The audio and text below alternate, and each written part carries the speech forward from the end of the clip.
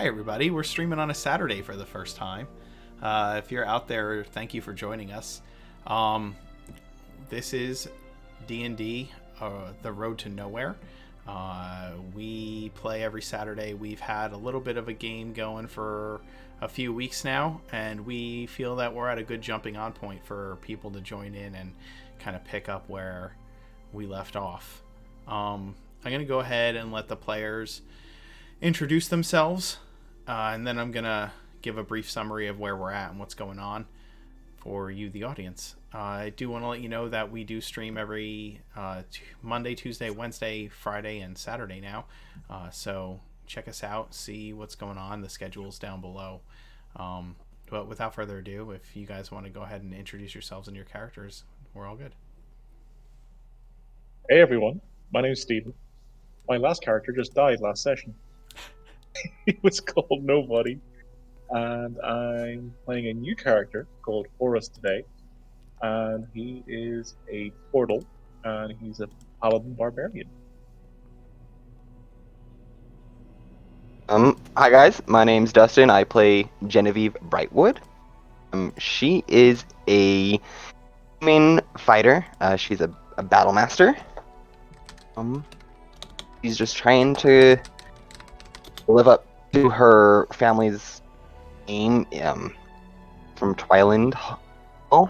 Dad's the guard, her brother's an adventurer, so she's trying to live up to her mother and there's expectation.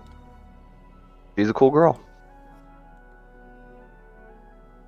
Hi, my name is Brad. I'm playing Caliph the Barbarian. He is an Awathan tribesman and a barbarian of the Ancestral Protector's Path. He had some interesting dealings with the Rubenese army, and now he's off on his own. My name's Grayson. I'm playing Garen. He's a Warforged Arcane Trickster. He's really trying to get back on top after he was nearly arrested, and he's trying to really find a new family that he lost.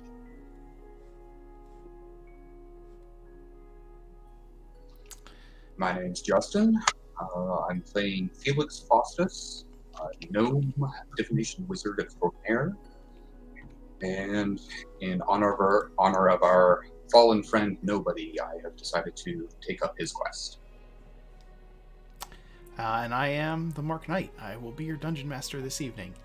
When we last left off, so this group has been traveling together. They were in a small fishing village when they had done some things in the village to help out the mayor, been employed by him, and took care of some threats to the village, got paid a little bit, and when they returned to the village, they discovered that a Genevan warship, which had been damaged at sea, was docked in the town of Anchor, and that Gerd Ironoak and Sons was repairing the ship.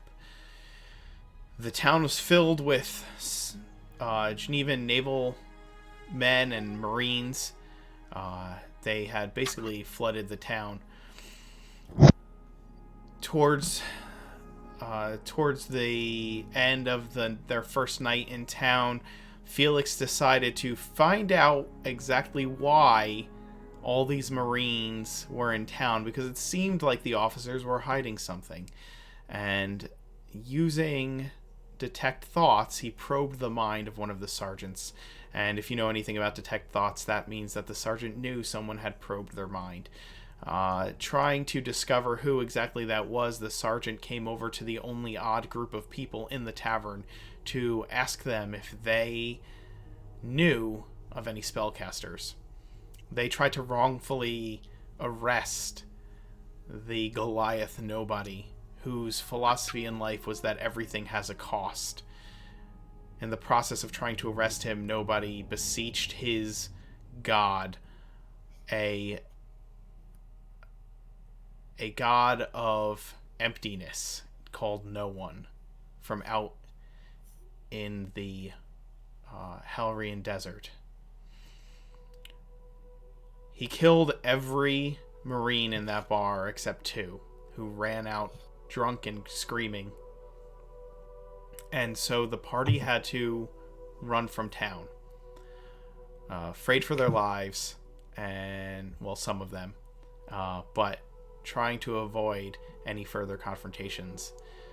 They've been traveling in the swamps outside of Anchor for several days, and came upon a temple to a unnamed snake god. Exploring the temple, the priestess of the snake god was able to summon an avatar of her deity who threatened to destroy the party. Nobody, the cleric, allowed his companions to escape the temple and then turned and sacrificed himself to destroy the avatar of this serpent god. Since then, the party has been traveling through the night, and in the early hours of dawn, exhausted, on their wagon, filled with what supplies they have rolled up to a small village in a walled palisade just outside of the swamp. The village seems to be preparing for some kind of a celebration, and are hanging red-leafed wreaths on every post and door in the village when they ride in. The palisades are open at this early morning, and the red light of dawn is washing over the village. And all of you, as you steer into the village, Genevieve, just pushing the limits of your ability to stay awake, you drive the horses up to the front of what looks like some kind of a inn or pub. You can see in the center of town they're building a large bonfire. They haven't lit it, but they're stacking the wood. And even on the door of the inn is a red leaved wreath. And we'll pick up there, with you all arriving at the front doors of this tavern in this small village, this tiny no-name town just outside of the Maris swamplands. Is the no-name town called No Name? It is not. Horace, you've been in town for maybe since the afternoon prior. The town's public house does not have rooms for rent. It's too small. It's literally it is literally the general store and a small pub all wrapped into one. Got it. You've probably been camping in the grassy area just outside of it. Looking at the map in front of you, the inn would be, or the pub, the tavern would be building number 3, right there.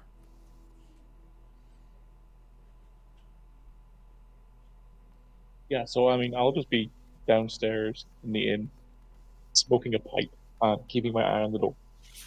Okay. Go I ahead, don't Chris. think Aaron. I don't think I mentioned this, but when we left Anchor, I did have 3 coin purses I did snatch. I don't think we actually mentioned what was in those. You did. Oh, we did? Oh, Oh never mind no, then. we didn't mention how much was in those, but you did have them. Yeah. So I guess as we're walking up and I see the town in the distance, realizing I might need some money to pay for some things, I'd like to count up what is in these coin purses. Okay. Go ahead and do me roll 3. Roll 3d20. Okay. There's about 20 gold in each coin purse. Okay. Then I will look around to Felix, Caleth, and Genevieve and say, well, out of Anchor, this is all we managed to leave with, and I will spread the 60 gold among us four, and we each get 15. Okay. Well, what to do now, but we need to find a job soon. Thank you, Garen. That's mighty kind. And you're right. We do need a job. But more importantly, we need rest.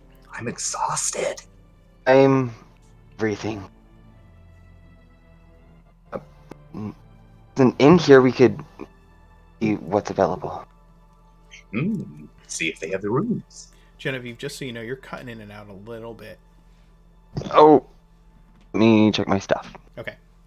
All right.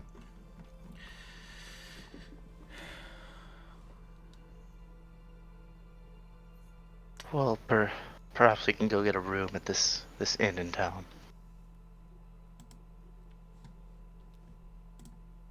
And I guess make our way through the front gates and head towards the inn.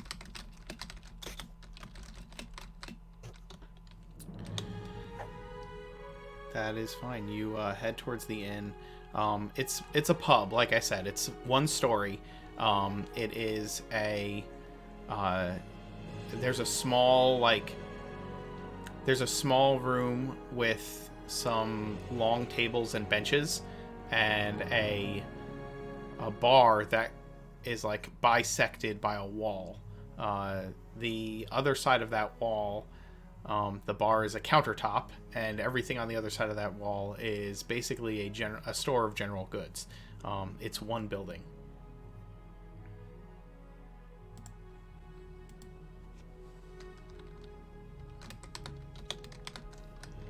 Well, I'm gonna go inside. I'll follow in. I'll go as well. As they all walk in, I'm keeping an eye on the door. Yep. And I just have a general look at the party. Sure. As they walk in, the first one to walk in is a gnome. He looks disheveled and tired. Behind him is a large man wearing minimalist clothing, and a construct of some sort following him, and then a armored clad young woman. All of them look bedraggled and exhausted. No.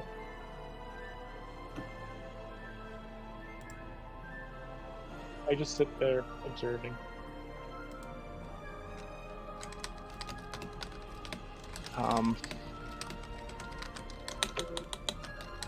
I'll go up to the Find a table and get some food and inquire about rooms.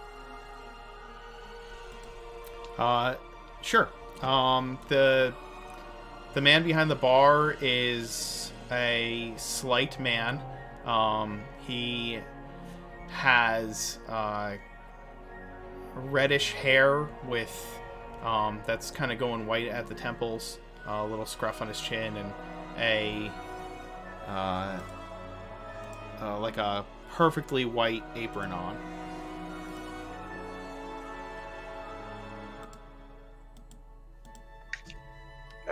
Good day, sir. Are you the proprietor of this place? Ah, yes, I am. How can I help you? We weary travelers would like some rooms, please. Well, I would love to do business with you. We don't get many travelers here. We don't exactly have rooms to rent. We're a small establishment here, you know. But I can offer you space out back. We have a lawn that's perfect for pitching tents.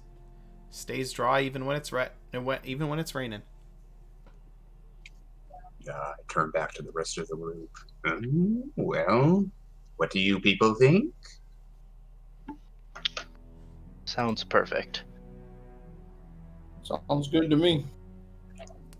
While Well, they're doing, sorry, go ahead. Go John. ahead. While they're doing this, I'd like to just pull out my small tin whistle Okay. and start doing a couple of practice blows. And they're still at the bar. Can I see them at the bar talking to the guy? Absolutely. Yeah, the room's not very big. You all would have seen a turtle sitting at a table when you walk in. The rest of the room is pretty empty, honestly. It's still very early in the morning, and the people who are out and about are clearly like hustling and bustling around the village, preparing for some kind of to-do. Okay, for my D&D noobness, what did you say he is? A turtle? A turtle. So How do he... you spell that? So I can look it up. Yeah. Yes, he is a turtle. So, Turtal? correct. Yep, that's it. Because my flute's a special flute, I'd like to use one of my charges. And if I see the small gnome, I'd like to use a charge and create writing on his hand in front of him. In front of all of them? Yeah, so the message will just appear on his hand, like writing appearing on his hand. I can use 7 words. And I'll just type the 7 words in the chat. That means I can count. Yeah, go ahead. Right, just type it right out. Yeah.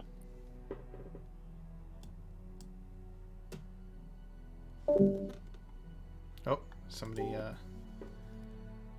Can you guys hear me now? Yes. Yep. Yes. Okay, I'm so sorry. I was tinkering for the longest time, and I'm like talking. That's fine. You're all good now. Now you can hear me. Yes. So to catch you up, everybody kind of went up to the bar to ask about rooms. The bartender informed them that they don't have rooms and that you can pitch your tents behind the in the field behind the inn. And Is there a cost for that? no, he tells you that it's free to use. And then Horace, what scrawling did you have appear on Felix's hand? I didn't. I'm going to use 2 charges, so that's 2 sets of 7 words. Okay. The first one is this.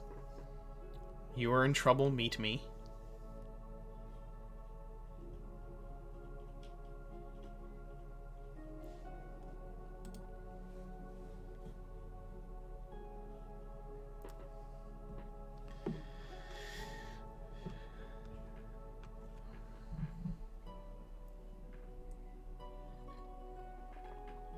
And the second? So, Felix, you're standing at the bar inquiring about this, and you see appearing upon your hand in front of you, you're in trouble. Meet me in 2 hours at the tree front gate. You said the tree front gate? Is that what you said? Yeah, so I'm assuming it's this tree closest to the front gate here. Okay, that's what you're implying. Gotcha. So meet me in 2 hours at the tree front gate. What? Yeah. I'm pulling everyone. I'm sorry? I pull everyone in and whisper to them, guys, come here. Check this out. Look at my hand. Where'd that come from? And then I'll use my last charge to do this word. So alone appears on your hand as everybody's looking at it. Felix, who are you talking to? I wasn't talking to anyone. it just appeared on my hand. Mm, The only other person in the Mhm. room is is the turtle playing a flute. That's all you see. And the barkeep. There are a couple people going in and out of the general store on the other side of the building. So, like, as I said, the building is kind of bisected by this wall, but there's a way, like, there's a doorway from one side into the other. It doesn't have a door in it. It's just an open doorway. And the same thing with the bar. The bar kind of is bisected by the same wall, and there's an opening between the two halves of the building through this on the bar side as well. And as you kind of see looking around, you have the flute playing turtle on your side of the building, and then there's one or two people going in and out on the other side of the building preparing for this festival that they're having today. Excuse me, Inkeep.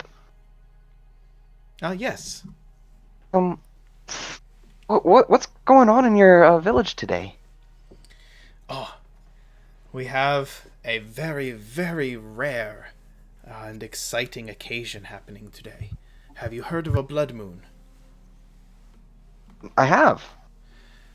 Well, tonight, according to the elders, there's going to be a double blood moon. Both moons. It's very rare. We are honoring the gods with a celebration and asking that they will bless our crops. It is an exciting time for this. And it's tonight, you said? That's tonight. Yes, it is tonight. Everybody's in a hubbub. No one can sleep. How wonderful. That was all I was wondering. Well, if you're still in town, I hope you will join us celebration. Well, thank you. I'm sure we will. And then I'll return to the group. Can I help you all with anything else? I'm sorry that we could not accommodate you with rooms. I think we'll do best to just lay tent and rest for now. No worries. Hopefully the hubbub about the village won't bother you while you're sleeping outside. I think we're Nice. too tired. Yes. What time of day is it? It is literally right after dawn.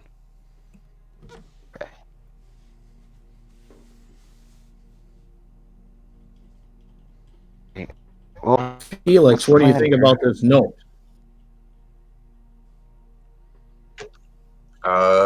Actually, I have a quick mechanical question, Yes. DM.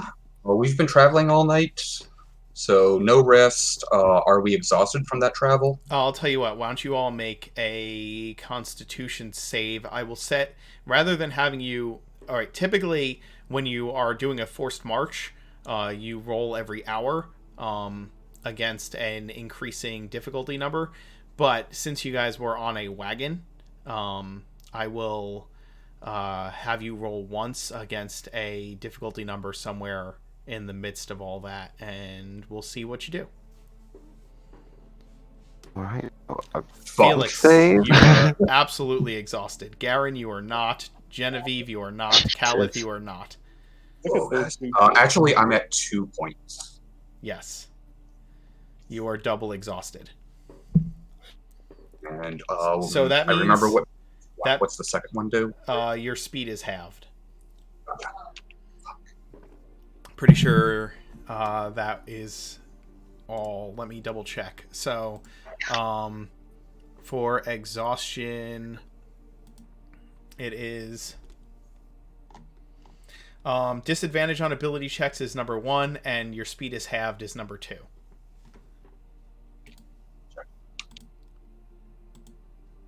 Alex, you look like you need some sleep.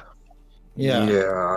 I think I should check out this message, but oh god, I need at least an hour. I Well, just why can't do don't anything you? for 1 hour. Yeah, why don't you rest, and a couple of us can set up the tents and our little campsite, and someone should go kind of. Are you going to go to this meeting alone? Should one of us go right now and scout out the little area and see if we can find a watching spot or something so that you're not totally alone?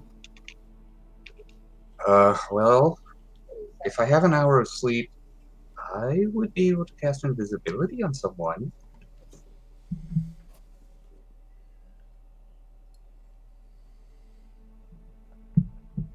Okay, So well no, then, I do not plan on going there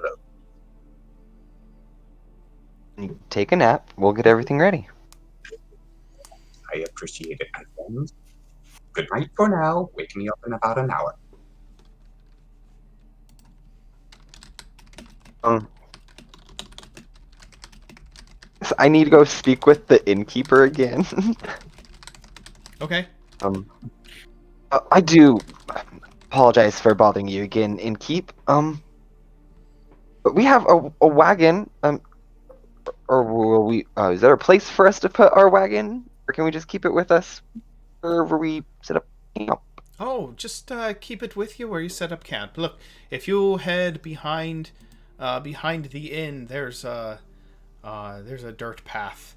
You can just hitch your wagon back there, and right up to the back of the building. There should be a horse hitch there, and if you want, we have bags of feed in the general store.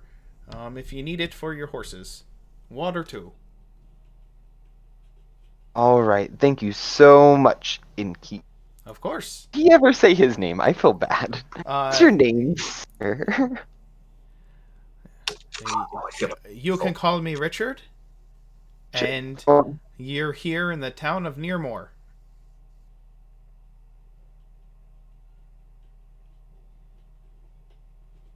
Near more what? If that were only the first time I'd heard that said, I would be laughing me ass off. well, thank you, Richard. And if there's anything that you need help with, yes. A few hours. We need a nap. I'll just stand up, Absolutely. nod my head to the barkeep, and walk out. Okay. Genevieve, you and the turtle kind of walk out the door at the same time. I hope you enjoy the day. Are you going to the festival later? I kind of like give a wry smile and say, "Sorry, I've got other business." Well, hope you have a great day. Oh, Genevieve, you're so nice to everyone. She's trying to be happy in a horrible time. Yeah, absolutely. Okay, so So I'll head back. all right. Set up. So you guys are taking In the car. you guys are starting with a short rest, am I correct? yes. Okay. So you guys take an hour. You guys start taking an hour. Horace, what are you doing while they are down for the count for an hour? I'm walking to the tree. Okay. All right. Please hit dice. Are you gonna go by the by the forded path, or are you gonna go out one of the bridged doors or bridged paths? No, part like the main gate where the bridge. Oh, I see. Yeah, the forded path over the rocks. Okay.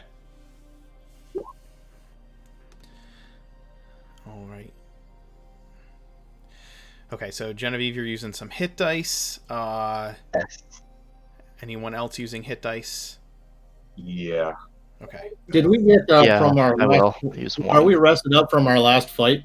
No, you traveled through the yeah, night. that was just like today.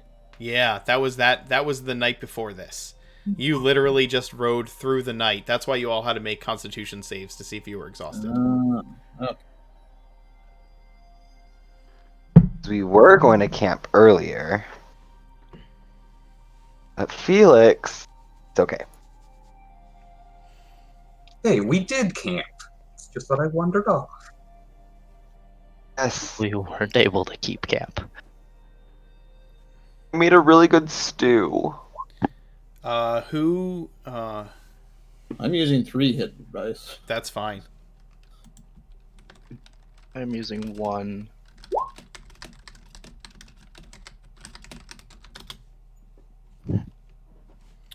Okay.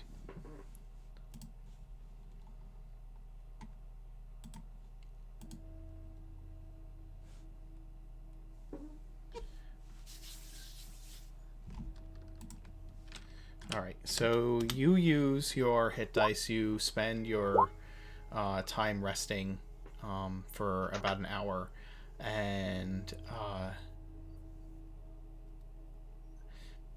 well, the first hour of rest, you guys are just chilling on the lawn. You set up your tents and feed the horses and rest.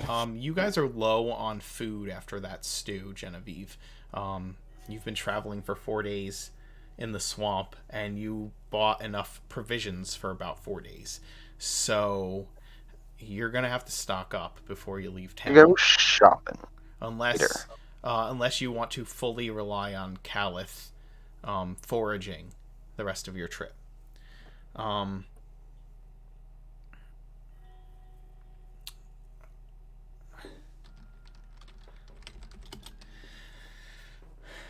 So you spend some time kind of healing up, bandaging up, eating, try and take a breather, and try and process what happened in the swamp just the night before.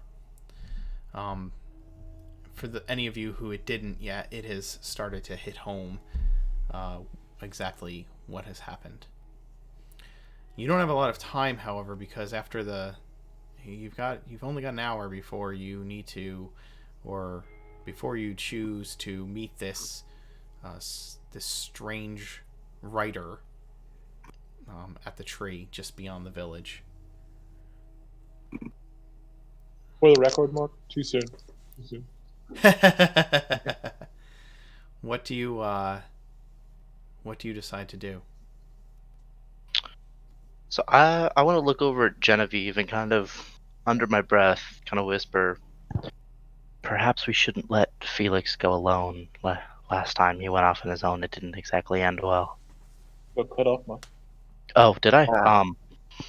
Perhaps we shouldn't let Felix go off on his own. Last time he did, it didn't end well for us. I agree. So I think one or two of us need to go. Pretty stealthy, aren't you? Well, Yes. Felix did say he would. Well, you guys are talking between yourselves. Felix did say he'd cast invisibility on one person. I was just about to bring that up, Calith. Are you sure you're not psychic? He's a barbarian. He just rushes into everything, even conversation. At least I didn't have spittle in my face this time. As mechanics question as well. Can I see out of my Erastus eye? Can I take it out and still see out of it? I don't think so. Good question. Be cool. No, I've read about it. You're the only one that could take it out. I'm gonna just look it up.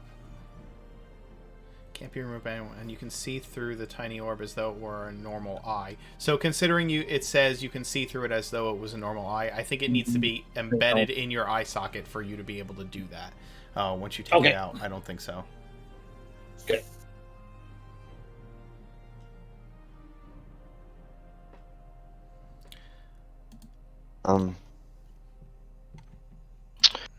So I guess Go alone.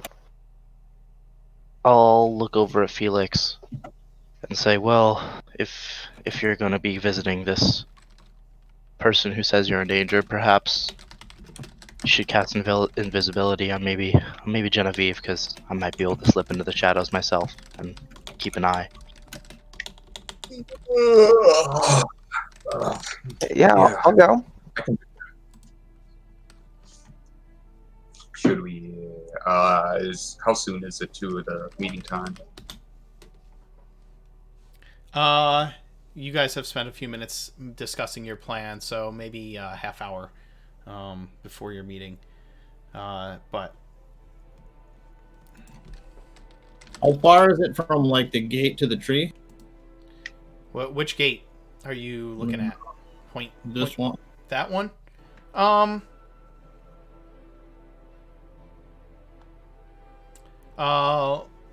Well, let's see. Looking at this building, we can probably assume that every square is,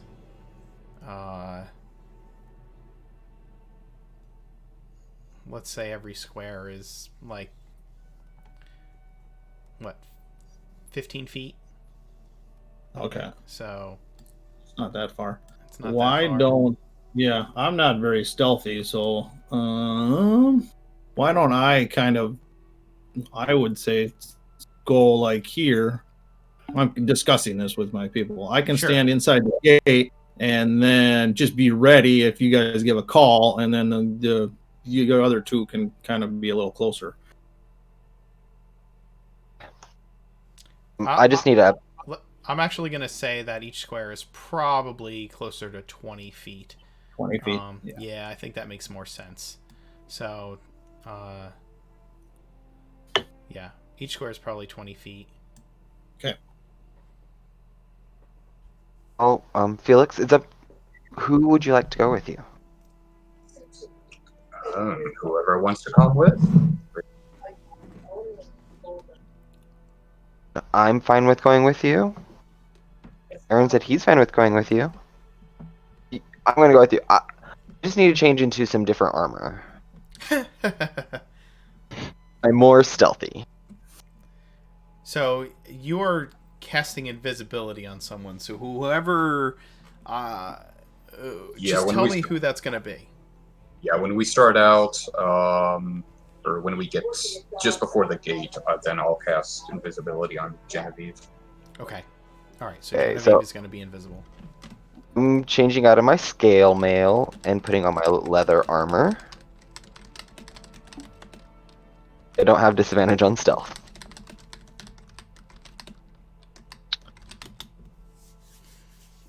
Okay. So you're wearing your leather armor, and you guys move over to the gate. Before you go through it, you cast invisibility on Genevieve. Genevieve, I need you to make a stealth roll, for with advantage, please. Advantage. Okay.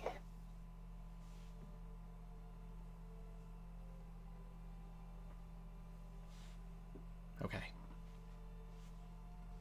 Take that first one. Yes, I would assume so.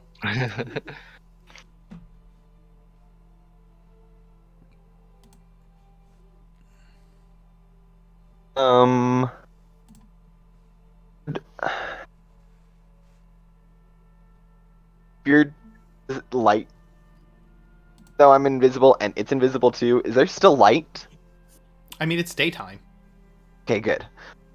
So, I was worried for some reason. No, I don't know why. anything that you're wearing is also invisible. But with it being a moon touched rapier, if it was dark, I'm invisible and I pull it out. It would still be invisible. Would it still cast light?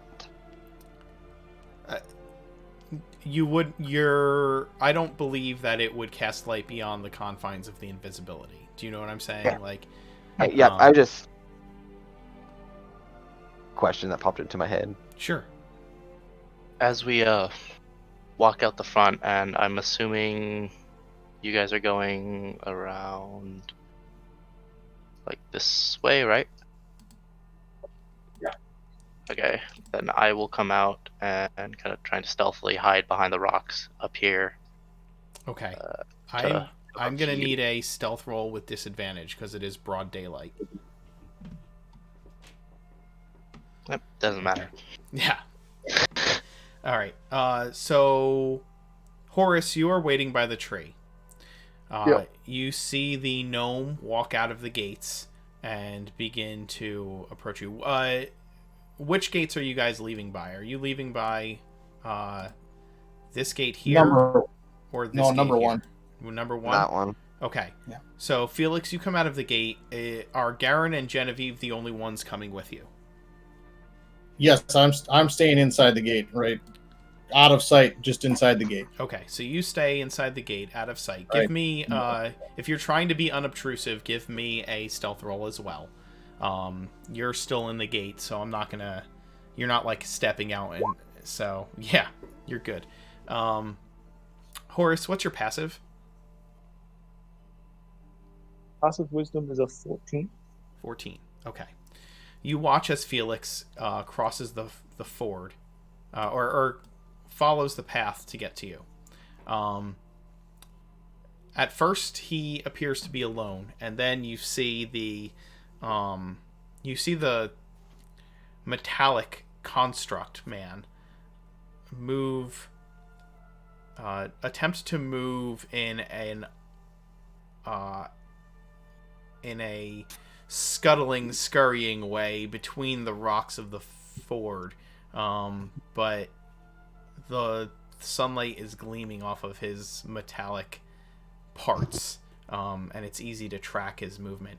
You also notice that the barbarian that is with them is standing within eye shot by the gates, but has not come out of the village. Oh. Yeah, we got skills. Has the gnome arrived within? Yeah, the gnome is moving towards you pretty quickly. I'm pushing him. And As he, oh, go ahead. I'm sorry. I was going to say, as he approaches, I'll smile and I'll say, for somebody who's supposed to come alone, you brought a lot of friends. Well, I'm exhausted, not an idiot. Well, so I look at the barbarian and I look at the kind of the construct, and I smile and I said, for somebody who's got a lot of enemies, probably need more friends. Just what would you know about what enemies I may or may not have? We can talk after your friends disappear.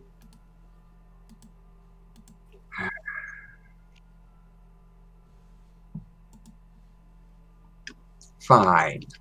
I'll look over to where Aaron and Caliph are hiding out, and I'll wave them back towards the inside the town.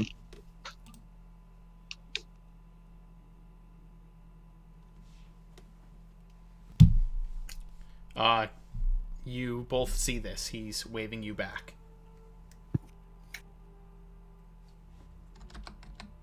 So, yes, realizing that I'm maybe not exactly super hidden, I want to kind of move up here to this gate. Stay within eye shot, but definitely at any hearing distance. This gate up here? Yeah, if I can. Yeah, that's fine. You head towards that gate.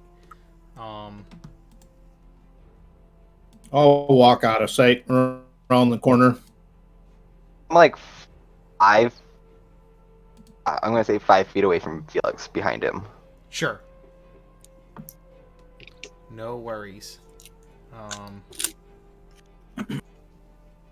Well, there you go. We're all alone. You and your friends are wanted people. Say again? You and your friends are wanted people.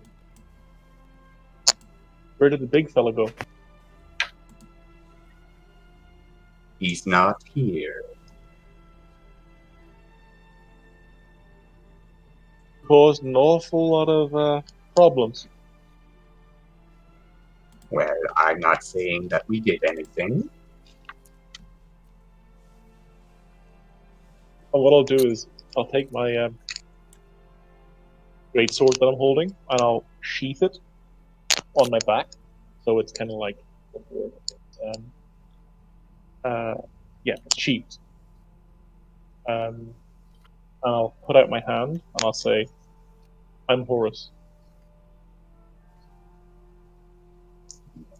I guess I'll step in and shake it. I'm Felix. And as you come to shake it, I will grapple you and jump in the river with you. Oh my god. All good.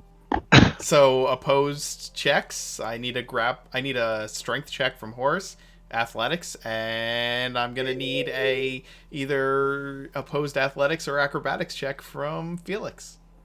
Can I react to this too? You may absolutely react. You have disadvantage. I want to I got a 4. run, Fuck. try to push him off. Okay. Felix, you don't have disadvantage. Genevieve, you would have advantage because you are invisible, but you have disadvantage. Okay, so just a Just regular roll. Yep. Okay. So you're attempting to push him off of Felix? Felix. All right. So give me... Horace, give me your grapple roll.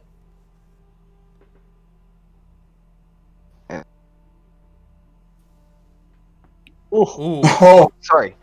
I don't know oh. why it rolled twice. That's, It's okay. It's okay. One. All right, so here is what happens. Horace, you attempt to grab the gnome. You have your hand. You shake his hand. You go to wrap yourself around him and pull him into you, and his tiny gnomish body just slips out from under you. At the same time, the woman wearing armor comes out of, like, steps out of thin air and pushes you just away from the gnome so that it can slip out from your hands. Got it. Can I put myself in between Horace and Felix? Felix is behind me. Yes, you may put yourself between... Well, I'll say that Felix can move behind you on his action. So would we like to start initiative order? Yes, please. Okay. Everybody roll that sweet, sweet initiative. Go ahead and... I need to click on... Just gonna add my token down here. Yeah, just add your token and roll initiative. Of course. Obviously, this is not to scale, but we will... we'll kind of use it to theorize where you're each at. You know what I mean? So I kind of see that happening right now. Actually, you'd be closer to the water, so it's probably more like this. Okay. Horace, you act first, man. Yeah, so I tumble, roll my greatsword. So, like, is Genevieve to the side of Felix, but Felix is still in front of me, is that right? Felix is in front of you, but Genevieve is kind of like, you're all within 5 feet of each other. Nobody's blocking anyone yet. I'll put it that way. You see, man.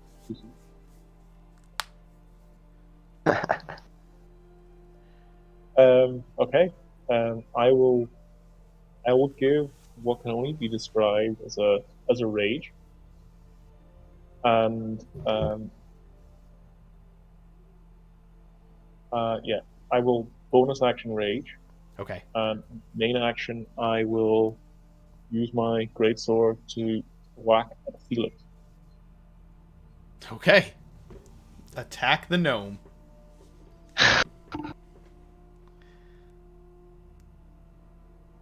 You're always getting us in trouble, Felix, I swear.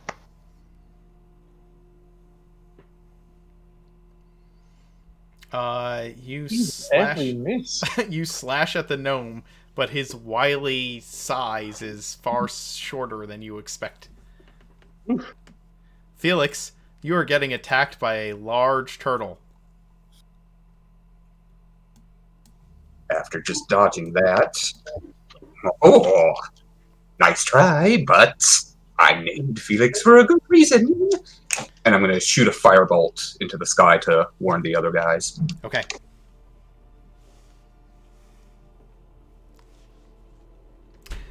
Felix, you send up a flare.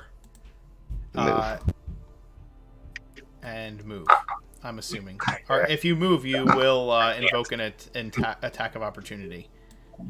Yeah, and I can only move like half of my movement anyway. You can. Just You like can move 25, like 10 feet. so Yeah. Yes. yeah. You can move 10 feet. Yeah, I'm not doing anything. Okay, Caliph. You see the flare go up.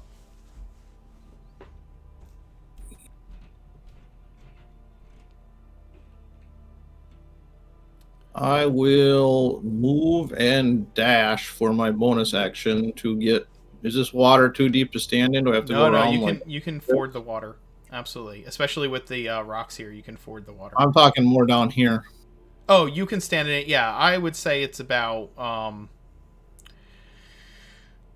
Well, as you can see, there's spots where the water isn't full, so I would say it's only about ankle deep. Okay. Well, then I will dash to in that area then. Okay. It might be a little deeper than ankle deep. I'd say it's deep enough that if you laid down in it, we'll say it's like knee deep. Okay, well, okay, I'm probably not. 5, 10, 15, 20, 25, 30. Well, I can still go. I can still go there then. Yeah. Right, because you're dashing? Yes. Quite. Alright. So yeah, that's so 8 squares would be 60. Yeah. Yep. So yeah, you're good to go. You're fine. Alright. And your bonus action, any? Did you rage? Wasn't my dash my bonus action, or you can do another bonus? Oh, No, enter a rage. Your dash would be your action. Got it. Yep. I will enter a rage then.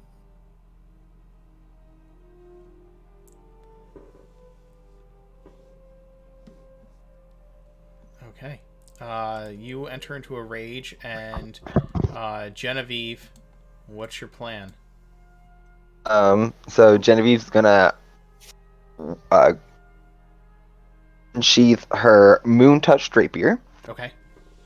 I'm gonna spend a superiority die Okay. for a fainting attack. So I have advantage on the hit. You do. Here is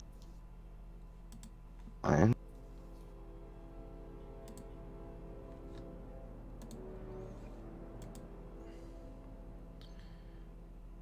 Roll your second roll there. I was seeing if there was like a delay between Yeah. D&D Beyond and Roll20. Okay. There is a delay. But you do hit with your moon touch rapier, dealing 12 slashing damage to Horus. Because I'm sure, Horus, that you do not have a armor class higher than 25. No, but it's only 6 because I'm raging. Understood. And then she'll do an action surge. Before you do that, when you do a fainting attack, do you add your superiority die to the damage as well?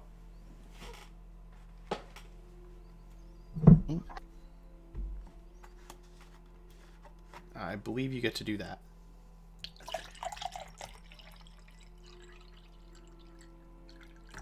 So 2 more. So that's 2 more damage, Horus. Oh, 1 more. No, it would be 4 more. So it's half. 2 Oh, is the half right. number. Sorry. And then so action surge. Here's another. Sure. Are you using another superiority die at all?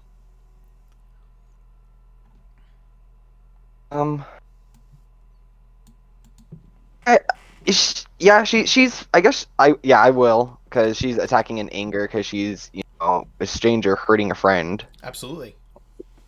So doing another fainting attack. Wait, no, I can't because we're using up my bonus. Can't use that one again. Right. You cannot use The fainting other attack one at the same are time. reactions. Okay, so never mind. I will take Okay. back. I won't. You're just making So an attack. this- Go ahead. Roll your attack. There you go.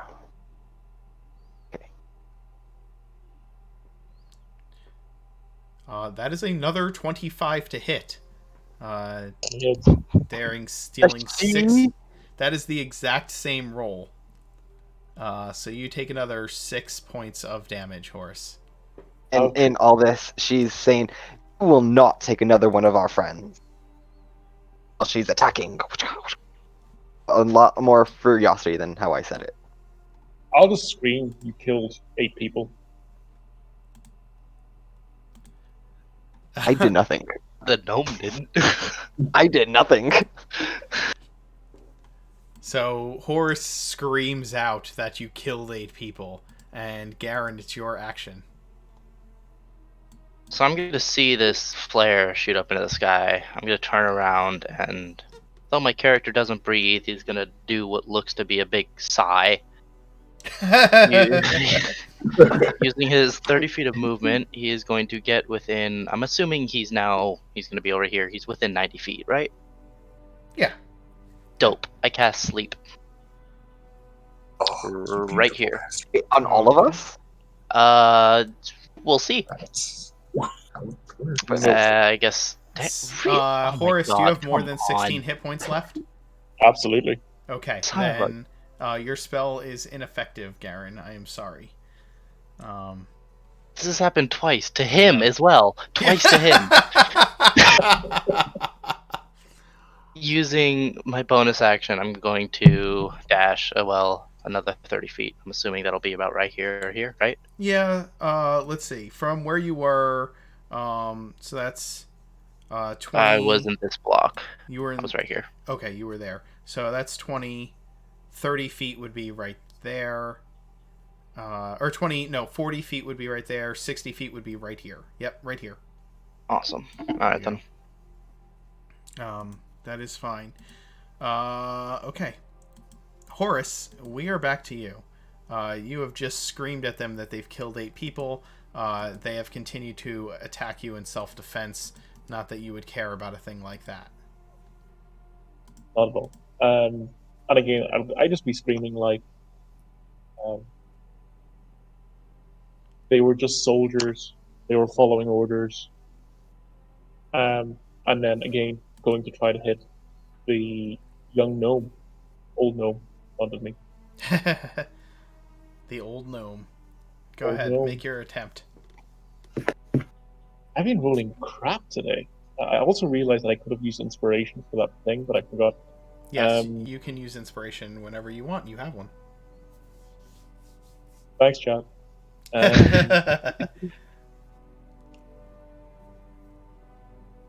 I'm not old. Not for a gnome. That'll hit.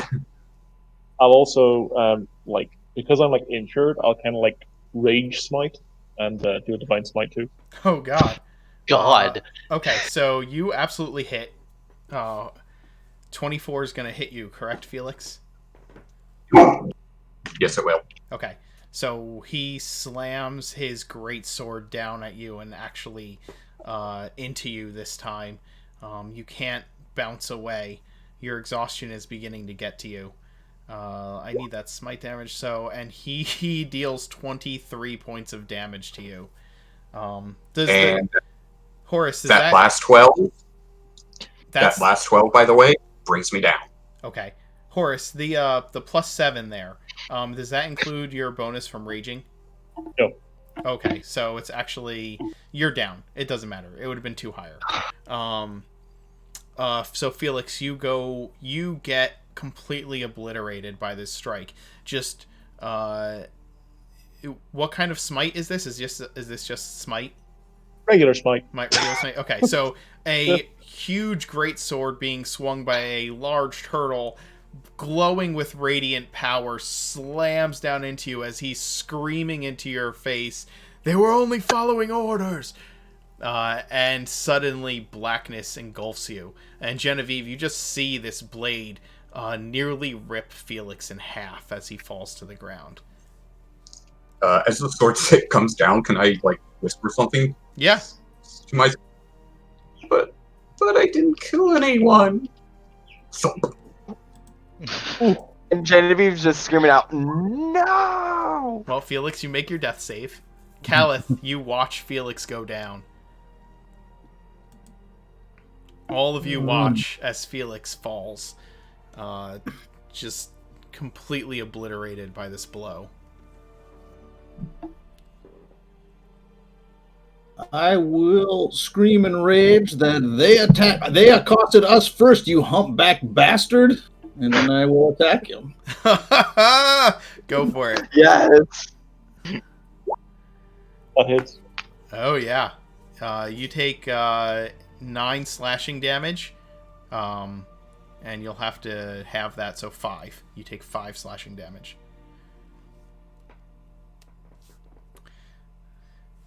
Do you have any bonus actions, Calith, as you embed your axe into the turtle? No. Okay. Genevieve? As she screamed out, no words even comes to her mind. Like, the only action she wants to do right now is hurt this turtle. Go for it. That's a miss. Yeah. So you stab your rapier where you know a vital organ would be, and it just skitters across his shell. Forgot I had a bonus action, but it's okay. You can still use a bonus action. Oh, Oh my- you... Bonus action? Can I just pound on his shell? Yeah, Why did I start to cry? absolutely. So you slam your rapier at him with one hand, and it skitters off his shell, and you just start pounding, like, beating the shell with the other fist. Much like blinded with rage and exhaustion and sorrow at the continuing loss of your companions. Garen? everything she touches dies. Ooh, While she's pounding on the shell, she's like, "We didn't do anything. We were correctly accused." Well, she blabbers on about that. like in reply, I'll just say, tell that to the families of the fallen. About telling your family. Garen, what are you doing? I'm the only one still alive that actually killed one of them. Yes. Everyone else is innocent. I'm gonna, upon seeing the Take the sleep didn't robot. work, I'm gonna kind of take a moment and be like, damn, I gotta get better at that. And then cast Chromatic Orb, Okay. using my last spell slot. Okay, whatever. Oh, wait, no, your AC is 5, right? That hits. Does it? Oh, I missed out of 14. No, So 14. 12 misses. Wait, so do I AC's hit or do I miss? No, my AC 17. No, you miss. Oh, it ain't. Ugh. Yeah. Alright, and then I guess I'm going to draw my longsword and short sword. Kind of say, well, I need to stop with magic for a bit. And using my bonus action, I'm going to dash within, I guess, 30 feet. So melee range, I would want to be right next to Calith, I guess, Okay. but not down here. But Right. Yes, I know what's going on. We're doing the best we can with what we got. I got you. You're within 5 feet now. Horace, you are quickly getting surrounded. Though Felix is now down and unconscious, bleeding out before you.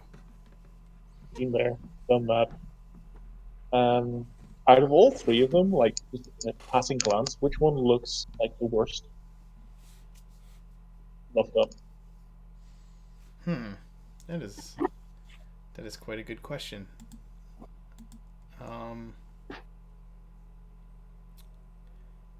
Out of the three of them, I would say that the barbarian looks most roughed up, but you know that barbarians are good at shrugging off that people. He looks like he's better at shrugging off things than the girl would be. Also, I was gonna say, are we talking about physical damage or emotional damage? Yeah, she's also crying. She's Or also psychological. crying, and I mean, and she's lost it. has completely lost all ability to keep it Option. together. Okay, I'm gonna go for the barbarian though. Okay. Yeah, I'm gonna say your actions have consequences. People died. You have to pay. So, sword to the face, All right. and also smite. Wow.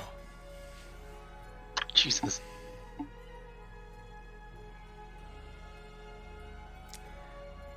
Yeah. Calith, you take 9 radiant damage and then half of 17 slashing damage. So that would be, let's see, 7 would be 14. Yeah. Yeah, 8. Yep, 8 slashing damage. So you take a total of 17 damage. Okay. That's after the halving of the... Yep. Yep.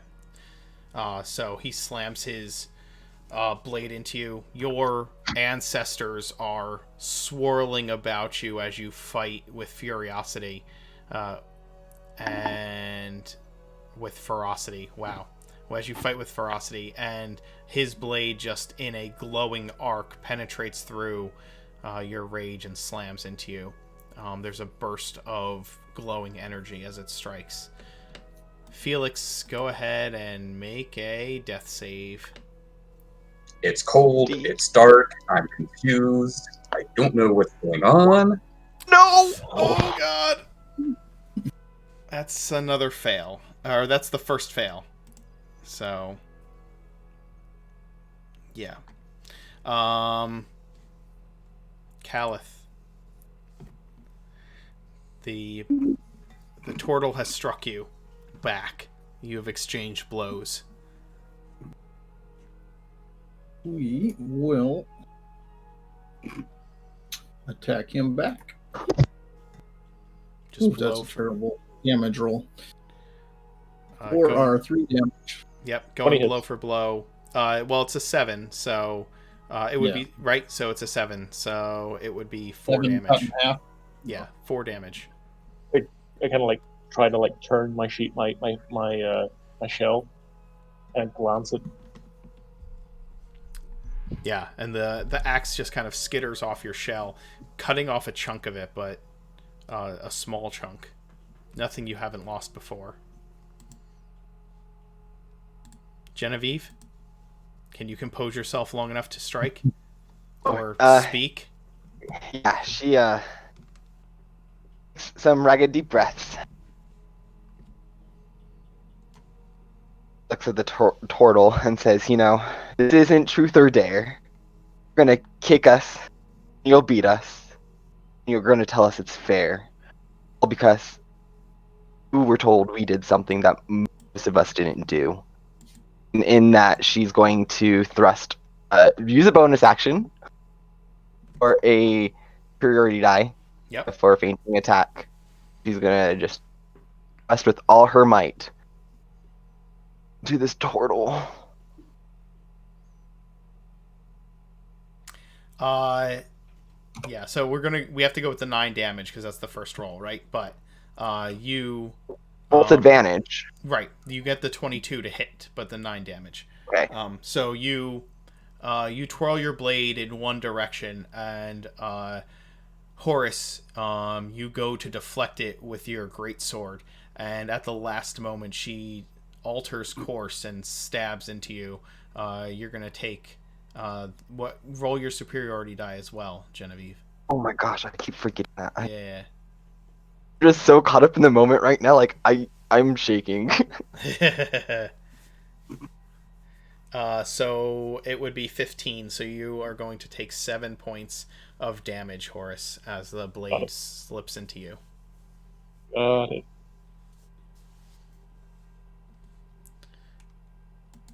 Oh. Garen. Turn. Am I within 30 feet of Felix? Yes, you are. You guys are all in a huddle, so everybody, including Felix's body, is within, like, right within each other's area. Okay. Could I cast Mage Hand to take one of my potions of healing and use it to pour it into Felix's mouth? I will allow that. It will be your action. So I'm going to Yeah, move you guys over here. Okay. We'll move you guys over here. This tree is now this tree. Okay. And we'll just move you up right here. So 5 feet is 5 feet in this area that we're in. Okay, everywhere around. Okay. Here. 5 feet will be 5 feet. The river is on the other side. right on the other side of this tree. All right, sounds good.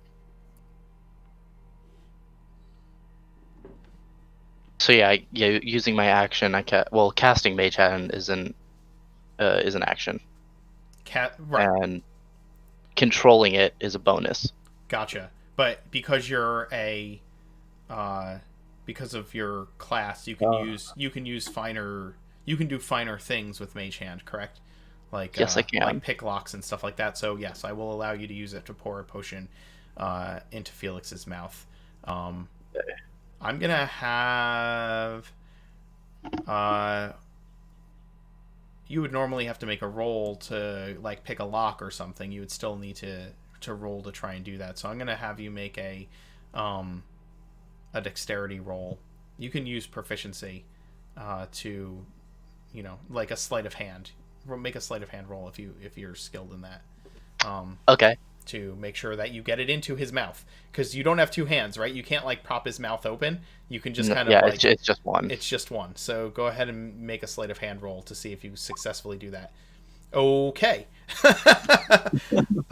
You get enough of the potion into Felix's person that you can give him the 2d4 plus 2 healing. Do I roll that, or should Felix? Whichever, I don't care. All right. There's your 6 Okay. HP, Felix. Felix, you have 6 hit points, and you can feel the wound on your chest beginning to stitch together at least a little bit. Thank you. So yeah, action to cast Mage Hand, bonus action to manipulate it. So are you moving? Yeah, I'll move behind him. Okay. Horace, the mechanical rogue has just slipped around to your flank. What will you do now? So, what was going through my mind was the self-preservation need. But, like, seeing that Felix is like waking up, I kind of like scream no. Even though I'm low on HP myself, I see this and this angers me mightily, and I'm going to swing my sword at him again. Oh God. Is he, Oh my is god. is he prone? Yeah, he's prone. You have advantage. He has disadvantage from my ancestral protectors, though, so he's just normal. Okay.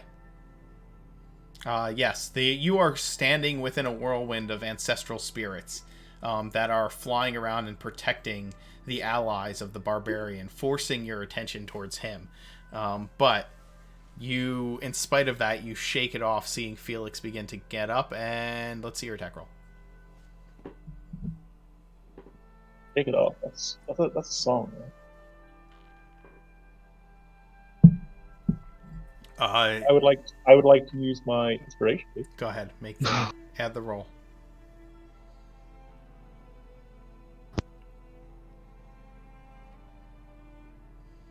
Yeah, that's gonna do 16 slashing damage to Felix. So Felix, he also Down Felix, well, it probably doesn't matter. He does get resistance to that. yeah, you're all speaking over each other. What were you gonna say, Horace? He would have. I don't think it. Oh, sorry. Go ahead, Horace. No, nothing. Go ahead. Okay. Felix would have resistance. Anyway, when he doesn't attack me, they also get resistance. I don't think it's going to matter, but yeah, it's 16, so he's still taking 8. Yeah. He was just healed for 6. Okay. Horace, what were you gonna say?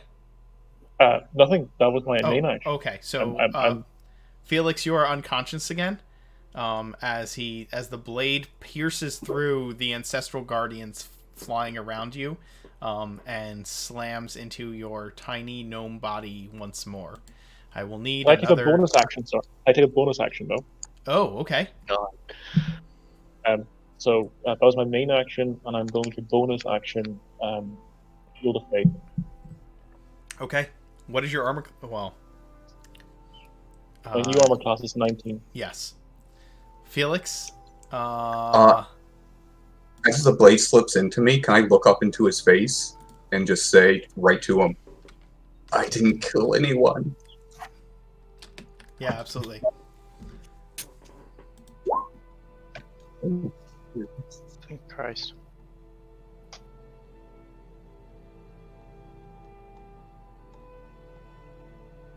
I don't want to like call back. Well, I do want to call back to nobody, but like not necessarily deliberately. But I'll say actions have consequences. You're his little brother. Oh my god. Oh, so there's an issue here, and I thought it was, but I just double checked. You cannot cast or concentrate spells while you are raging. Oh, okay. Then I'm still at 17, and I didn't use my spell slot. Yeah. Oh, good. I think. I don't know that Smite is casting a spell, right? It's using a. Well, Shield of Fate. Smite's not, but Shield of Fate is a spell. Right.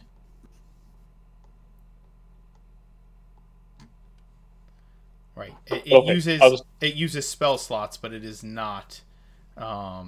It is not a spell itself. So yeah, you have the spell slot back. Felix, you succeed on your death save. Did you want to do anything differently with your bonus action? That's all good. Okay. No, yeah, that's all good. All right. So this is a new set of like saves, right? So, for the successes anyway. I think the failures too. Yeah. Successes, yes. Yeah. I think failures stay. I don't know. You guys go on. I'll double check that. Okay. Yeah. Do that. All right. Caliph. The Guardians have failed to protect Felix once again. What are you doing? That's a bird. I'm That's a going bird. to recklessly attack him after that. Oh, okay. You get advantage, but he will have advantage to hit you. That hits. Yeah. So you're gonna do 6. Unfortunately, you'll do 6 damage. So 3. Horace, you're gonna take 3 after the halved. I'm looking awful, by the way. Yeah, he's just getting cut and beaten and bruised, and he is still fighting through it, spitting with rage about consequences and murders and the innocence of the men that you killed. Genevieve? So real quick, DM, I was looking in the book. Mm-hmm. It says that both successes and failures are reset to 0 Okay, when you regain any hit points or become stable. That is what I thought, so that's fine. So I didn't know if Felix that's is what you at Felix is at 1 success. Genevieve, it is your action.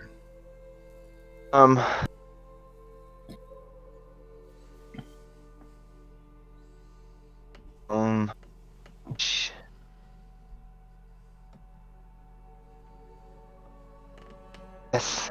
Actions have consequences, but those consequences have already been paid. Just gonna stab him. Okay. Ooh, nice. Yeah, that is a critical hit.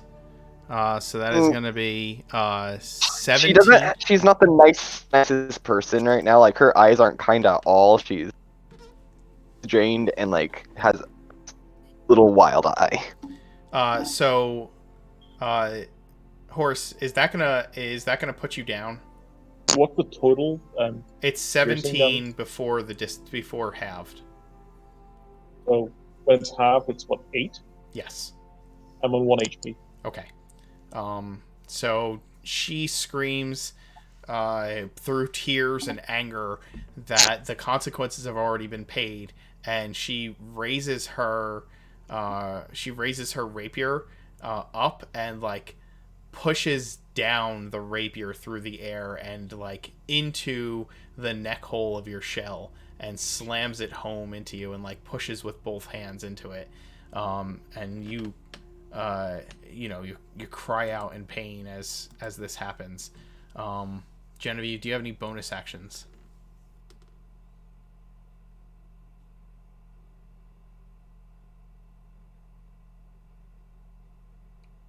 Dustin, you there? Oh, okay. Yeah, can you hear me? Sorry. Yeah. Oh, she's just gonna her little, just gonna stand there. Okay. Then Garen, you see Genevieve make this just powerful blow as she is fighting through both pain and emotions to strike at the turtle. And the turtle is kind of looking woozy, keeping his stance as best as he can, and he's got his hand on his neck where Genevieve has just pierced him. What are you doing? I'm gonna look at him. I'm gonna shout, "You bastard! Those are expensive!" And do a spin attack with my long sword and short sword. Absolutely. And you have advantage because you are flanking. Yay. Still doesn't hit. The first strike slams into the back of his shell, and your bonus action attack will hit. Do I get my sneak attack damage on it? Yeah, you have allies within 5 feet, and you're attacking with advantage. So yeah, absolutely. So you're gonna do 13, so 6 damage. So Horus, the creature, the living construct behind you, slams one attack against your shell, and it sends you reeling. And then the other blow slides slides up under your shell and into your flesh, and you feel yourself begin to pass out from the pain. Before I pass out, I'm just gonna like under breath just say, "Sorry, brothers," and then he says he says, "Sorry, brothers," and then his eyes roll up and he falls to the ground, sprawled out, his sword rolling out of his hand, and the turtle lies there, unconscious.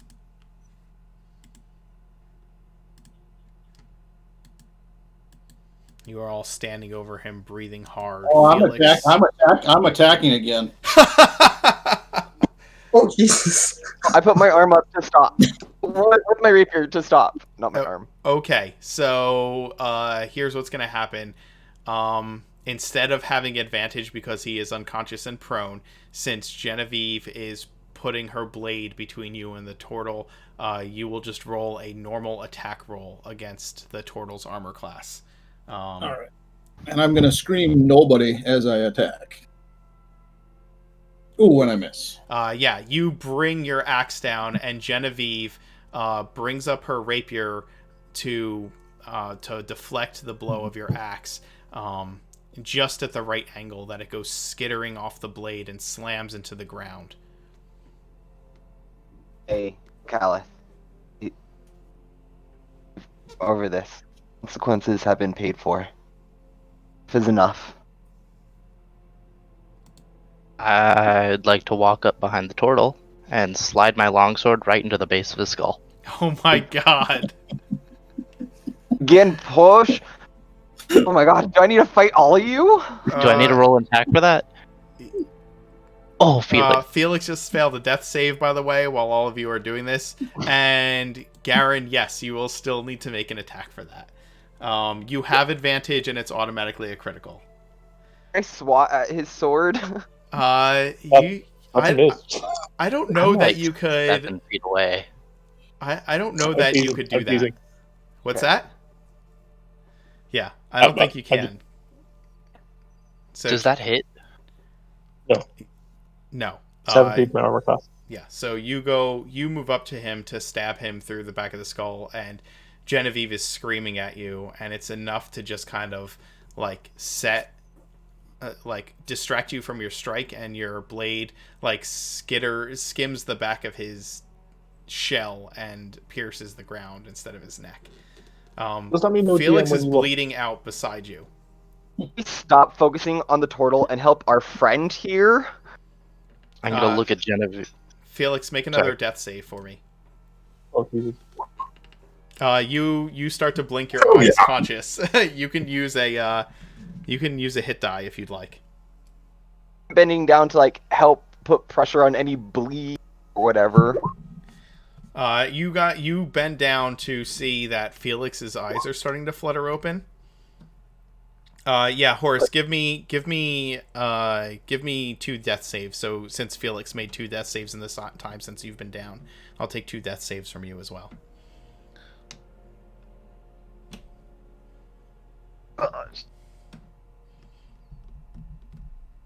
Felix begins to blink, his eyes open. Felix, are you feeling okay? So you make the first death save, Horace, and the second?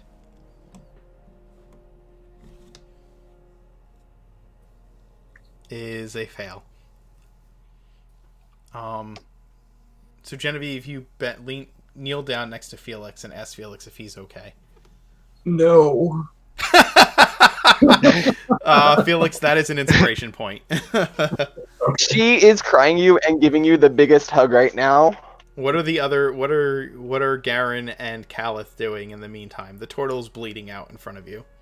Yeah, while Garen sees Genevieve going to is hugging Felix, he can take his short sword and again go right to the back of his skull, trying to put him properly down. Okay. Yeah, He's that is an attack. And you said it's an instant crit? Yeah, it's well, you don't have to roll damage on it. It's dope. It's an automatic failure, so he has another failure to his death saves. So, that's 2. Got it. Look, so we need to stop this bloodshed. Keep him alive. Answers. Tell them to stop. Not listening to me. Garen and Calith, you both hear Felix kind of croak out to keep him alive that you need answers. Sorry. Go on. No, I was just gonna say I was gonna go tie up his arms. If I could stabilize anything. What are Garen and Calith doing while Genevieve goes over to start stabilizing? Do I hear Felix say save it? Yeah, you all hear Felix. I look over at Felix and say, well, I'm not using a potion of healing on him. A bastard already cost me one. Me either. Genevieve, go ahead. Do you need a potion, Felix? I think I'll be fine. All right. Make a medicine roll. In a while. Okay. While I roll this, I also tell the boys, make sure his weapons are away from him. Okay. You stabilize the turtle. I'll strip him of everything. Okay. That's fine. Give me a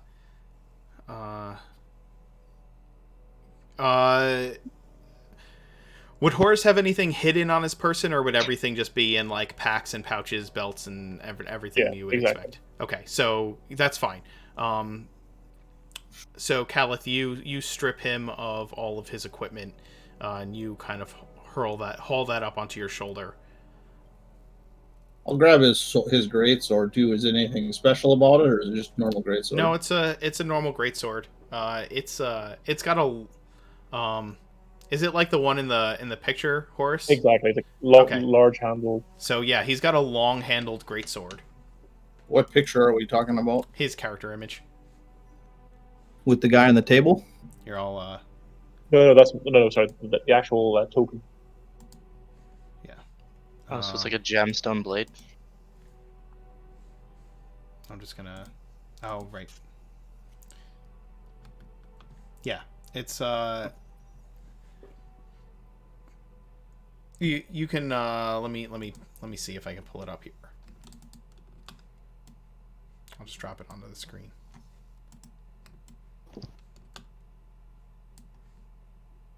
Oh, okay. Okay. So it's got the blade is probably bigger than that. Like I would say from the picture, like from the point that his hand is at, that would all be blade since it's a greatsword, but it would also have that long handle on the back. Okay. You also notice when you're staring down at it, like one of his eyes isn't an eye; it's like a red ruby. Calith, you feel very you feel disgusted that he also has. Well, he just has a ruby in his eye, but you hate the fact that you can sympathize. Oh wait, he has a ruby in his eye? Yeah, he's only got one eye. The other one is a ruby. Like very obviously like a nice ruby? Oh yeah. Oh hell yeah. Okay. Listen, he cost me a healing potion. This is my price. I'm walking away. So after I tie him up, I'm going back to Felix to see if Felix can help you with anything. Yeah, I think I'll be fine in time, assuming he doesn't wake up and try to kill me again. All right. Sorry. No. Go ahead.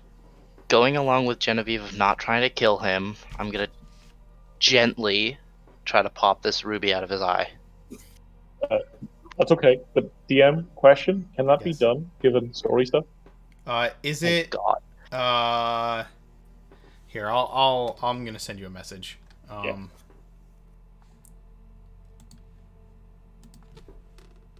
I'm gonna send it in Roll20. So Oh, okay. if you guys are watching the stream, don't.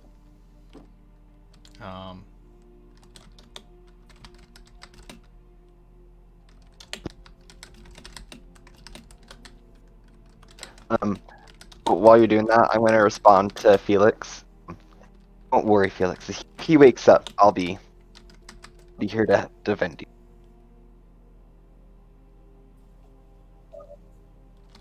Thank you. Okay. I appreciate it. Garen. Mhm. You attempt to remove the ruby. Make a dexterity saving throw. Oh. Radiant energy kind of explodes from the ruby as you attempt to remove it, and you are pushed back 5 feet, and you take 3 points of radiant damage.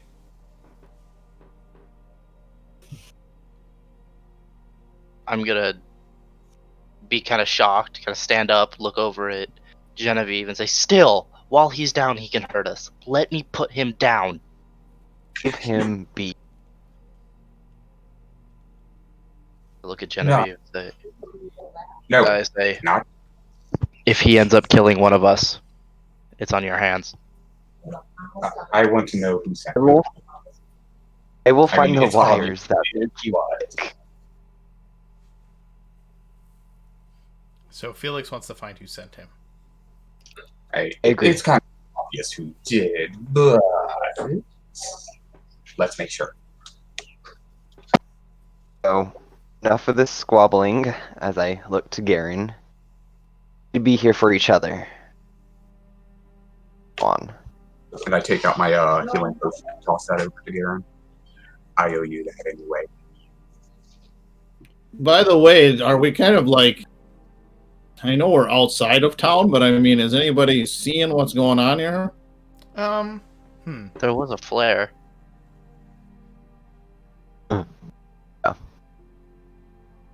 Yeah. There are people up on that palisade now after the flare, kind of watching what has happened. And as you look around and notice that people are watching and they catch sight of your awareness of them, they kind of like go skittering, just kind of like, just flee, head down the palisades and whatnot.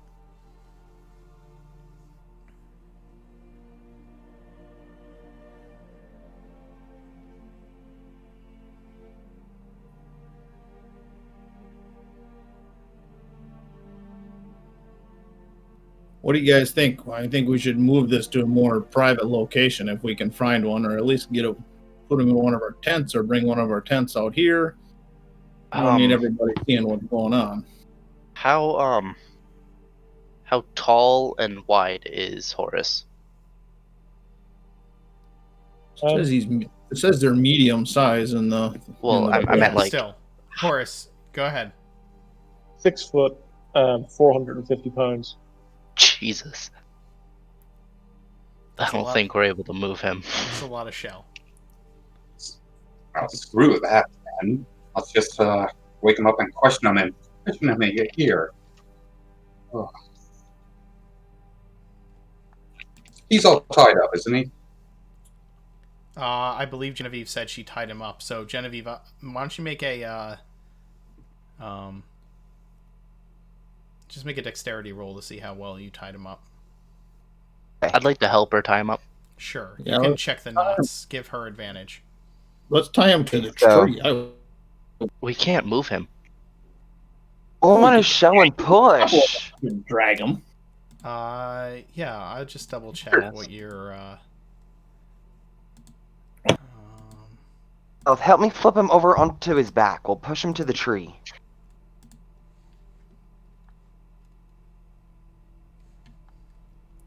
Okay, so if you're trying to push, drag, or lift, you can push, drag, or lift a weight in pounds up to twice your carrying capacity, which is 30 times your strength score. So, what's your strength, Calith? 17, so it'd be 5'10". Okay, so you can push or drag. You can absolutely push or drag him. You could push more. Push 540. I'll help. Okay, so you're going to drag him over to the tree and tie him to the tree? Yep. Okay. Here's my rope tie. Is it hempen? Oh, damn. Okay. You Yeah, that looks for the city guard. I learned basic knots. Okay. You tie him to the tree. Well. I slap him awake. Understand, he is at 0 hit points and he is stabilized. If you slap him, it will do 1 point of damage and he will have to make death saves all over again. So, I You shake can him. heal him. Do we like splash water on him from the creek or something? Fun. I will grab rosemary out of my herb pack that I have Okay. and rub it under his nose. Oh wait, no, that won't heal him, but it'll wake him up. Where- Yeah, he's. Could he talk? What's that? And Would he be able to talk if he's just awake on 0 HP? He's basically. I mean, he's incapacitated and unconscious. You can wait until he rests enough to have a hit point back, but trying to get him to wake up from the point that he's at is going to be incredibly difficult. Never mind. I don't do that. Yeah. You can heal him.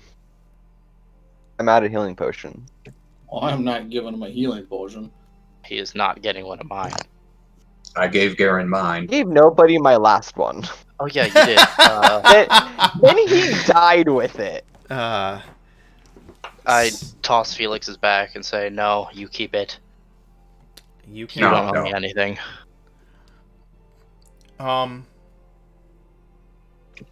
Fine. Okay, I'll give him the healing potion just so we don't have to wait then. Okay. If that's what you want to do, you can prop open his mouth and pour the healing potion down his throat. You restore 5 hit points. 7. 7. How actually, are I we did. gathered? Oh, So- 7 hit points to the total. Horace, you feel yourself come back from darkness and unconsciousness, and you blink your one eye. You look around, and you are tied to a tree with the murderers standing over you. When he Wakey, wakes up, I have wakey. both my swords pointed at him in case he tries to move. Okay. When I notice that he wakes up, I walk 10 feet away and my back towards him. You walk 10 feet away and turn your back to him? I still want to be in hearing range, but yeah, I'm faced away. Okay. I'll go on the other side of him from Garen and also ready my weapon in case it happens. Okay. So you guys get ready to question the turtle. Weapons raised. Felix, you're standing in front of him having poured the potion down his throat, and Genevieve walks away and turns her back on the creature. And if you will give me a few moments, we're going to take a short break because I need to use the men's room. So we'll be right Good back. idea. Oh my gosh, y'all. I am loving this.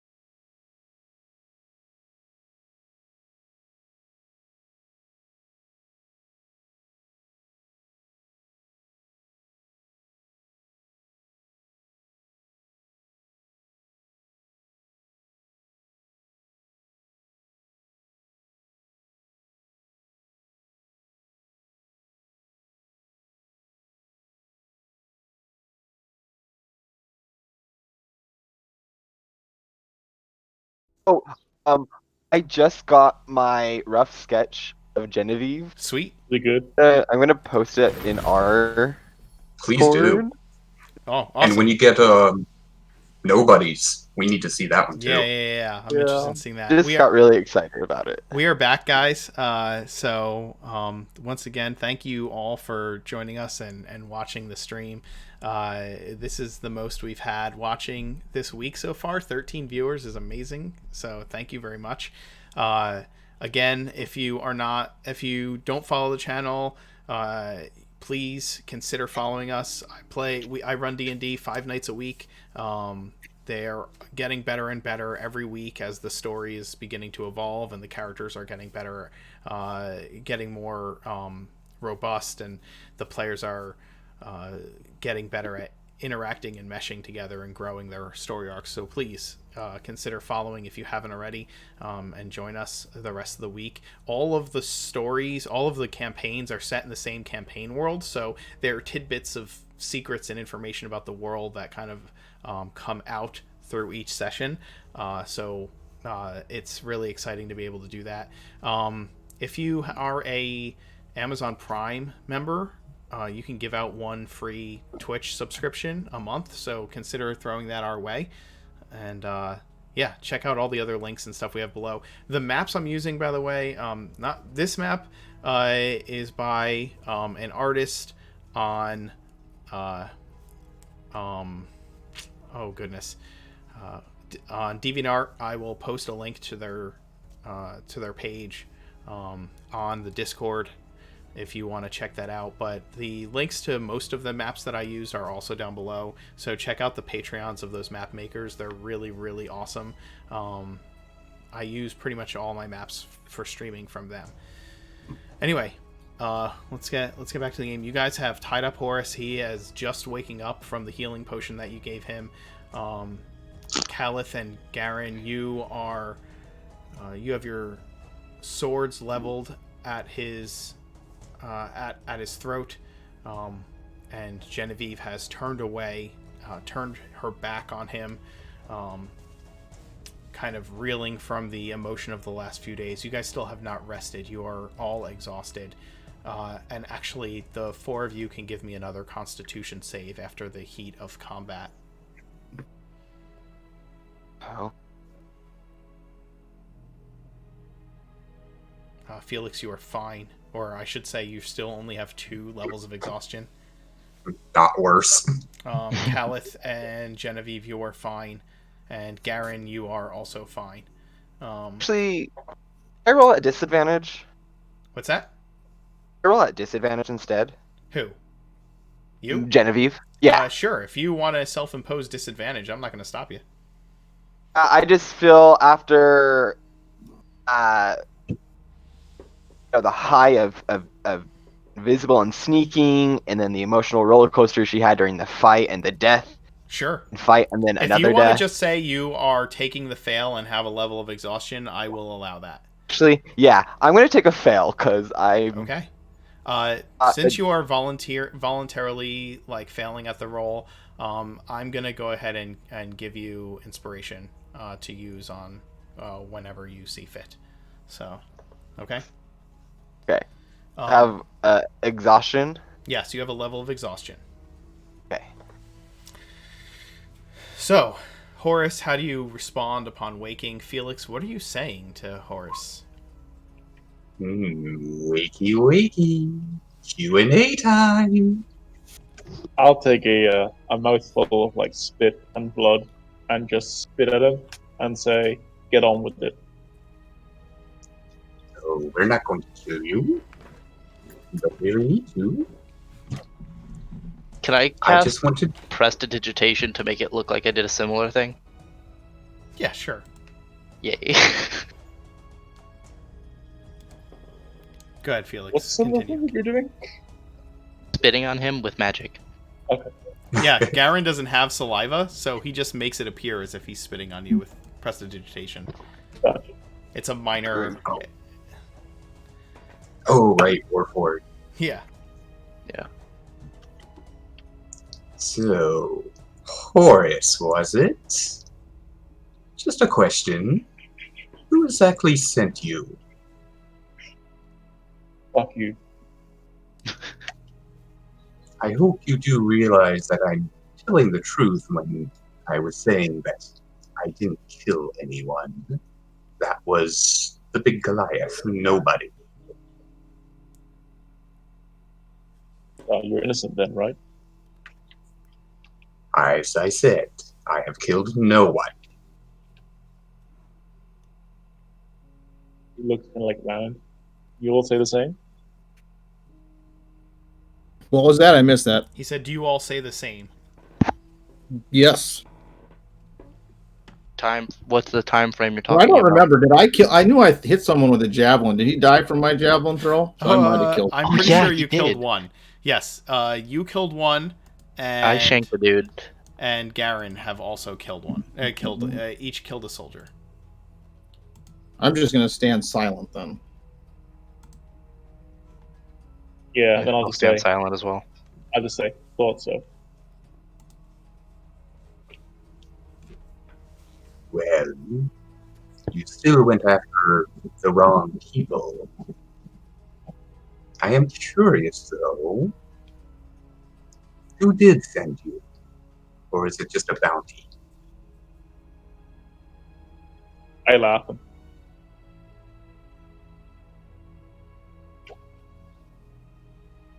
I'm gonna start. I'm gonna keep my eye on what's going on, but I'm gonna look through his pack a little bit and see if there's any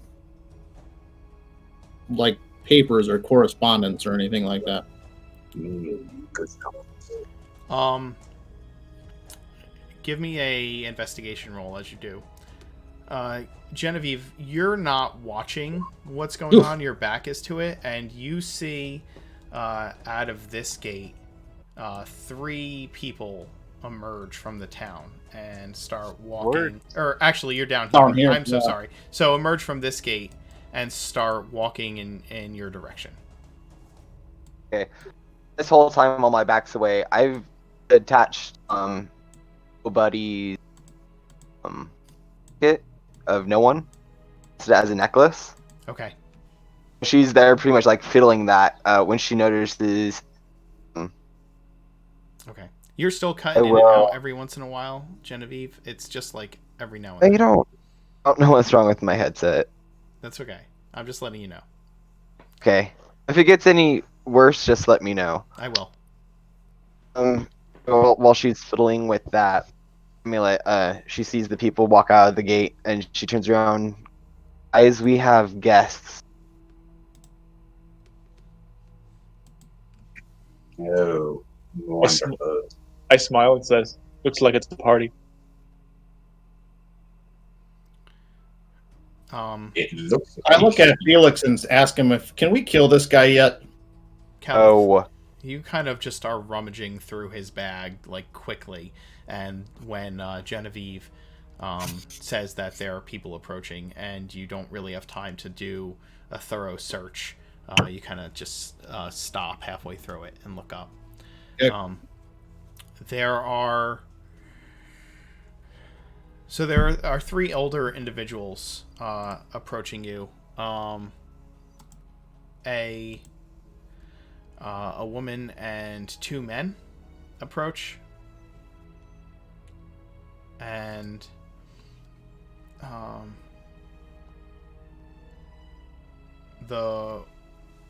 they don't seem fazed by what's going on.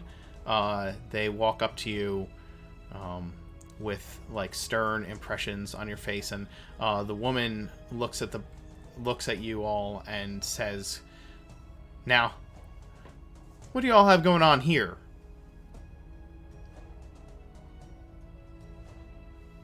A misunderstanding, apparently. I think. People don't get tied to trees and beat up for misunderstandings. He tried to kill me.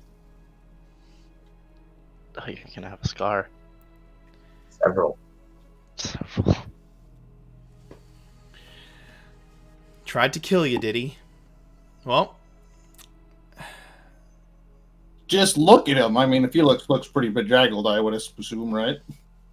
Yeah, I'm like soaked in blood. They're all. So the woman is the oldest of them. She's matronly, with steel gray hair tied back in like a severe bun, and the two gentlemen with her are probably one is in his 60s and the other in his late 50s. One is kind of barrel chested and kind of has a pinched face with pierced lips and narrowed eyes, assessing the situation. And the other, the older of the two, is just kind of smirks at your response and says, "Now look, we're the village elders. You're here in our town. We're trying to get ready for an important celebration, and all of our young folk are standing on this palisades. They're looking down at what you all are doing, and you're scaring the fright out of them. I don't know who attacked who, but if you're saying you defended yourselves and you have this boy tied up, we should take you all to the village longhouse and have a conversation about exactly why this was happening. We need to clean up this mess." Sounds good to me. I'll smile. Now he seems agreeable. I don't see that we have much of a choice.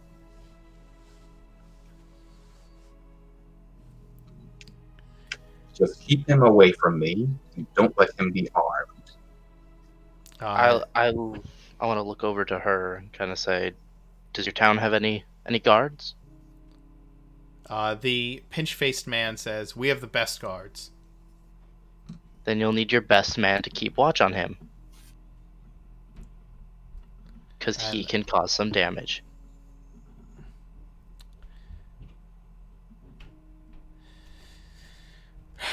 The woman sighs. "Go get the guards." And the other elders,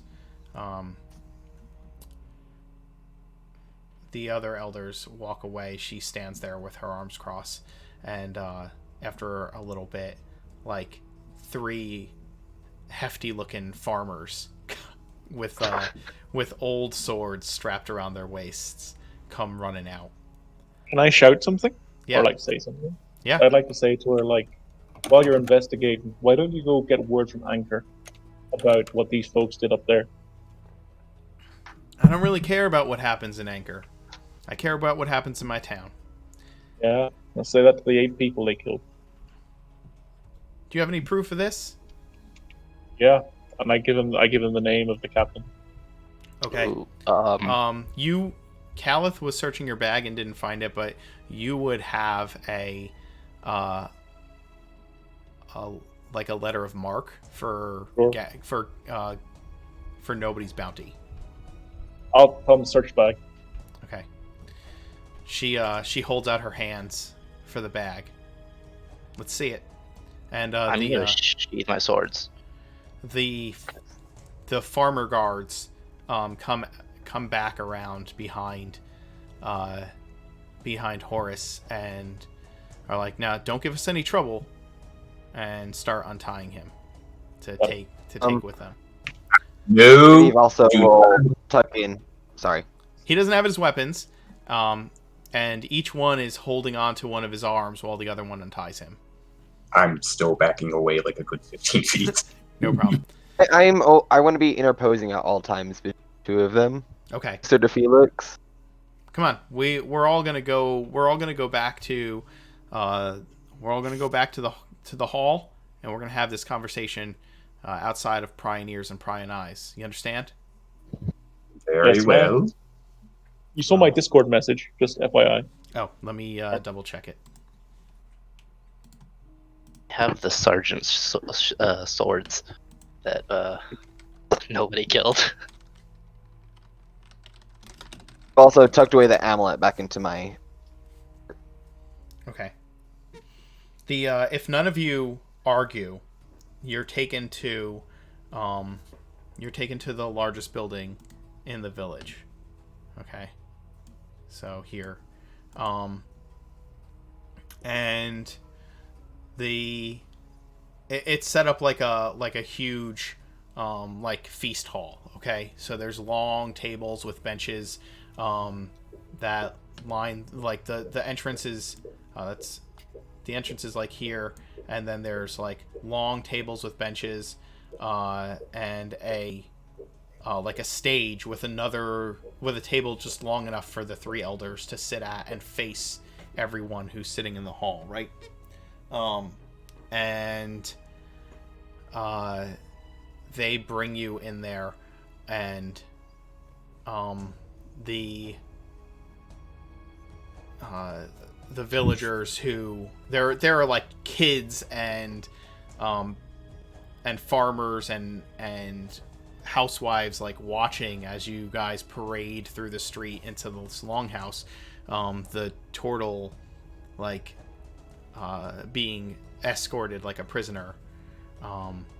The rest of you being watched by the other two towns like makeshift guards as you enter the building, and they pull a bench up in front of the elders' table. The elders sit down at the table, and they pull up two benches in front of it and sit the turtle down at one with a guard standing behind him, and have the rest of you sit on the other with the other two guards standing behind you.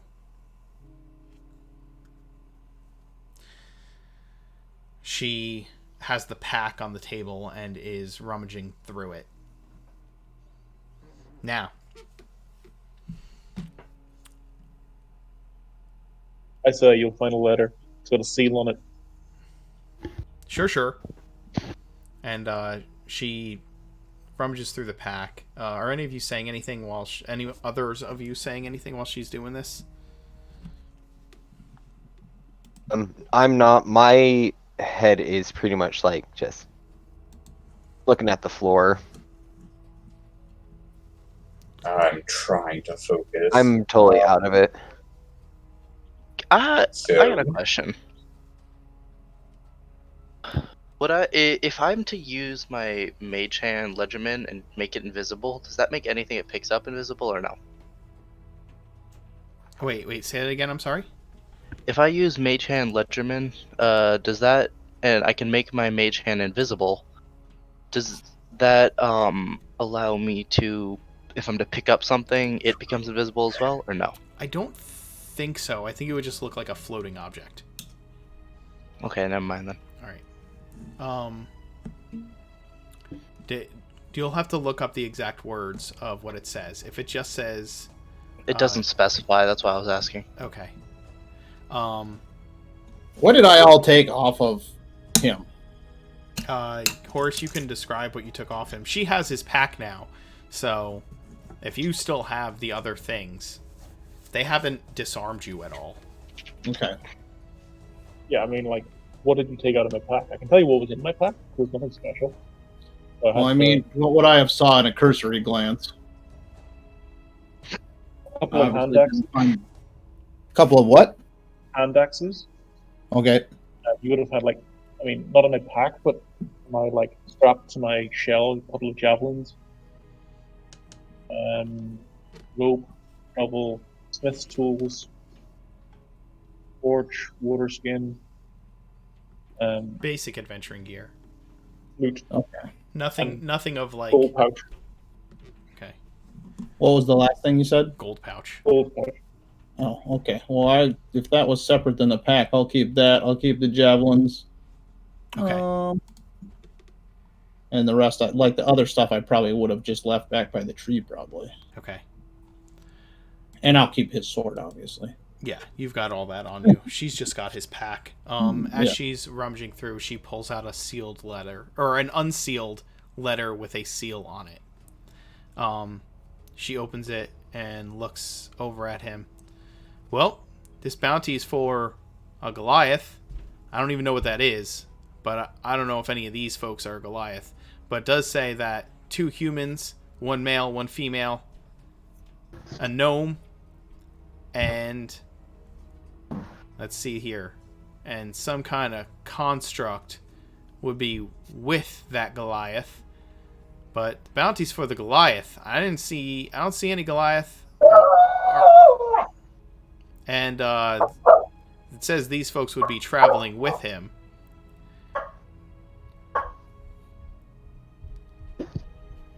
So, you tell me here, what all happened out there by the tree? Genevieve's like kind of quietly crying when he nobody's name. Horace, you have inspiration again. Oh my god. Oh, hey. Just Chat letting likes you know. Okay. Thank you, chat. Yeah. Don't help him.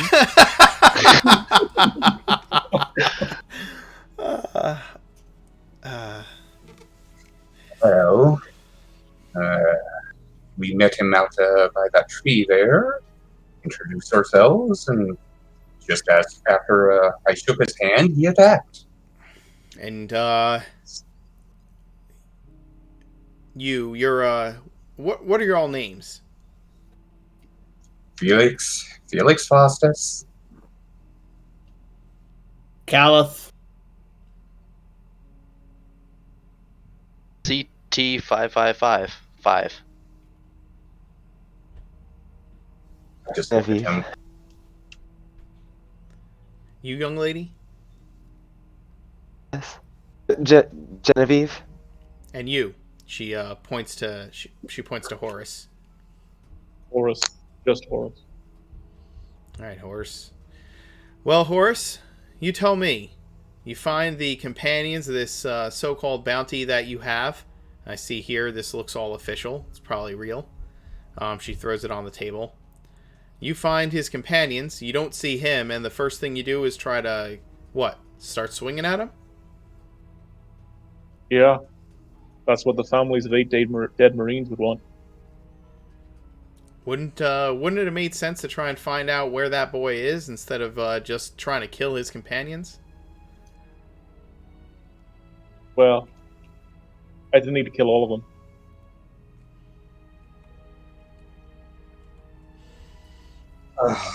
I'm from Geneva.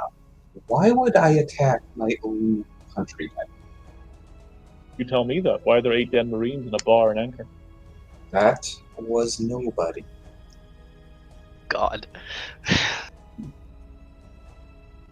What? It's clearly somebody, because there's a rig No, for that bounty. was nobody. I'm like crying, laughing because I'm finding this hysterical. Alright. Here's what we're going to do. We have a festival to deal with today. So we're going to lock all y'all up.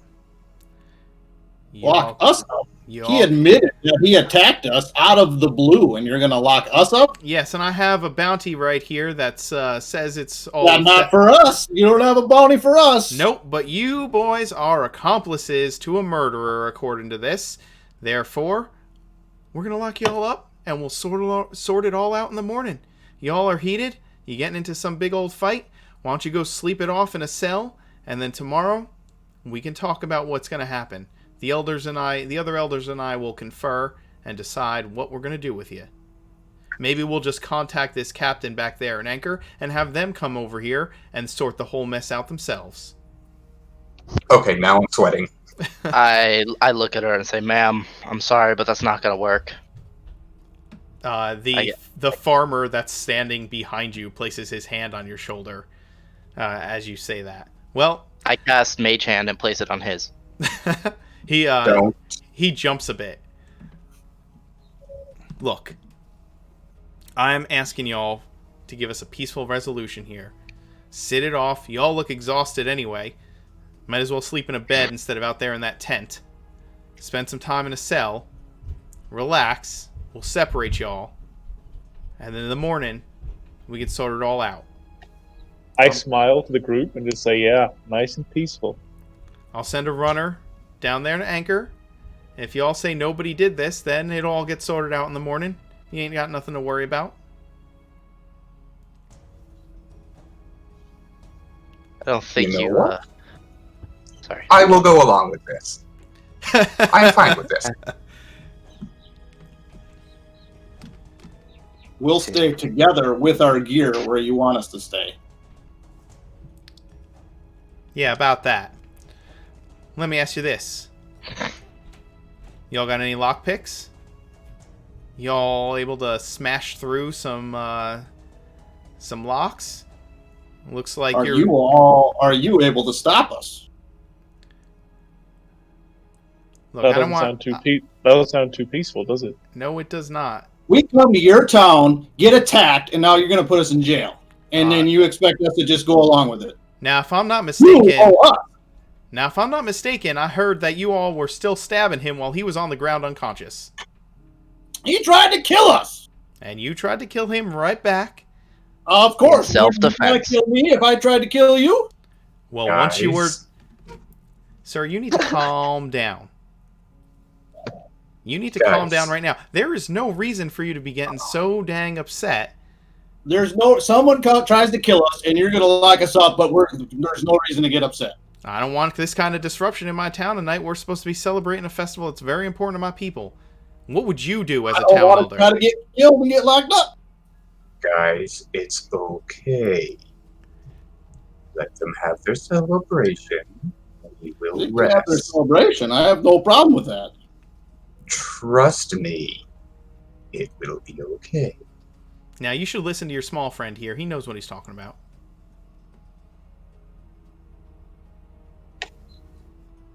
Look, sir. You can keep getting riled up, yelling and screaming. But you don't look like you're in the best shape right now. Don't make my boys take action on you. They're standing right behind you. You just take a night's rest. Relax. We'll bring you some food. It's not a big deal. I'm not saying you're in trouble. We'll sort it out in the morning. I just need y'all to keep quiet. Let my people have their festival. I'll send a boy down to Anchor. We'll find out what's going on. We won't even keep you the whole time. We'll keep you... It's going to take a few days for a boy to get down to Anchor and back, but I ain't going to keep you that long. I just want you to spend the night to cool off. That's it. Ma'am, if you keep us... If you... I can't let you keep us in a cell, but... If you let us stay with our stuff in our tents, we will comply. You think I'm some kind of idiot? Then let us stay out of the town. All right, I've had about enough of you, boys. Can you please take him downstairs? And the two men start pulling at your arms, Caliph. Trying to get you to stand up. Why don't you make an opposed strength roll against them?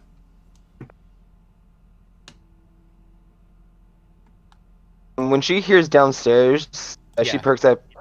You mean basement? Well, yeah, that's where the cells are. How small are the cells?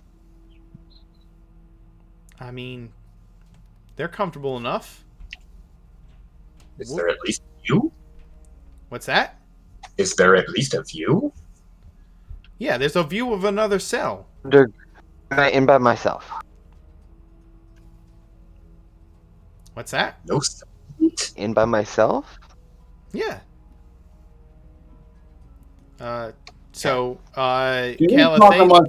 you let us talk amongst ourselves for a minute in privacy before we decide what's going on?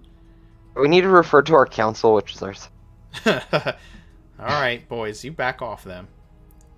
Give them some space. Caliph, they tried to grab you and you shrugged them off, and that's when she kind of tells them to back off a bit. Okay. They're all still in the room, but they give you enough space to whisper to each other. At least two of us are innocent. I think we're all innocent. They attacked us, but that's besides the point. Are we going to let them get it locked? Let them lock us up? Well, I can't stop them, but if we let them, They're- I can get out after arrest, and then I go can get the us out already. lockpicks. What did you say, Garen? Oh, I can just get us out in general.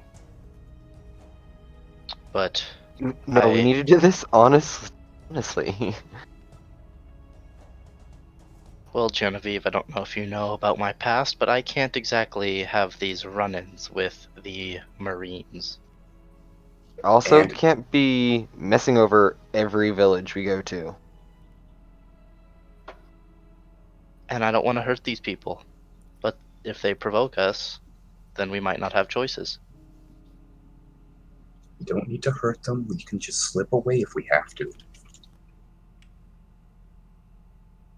Look at those guards. They're morons. How do we just talk our way out? Decent human beings. They are pleasant farmers doing the best they can.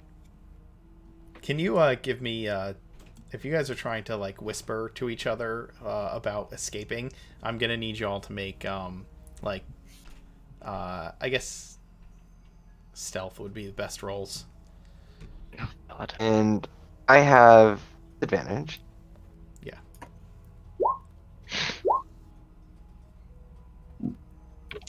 Ooh, I would like to use my normal inspiration. volume. Wait, I'm gonna it's a group check, right? So it's the average of all your rolls. So that's 20. I still want to use my inspiration. That's fine. Go for it. You have the 17 instead then. Why don't we do that? Oh, okay. Okay. All right.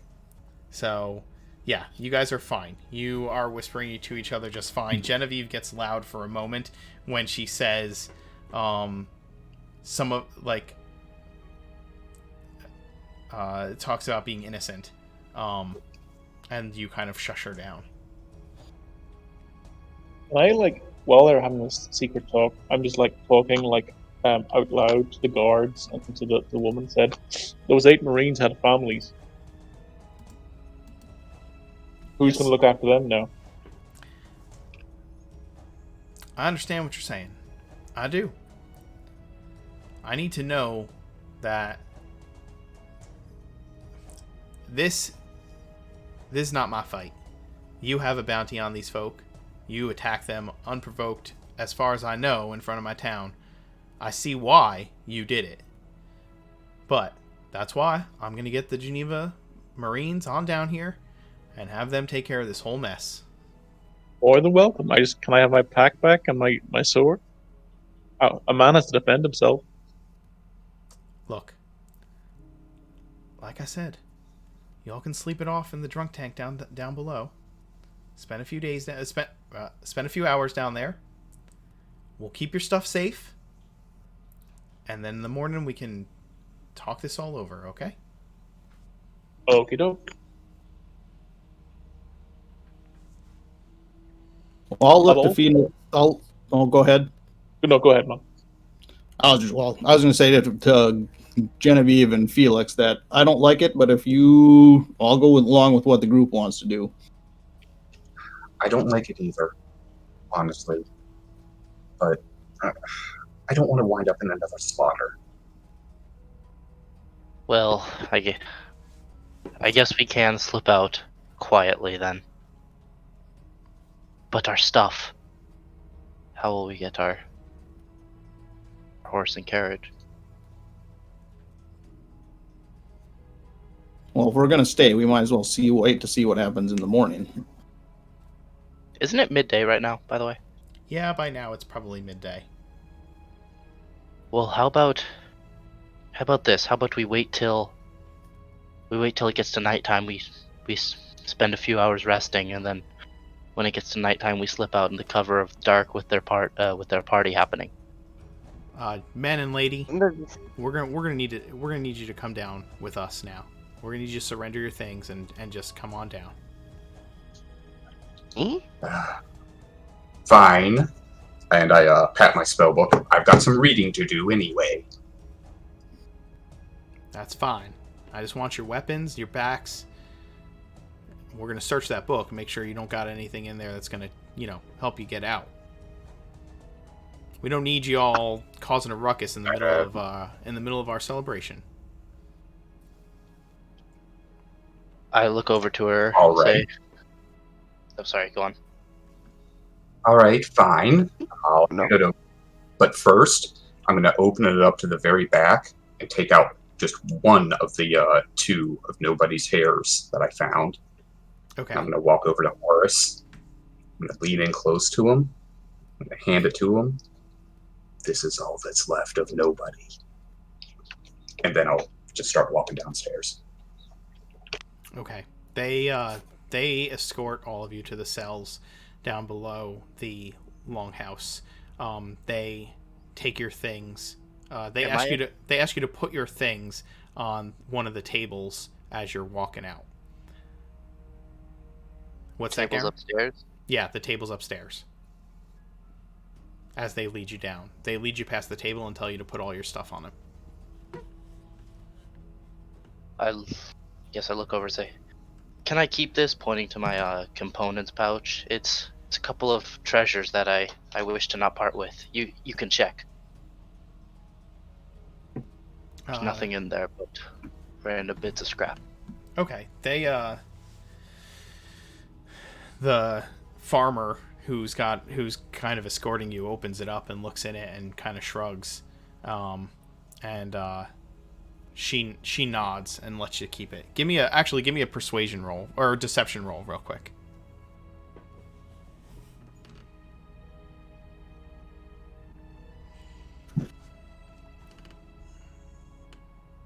Let's see what her insight says. Yep. Yeah. You she nods and lets you hold on to it. Given that What's that, Horse? given the bounty and given who I got the bounty from, when Garen puts the swords on the table, and I say, "Mighty fine swords you got there," I look at the lady, and gaze my eyes on the sword. It's obviously I assume it looks like a Marine standard issue. These were the sergeants. So they were the nice. sergeant's personal blades, so they look a little nicer than a Marine standard issue. Okay. But she kind of takes a look at what you're saying, and she doesn't really react. She's just kind of watching. Got it. Did I hear Oh, Horace say this? Yeah, he says it out loud. Yeah. I guess I look over. It's like, they are a bit nicer, but I got them specially made for me. What are you trying to say? You guys are escorted out and down into the cells below. Before it's separated, I'll just look at Garen and I'll say, "Catch you later." You will.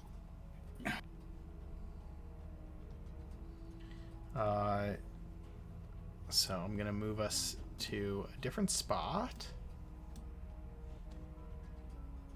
Here.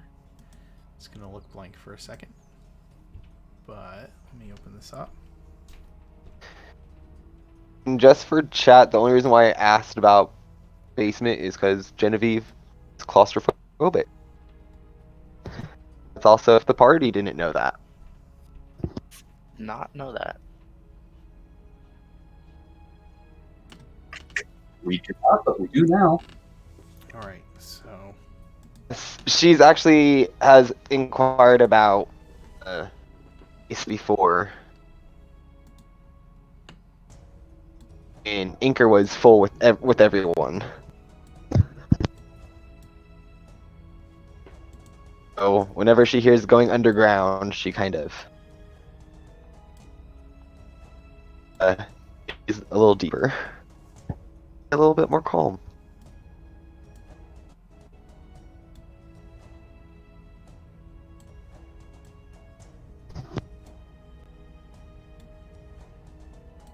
Oh, but I like the other spot. I know. Oh, you know what? Here's a good question. You know what? I'm not even gonna say that. When you all leave the swamp, Sharp-Eyed had bid you farewell. He's going to return to his people. Oh, good. He's such a cool guy. I know. Even if we couldn't really Hope we run understand into him again. He could probably teach us a few things about fishing, Kaylin. He probably could. Thinking about fishing as we're in prison. Um. I still got my fungal sample. I hope the mayor takes a little bite of it.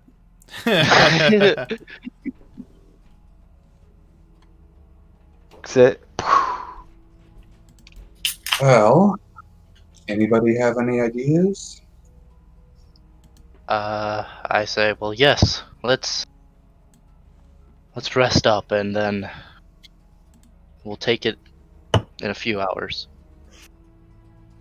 And I go sit at the center of my cell, cross-legged, looking at the front, and enter Sentry's Rest.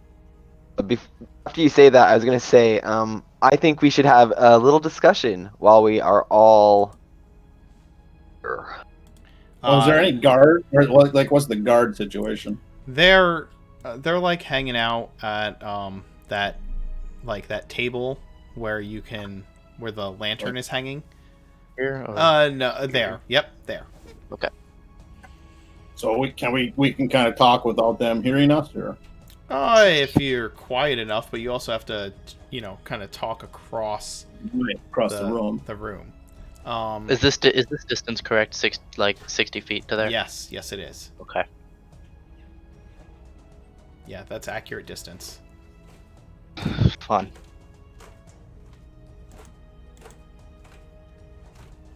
I want to propose a build with you guys. I assume this is all said out loud, right? Yeah. Yeah.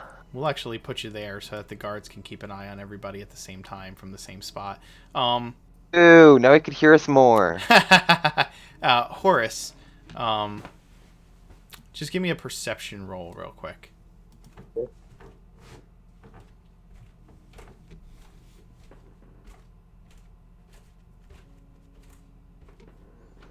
Okay. All right. Yeah, you can... If they're shouting across the way to each other or talking across the way to each other, you can hear them pretty well.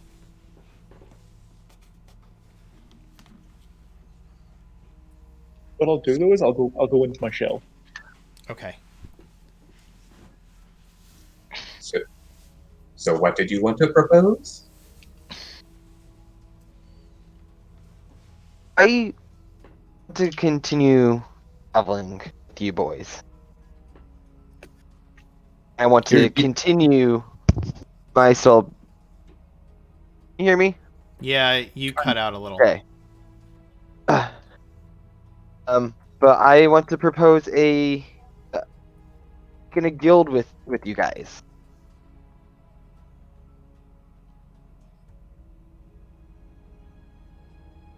You want to propose starting a guild with them? Yes. Are you talking Guild? to us or the Yes. guards? Yeah, you guys. okay. Yeah. Yes, I'm teaming up with the guards. I misheard the beginning of what you were saying. I'm sorry. We're gonna team up and murder you guys now. So Genevieve has said that she wants to continue traveling with all of you, and that she is proposing that you start an adventuring guild together. Oh, yes. That's that first night in Anchor? Ah, Very well then. I've been stewing over our travel about like 5 things we could try to improve on as a group and guild. Haven't thought of a name, so we could add not ending up in jail on the list. Number 6, do not end up in jail. Added. Okay, continue. Sorry. But real quick, I have thought about one, we should defend those who need defending, stop slaughtering Stop slaughtering what? good people. Pretty much. You're cutting out worse and worse. Oh I'm sorry. Yeah. my gosh. Oh, I don't know what to do. Yeah. Maybe your headset's not picking up enough. No, I don't know. Can you can you move your mic closer, or can you? Yeah, I mean, it's right next to my face. Gotcha. I wonder if it's more your connection than the mic itself. Yeah, I'm gonna try to reset that. I will type it into Roll20. Okay. Well, If you're you want to coming through good continue right with now. any. Yeah, you're coming in great all of a sudden. Okay, I won't touch my mic then. So just real quick to save on time. So defend those who need defending. Find treasure. You take out evil where it lays. Or don't lie or cheat. And 5, stay away from. Steal from evil and give wisely. Those are the tenets you're proposing. And 6, don't end up in jail. Go ahead and I try and reset your voice and type those into the chat real quick. Okay. Yes, but that's just Mark. what I propose. Up for change. I speak up. Can those be subjective? Which ones? I mean, can the evil people be subjective? Because I have a lot more evil people than I think you guys do.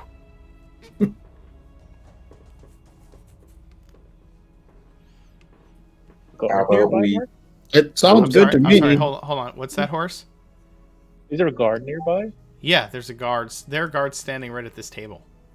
Can I call The him guards over? think we're crazy because we're in jail and we're talking about a plan for future. Yeah. Can you Right. call over one of them? Yeah, absolutely. You can call over one of them. I'm just gonna send you something. Okay. That's go okay. for it. By Yeah. private chat in Discord. Yeah, that's fine.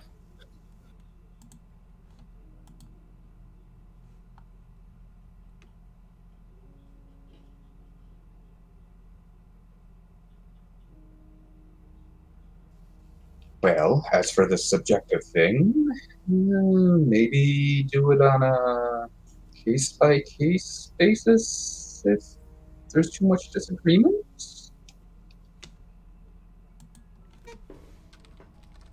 I agree. I'm all for protecting the innocent, but Well, so people am I. who attack us out of the blue, I do not consider innocents. So I wouldn't really say we've slaughtered too many people that haven't deserved it. I wouldn't call them evil for attacking us, but we do have the right to defend ourselves, so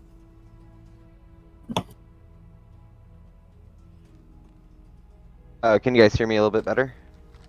I think so. Okay. Defending ourselves, yes, but what nobody did? I mean, yes. Someone might come to me and say the sky is purple, but I'm not going to murder them because the sky's blue.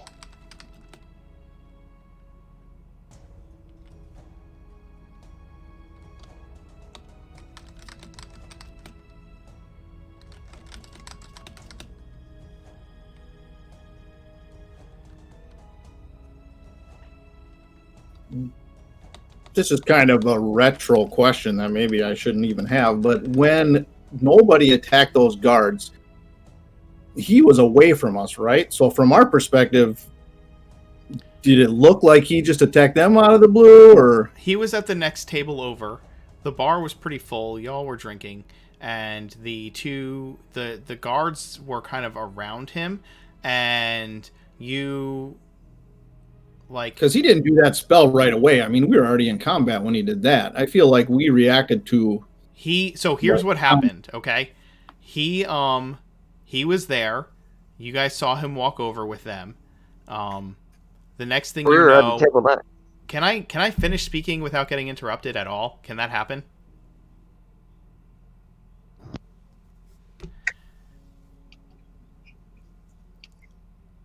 So he was at the table. He went up to them. The guards surrounded him and like kind of pressed in on him. And the next thing you knew, nobody was shoving them off him, punching somebody in the face, and calling out to his god to teach them a lesson. And then Garen got up and stabbed a dude, and then Calith reacted after that happened. Okay. Okay. So you don't know who started the fight. You just know that that's basically what Calith knows. Okay. From his perspective. But the first one to kill anyone and draw a weapon was Garen. Garen was the first one to draw a weapon and actually stab someone with it. Nobody drew weapons until after Garen started killing people. And not only that, but you were standing right there when the commander drew his sword, pointed it at nobody, and said, "Tell your friends are killing people. Tell them to stand down. So this doesn't have to go any further and come with us." And he said no. And that's when the sergeant started attacking people. Okay. So, yeah, that was the situation at hand.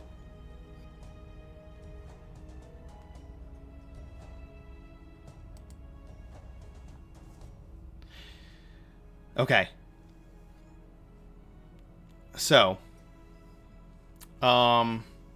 do you guys rest after discussing the kind of defend those who need defending, find treasure, take out evil where it lays, don't lie or cheat, steal from evil and give wisely, and don't end up in jail? That's what Genevieve is proposing to all of you. Sounds like a plan. Sounds like a plan. I'm all for it. Garrett, Although number 4 and number 6 might be mutually exclusive. They're all tentative, yeah. Well, you can have that conversation with Genevieve. Genevieve, I also need a wisdom roll from save from you. I don't know. All right.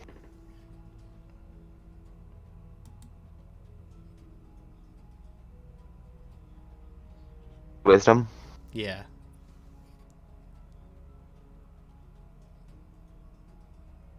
Okay, you are losing your mind being down here in this confined space. Like, you get that stuff out, but as you've been trying to talk to like keep yourself calm, but the longer you're down here, the more you just kind of want to curl into a ball. You are frightened. And you want to move away from the source of your fear, but that's literally the walls. So I imagine I pretty much like huddle up to this back corner. Okay. Are you all going to take a long rest? I will. Yes. I will. I will. Okay. Yeah. All right. Horace, about halfway through your rest, your door is opened to your cell, and the guard kind of motions for you to come along. I will. During my sentry's rest, do I notice anything? Give me a perception roll. I'm gonna say you have disadvantage because I don't know how well you can see over there or hear from that distance. Well, I mean, it's not that far, but you know what I'm saying. Still 60 feet. Yeah. Yeah, I'm gonna roll for the guards, being the guard trying to be quiet. Yeah, you don't. No, you don't. Your sentry's rest is undisturbed. Okay. Okay. Okay.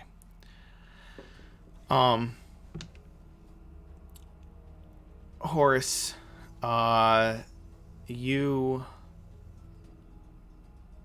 So the guard, takes you out of your cell and tells you to follow him, and begins leading you down this corridor here. Okay. He takes you up to a door. It's so it's a locked door, right? So you can just move yourself as you go.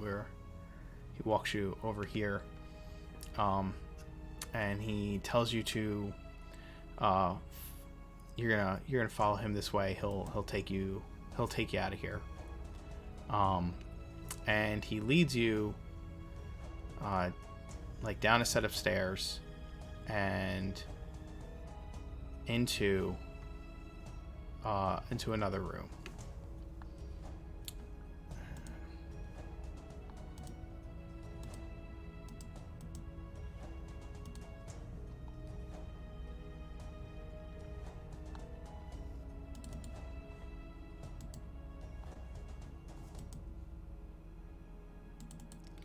And I will show you what's there momentarily.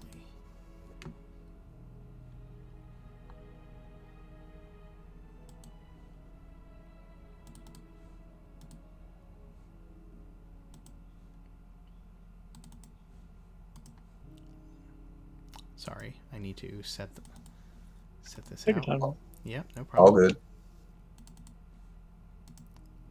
There it is.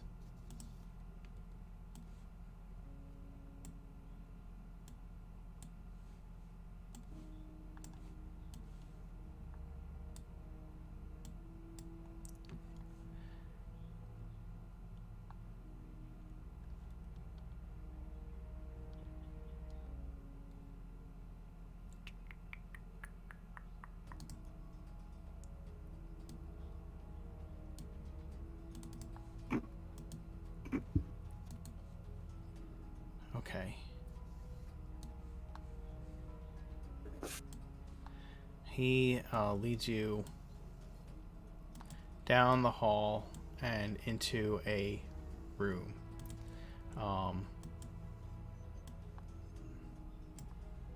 You come to this door, and he is standing behind you. He kind of unlocks the door and says, "You can leave through here. Your stuff's on the other side of the door, and you can get out." I'll take my stuff. I'll take... So he nods to this door in front of you. You go through the door. Yeah, sure. Okay. But before I go, I'll take my coin pouch and I'll hand them 5 gold.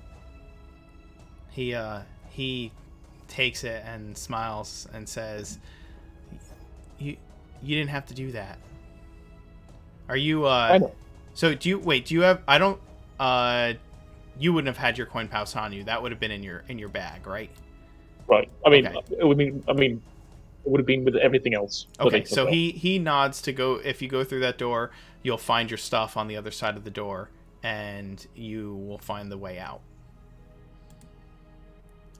And he's kind of looking back, like nervously towards the way you came, towards where the cells are. You know, making sure that kind of nervous that the other people saw you is what he kind of looks like. Before I go, I give him the 5 gold. I say, "Do you have a family?" Well, As what I'm Go saying ahead. is your stuff is on the other side of that door, right? So you got to go through I the see. door first. Okay, Yes. I got it. Yeah. I got it. Okay. Just a quick note: is it did they like specifically get his stuff, or is it like everyone's stuff is there together? He doesn't know yet. He hasn't walked through the door, and you have no idea. Okay. I'll walk through the door. Okay. Well, the only reason I brought that up is because the coin. If they kept our stuff together, I mean, you can determine this later. Yeah, the but coin purse would his be with coin it. pouch would have been with my stuff. You walk through the door, and the guard slams it behind you, and you hear a click. And roll initiative. Oh, nice. Did I get a long rest or no?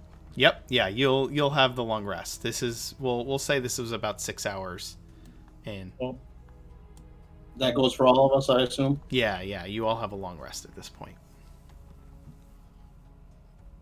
Roll slots yeah, back. So you enter the room, and there are a pair of snake men standing in the room. You see a rack in the middle, implements on a table, and blood all over the floor.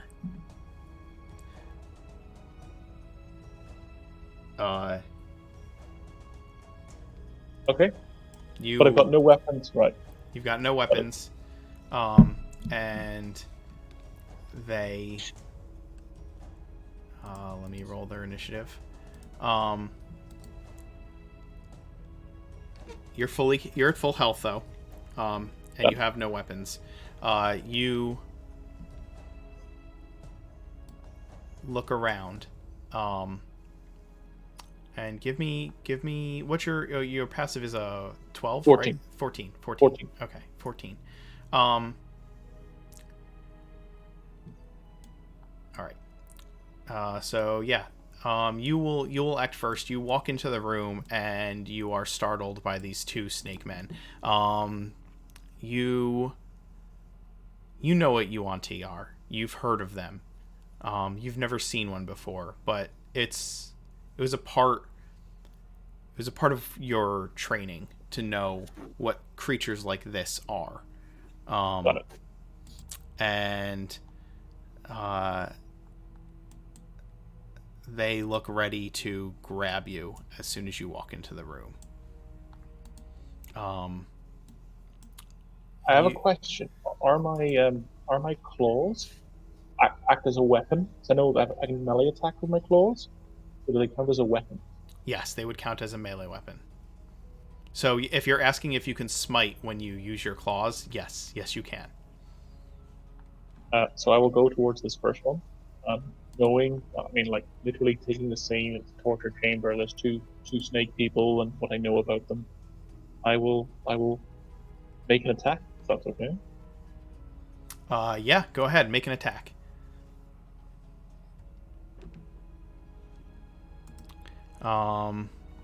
Yeah, let's say I'm gonna cue some better music here for a second, but oh, why did that do that? And if it hits, I'll smite them too. Yeah, go ahead and roll to smite. That's gonna hit.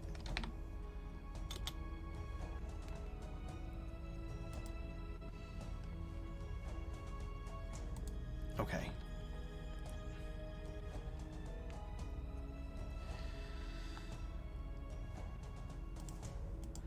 I'm gonna take a second here to switch up the music.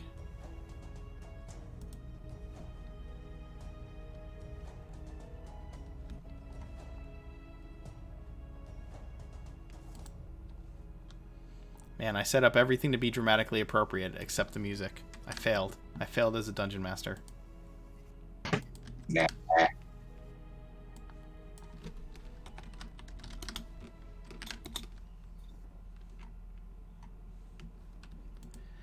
You step through the door.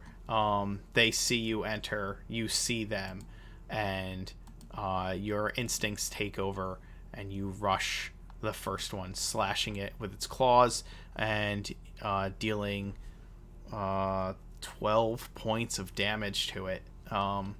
It hisses, right? Because it's a snake, so it hisses at you immediately, and My bonus action as well, if that's possible.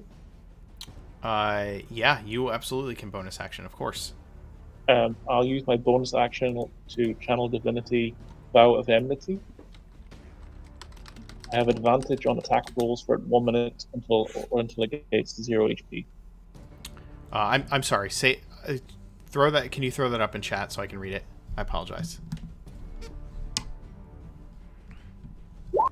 Channel Divinity, Vow of Enmity. As a bonus action, you can use your Channel Divinity to choose a creature within 10 feet and gain advantage on attack rolls against it for 1 minute or until it drops to 0 hit points. Yeah, that's fine. You cast your Vow of Enmity upon it. What do you say when you channel it?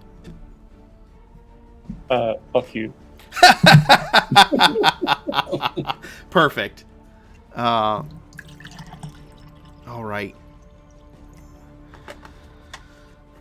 The creatures around you, they slither up to you.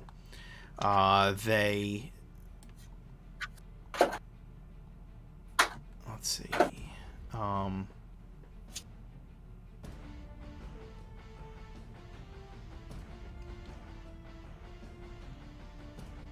right.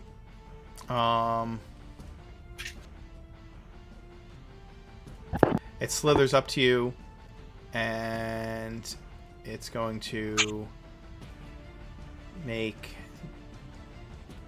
Okay, it's going to bite at you and try to constrict you. The first one. It's going to hit with its bite. Jesus.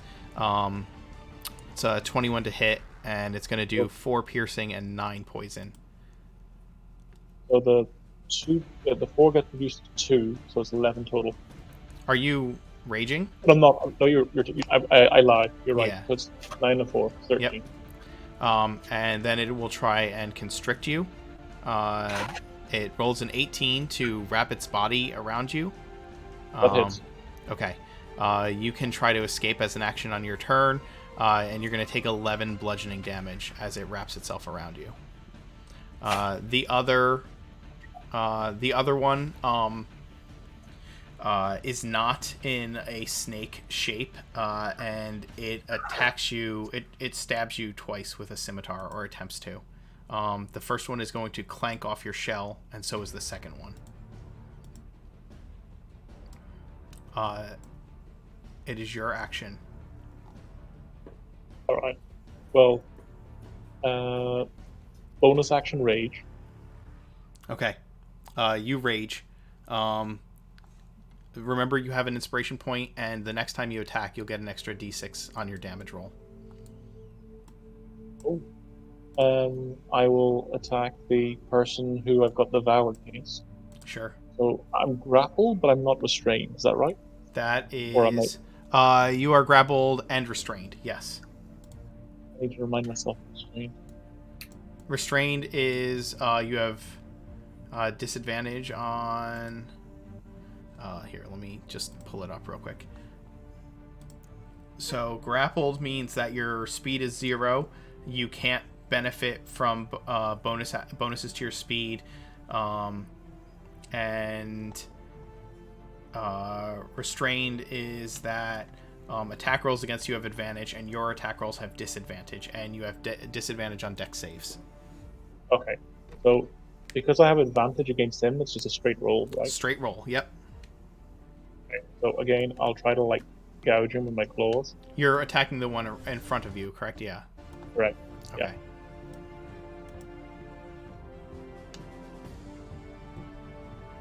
Go ahead, and I'm waiting for your roll. That's it. And you raged, right? So. Yeah. Mm. And of Yeah, course, that'll with hit. a smite on top of that. It deals 8 damage. You'd get an extra d6 and the smite. Oh, so flash roll 2d8 plus 1d6. Yep.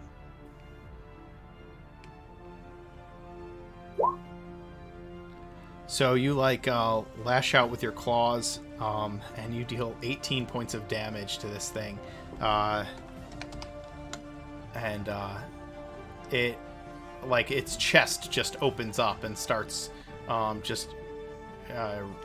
running with this red oozing blood,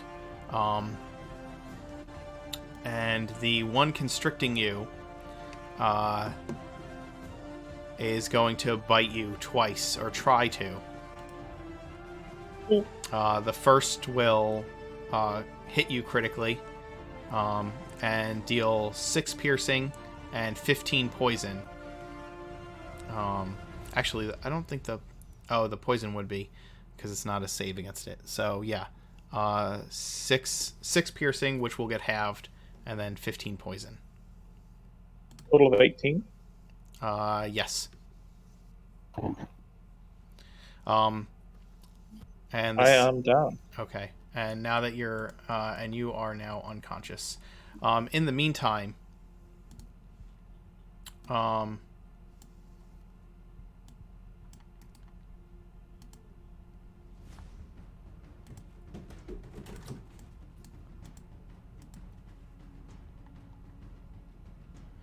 Genevieve,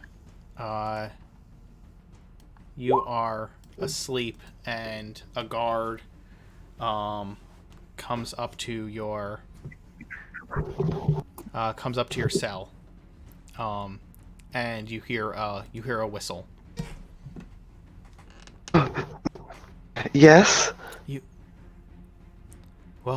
just seemed you seem real scared. Why not put you somewhere a little more comfortable? We don't want to scare you. If you say so. Come on with me. And he unlocks the door. Garen, if you are in sentry mode, Can you I get can. that? Yeah. Yeah. Go ahead and give me another perception roll. I have a passive of 15. Okay, then yes. Should I? You can hear him saying this to Genevieve. And I've completed my my long rest, right? You have. All right. I'd like to walk up to the door, Mm-hmm. peek my head out, and I see him. Does it look like? Now this token is the cultist, but does he look like the cultist? No, he looks like the guard that you saw earlier, the one of the ones that brought you down here. It's one of the ones you brought you down here. Well, I'd like to stick my head out, and either way cast sleep. Okay. Go ahead. Yeah, he falls asleep. All right.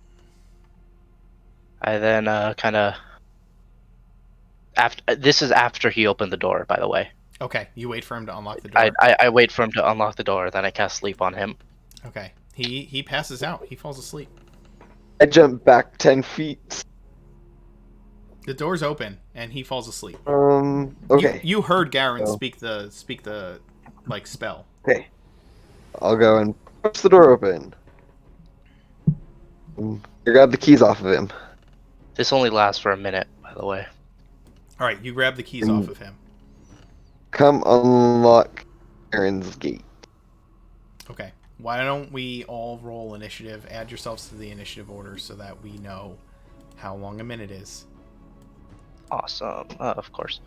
Quick question, Mark. Yes. My divine health. Am I immune to poison or not? Well, I'm immune to disease.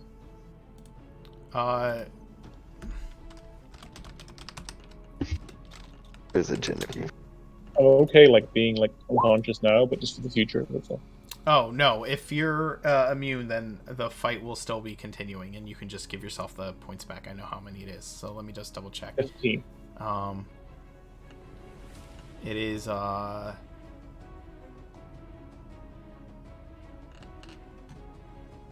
disease. It specifically says disease, but not poison. Oh, okay, Yeah. gotcha. Yep. All good. All right.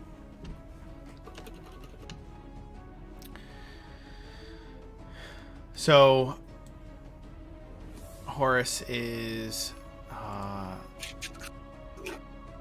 so Genevieve, you just went and you picked up the keys, you unlocked his cell. Calith, you kind of watched this happen. I'm gonna say you probably will have to delay your action until you're unlocked, like out of the cell. Okay. Unless there's something you want to do right now other than delay. That's fine. Okay, so I'm gonna move you to after Garen.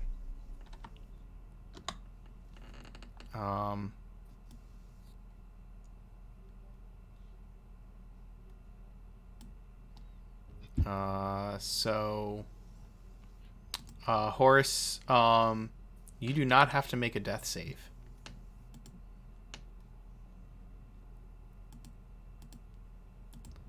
Felix, you're watching this happen as well. I'm just going to move you down. Cultist is still unconscious, so that's one round. Garen?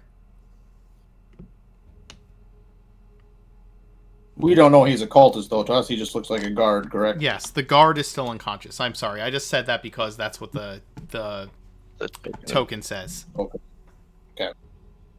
I look over at Genevieve and say, "Come on, quickly! We have to get everyone out so we can get out of here." And I'm assuming I look over and see that Horace is gone. Yeah, you can see Horace is gone. What do you look back at Oh, sorry.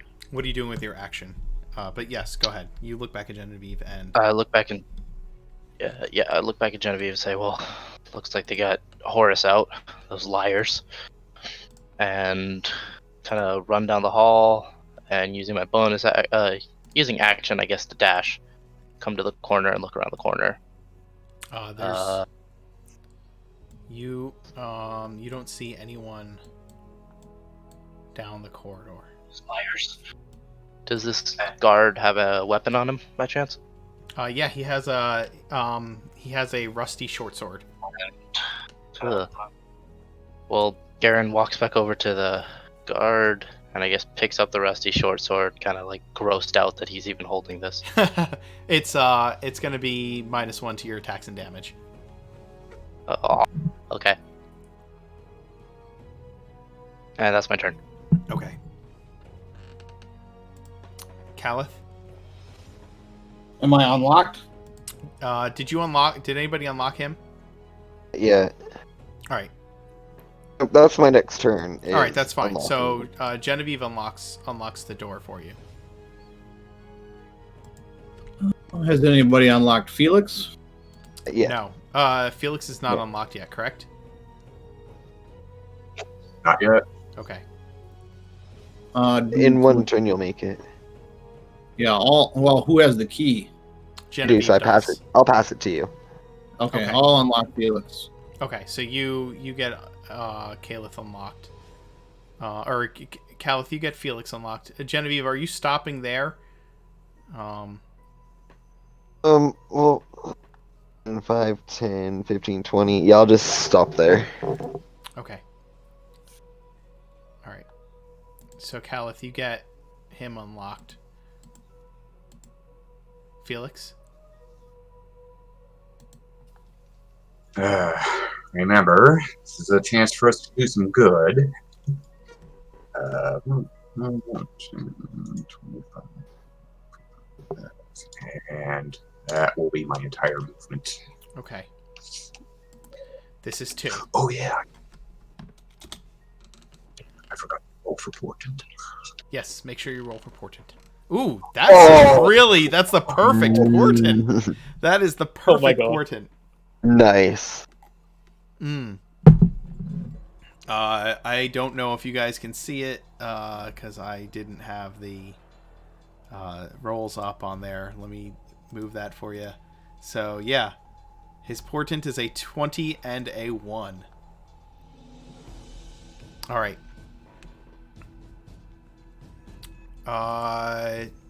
Garen, you don't see anybody down this hallway, and I will show you the rest of the hallway.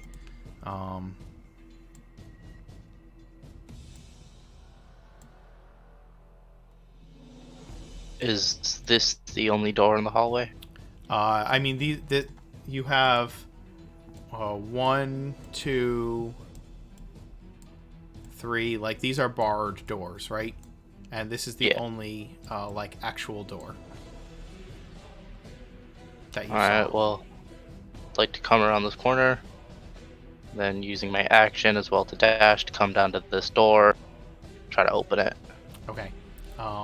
It is locked. Oh, you have the keys. Yeah, you unlock the door. I don't have the keys. Caliph does. I think. Oh, Caliph. right. Caliph has them. Oh, So no, Caliph has it. you don't have your lockpicks on you, so you can. The door is locked. I'll kind of whisper, shout down, "Come on, we have to open this door!"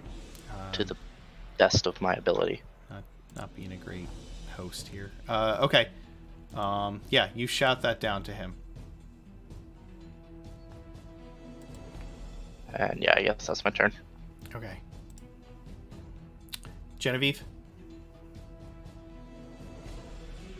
I will. It's after.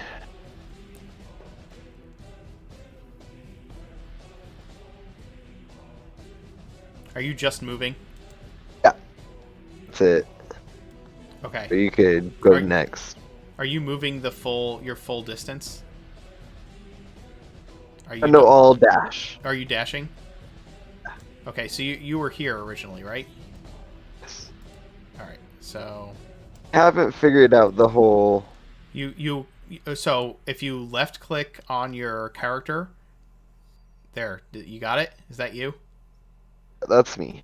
Okay. Okay. All right. So there you go. You got it. There you go. You got it. Right. Okay. Right. Okay. So if you you were just using the ruler, right, to do that? So if you click on your character and you hold it down and then you tap the other mouse button, that's how you can measure and move at the same time. So grab your character like you would to move the token. Okay. All right. Grab onto your character like you would to move the token. Like that. Okay. Okay. So move your token. You're gonna move your token around without letting go, and then while holding onto your token, really quick, like tap the right mouse button. I got it figured out. Okay. Okay. There. See. There it is. That's how you do it. All right. Who? You. Calith, your turn. Oh, see, I got it now too. Cool. Horace, you don't need to make a death save. Felix, go.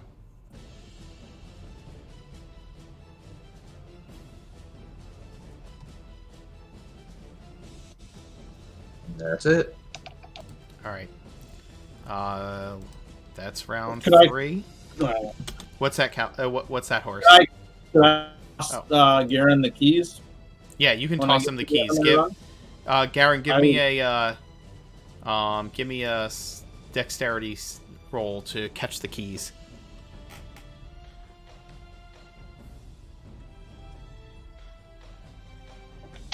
Sorry, did you say who is he tossing it to? Calith is tossing you the keys. Go ahead and make a dex roll to catch them.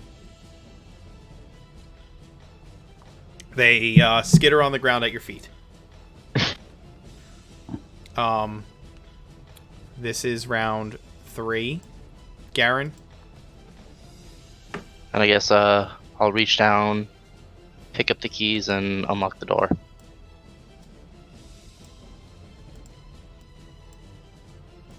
And I guess go through. Okay, yeah, you can go through. Yep, you unlock the door. Just move yourself the distance you're moving. Genevieve, go ahead and move yourself if you're just following.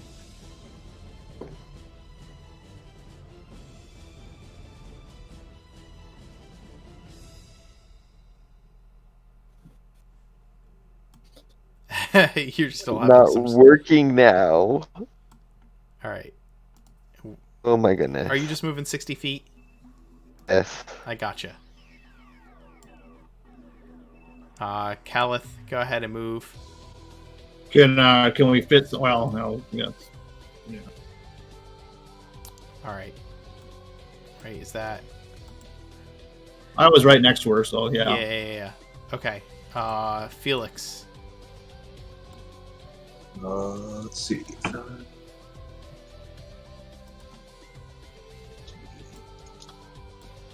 Is that second door locked or closed? It is. It is. Then I'm just gonna dash. Wait, no. Yeah, I'm just dashing. Alright. This is round 4. Garen. Is this just a hallway? There's nothing here, right? This is what you yeah. Oh, you don't see it. Hold on, let me reveal it.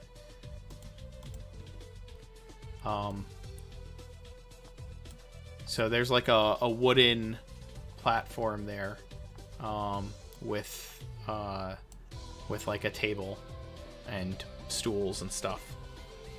It's like the guards' break room, is what it looks like. Alright. And then I'll walk down the hall some more. Open this door. Does it need a key, or I'd like to try to just open it first. Yes, it needs the key. Then I will use the key to open it. Okay.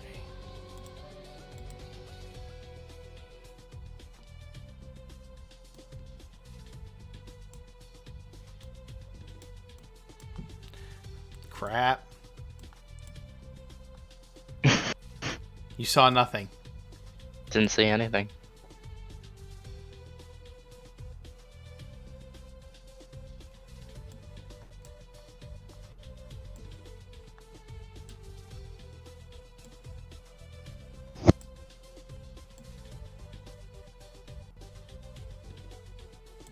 Okay. You open the door and you see the two snake men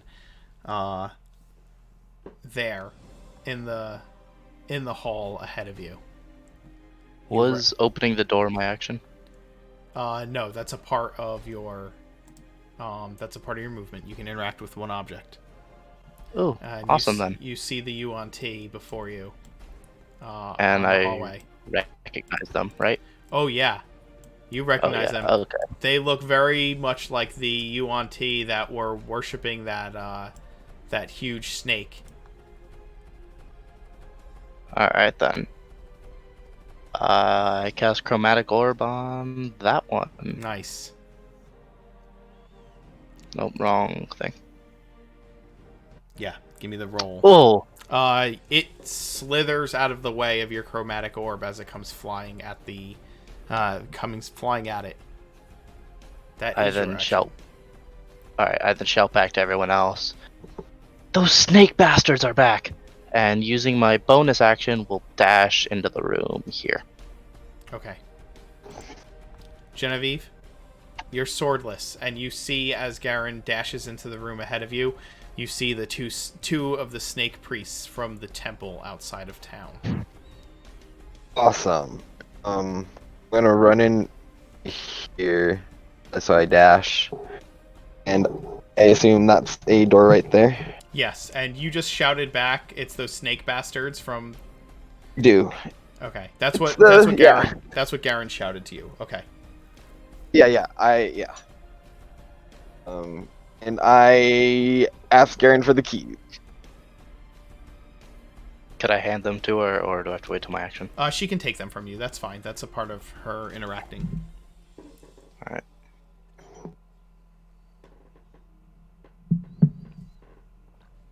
Okay. Caliph, you see them. I will. This room's empty, right? There's nothing in there. There's a table, some plates. There's a couple of stools, some chairs. Ooh.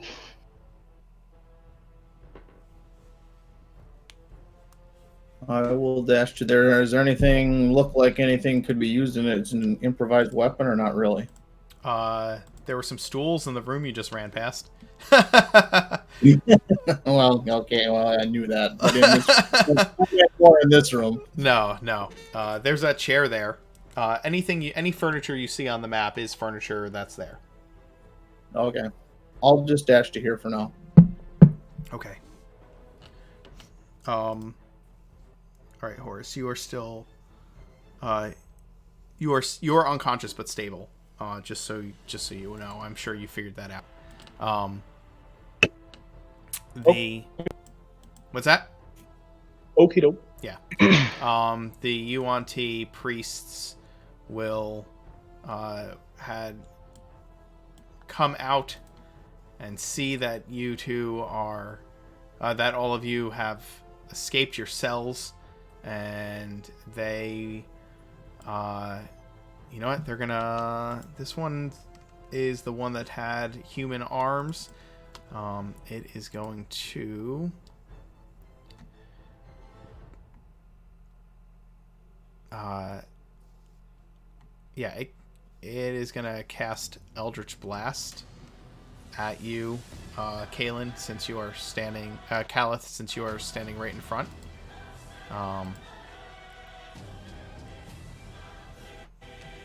I hate this thing. Doesn't roll spells. Oh, and it rolls a 1. So its Eldritch Blast flies past you and slams into the door behind you, blowing it up. It does have a second beam. Okay, so I'll make a second roll. And that's another 1. Yeah. So the second blast, as it launches the second blast, a cultist is like coming out to see what all the commotion is, and it blasts the cultist instead. And deals 8 damage to him.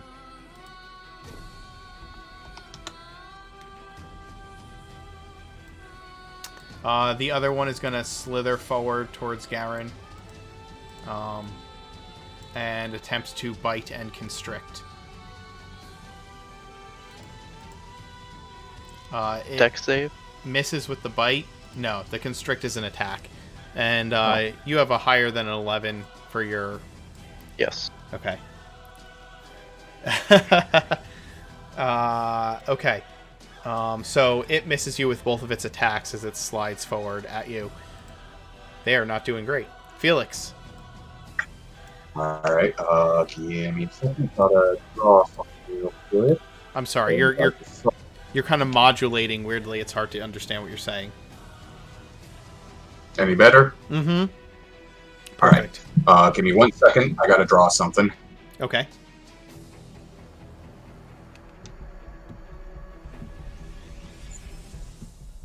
Okay, right there.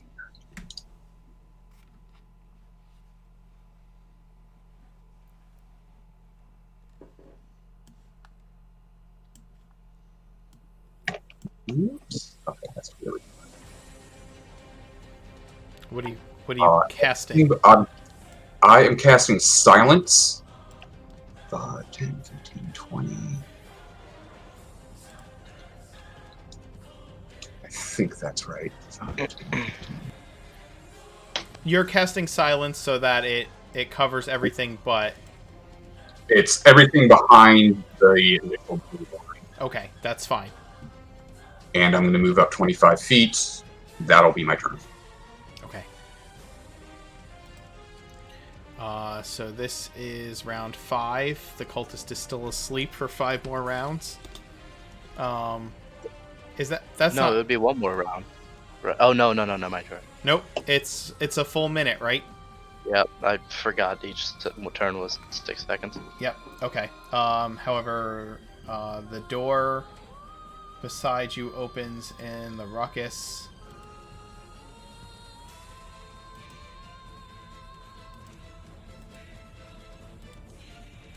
Let's reveal as much as I think you guys would see. And this door was already opened.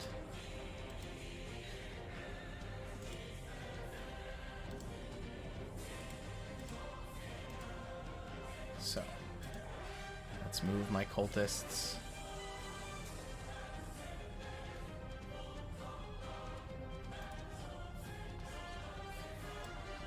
I'll move up there.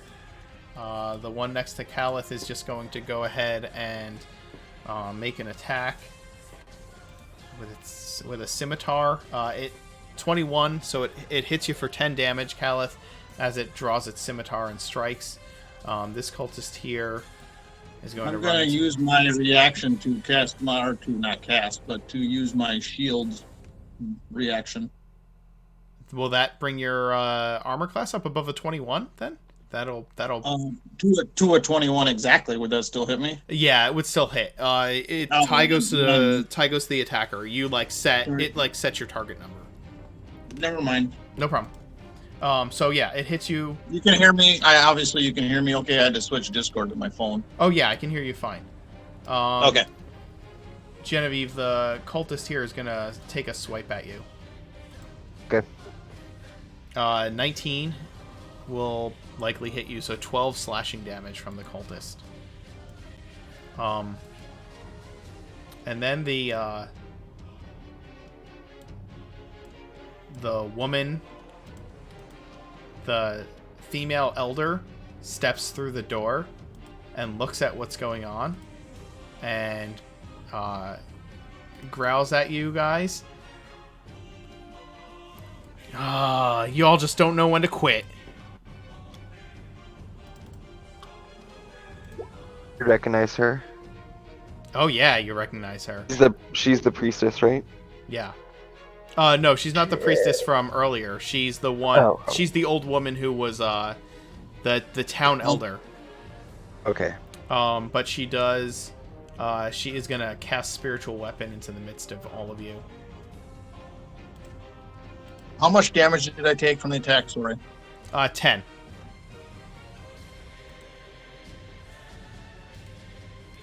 She's gonna go ahead and cast spiritual weapon right there. In the midst of all of you. What's that do? It casts as a bonus action and immediately gets to attack. So it will. Where is it?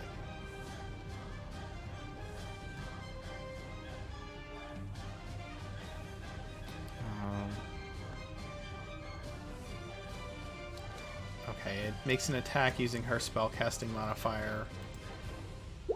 So it's gonna hit you, Garen, and it's gonna do let's see, 1d8, right? 1d8 plus spellcasting modifier damage.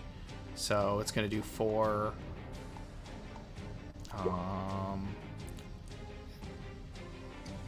5 damage to you, Garen. And she will also cast Sacred Flame at Caliph.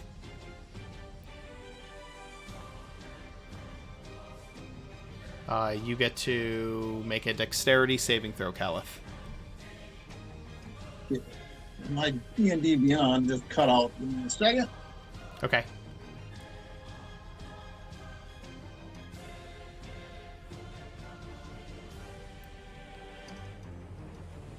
You guys are hazing the new guys. This is not fair, chat. I think it's kind of funny. I think it's hilarious. Oh my god. This is actually one of the funnier sessions I've played in. Oh, come on. They gave her advantage? No, they they gave her advantage on her attack roll. On her next roll. It's not loading for some reason. I don't know. The rest of my internet seems to be fine, but I can't load. That's fine. What's your dexterity bonus? It should be a 2, I believe. I do get advantage from danger sense if it's something I can see. Yeah, you can see it.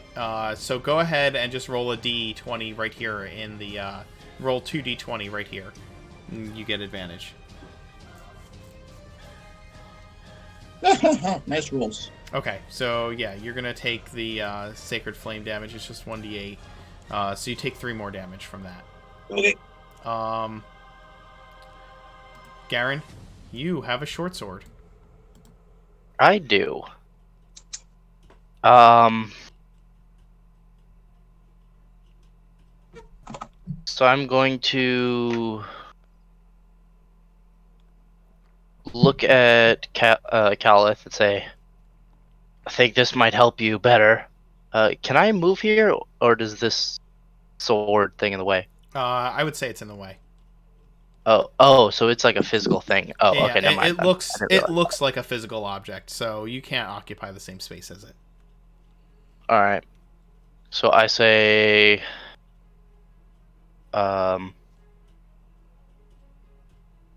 Genevieve, take this, and I hand Genevieve the sword. Okay. And then I'm handing it's a rusty short sword. It's just -1. It is, yeah, it's a -1 weapon. It's a finesse weapon. It does a d6 damage plus dex modifier for you, or strength, whichever one you want to use. And what are you doing, Garen? And then using my action, I'm going to cast Witch Bolt on this one. Okay. Please hit.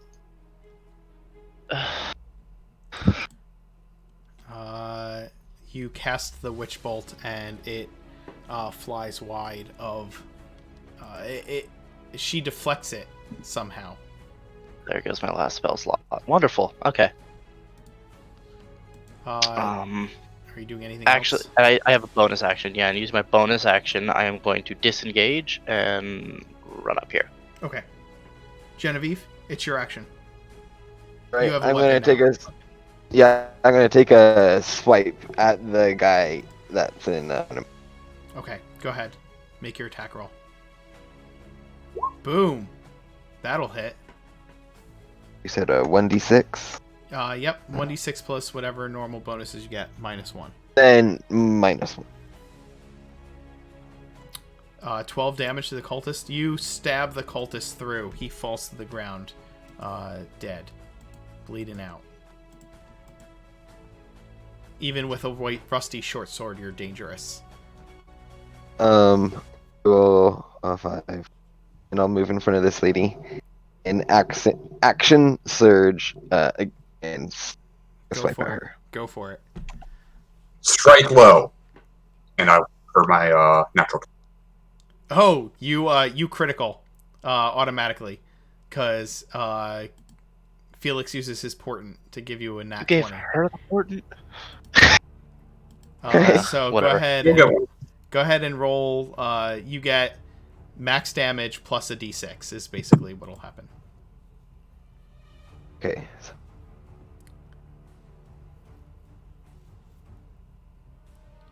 You do- 14 max damage. Okay. Plus just a 1d6 plus yeah. my modifiers and everything. No. It's your max damage plus you get to roll the die one more time. Okay. So I instead said of rolling 2d6 plus your modifier on a crit, you get max damage plus the damage die one more time. That's a crit. Okay, so do a 1d6 plus 14, right? Yes, that's correct. 1d6 plus 14. So you Bad. stab her for 18 points of damage, and she takes the blade to the gut. She kind of stumbles forward and spits in your face. You bitch! Calith? Oh, sorry. No, go ahead. What do you do? I was gonna say I'll wipe it off with my other hand and say that's not the first time I've been called that. Calith? All right. I will bonus action enter a rage, and then can I try to get my guy's weapon away, or is that not really something you can do? Yeah, you can make an opposed strength roll to try and disarm him, or you would make an attack roll against his opposed strength roll, is how it would work. So you're gonna roll an unarmed strike, which will be just a normal melee attack roll for you, and he's going to make a strength an athletics check. You let's see, athletics. Oh, I'm so sorry. I rolled 2 natural 20s. All right. So you go to grab the weapon out of his hands, and he just pulls the blade away before you can get a firm grip on it. You felt it in your hand. You had it, and it slips out of your fingers. I know, the rolls are out of control.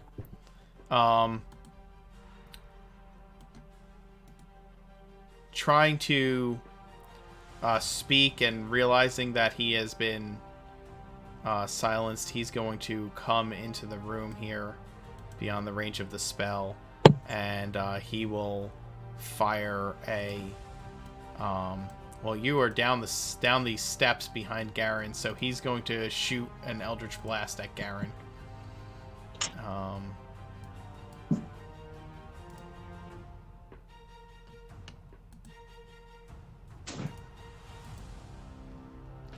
Why does it do that? Alright, so I'm just going to make 2 Eldritch Blast rolls. So the first one is... They both missed. Yeah, it's a 13, but I have to add in his bonus.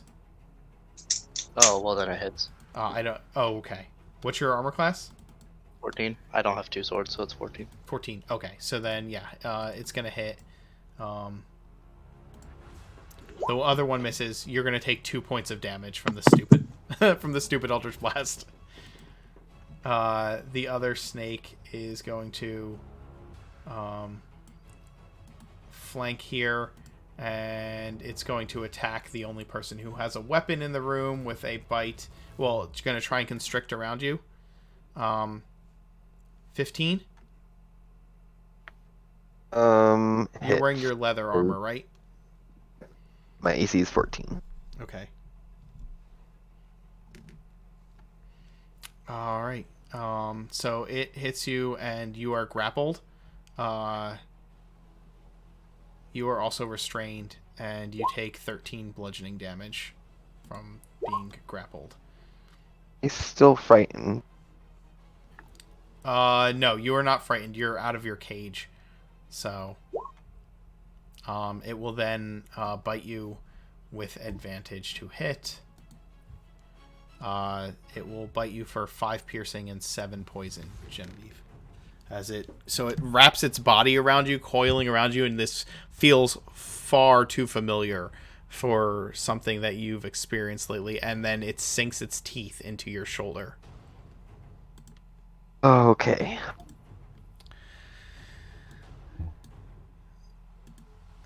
Felix. First off, I'm going to drop the silence, since that's not being useful. Absolutely.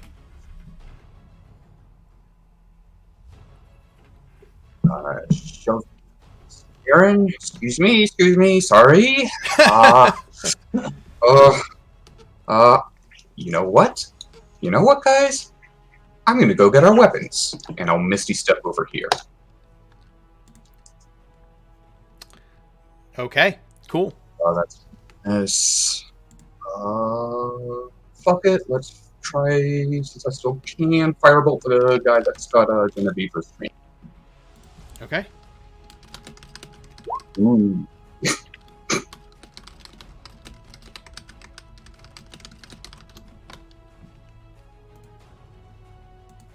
all I can do. All right. So you cast the firebolt, and it clearly misses the mark. This is 6.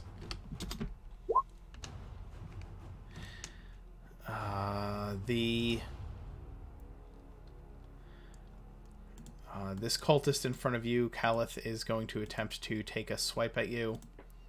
14 will miss, I'm sure. Yep, 16 is my armor class. Okay, it's going to move around you so that the other guy can come out the door and help. That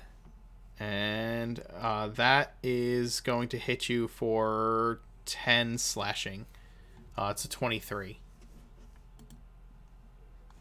Okay. 10 take... is the natural, so 5. Yes, so 5. Yes, that's correct.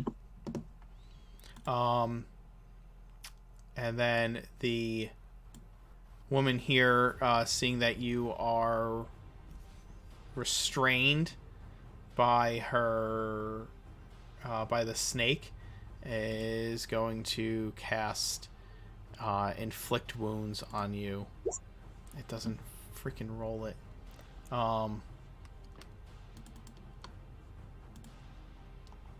So it's going to have advantage to inflict wounds.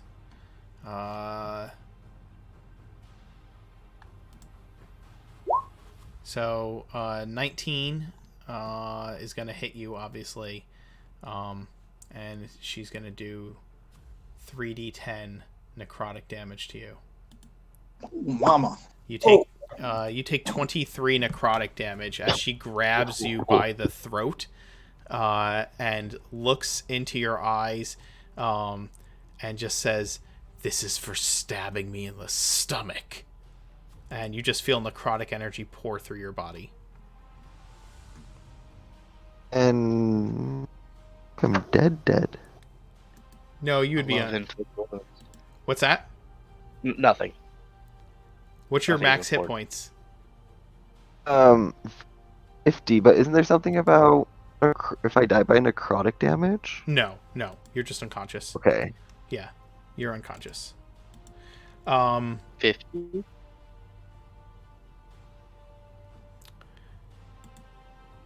Garen, you see Genevieve fall limp in the coils of the snake being. How messed up is this woman looking after she took a sword to the stomach? Oh, she's past bloodied. Oh, okay. I cast Firebolt on her. Okay. Never mind. I get. All right. Yeah, the 10s are just killing you guys. And then after that misses, I'm going to. Can I run up to her and grapple, or is that already my action? You're gonna have to. So you used Firebolt, right, as your action? Yeah. Yeah. That's my So you action. have a bonus action. Okay. You will have to try and pull her free of the snake creature, because she's still wrapped I'm not. up. I'm not trying to grapple her. I'm trying to grapple her. Oh, yes, that would be an attack. So you'll have to do that as your action next round. Okay. Yeah. Thought so. Genevieve, give me a death save. You can use a hit die.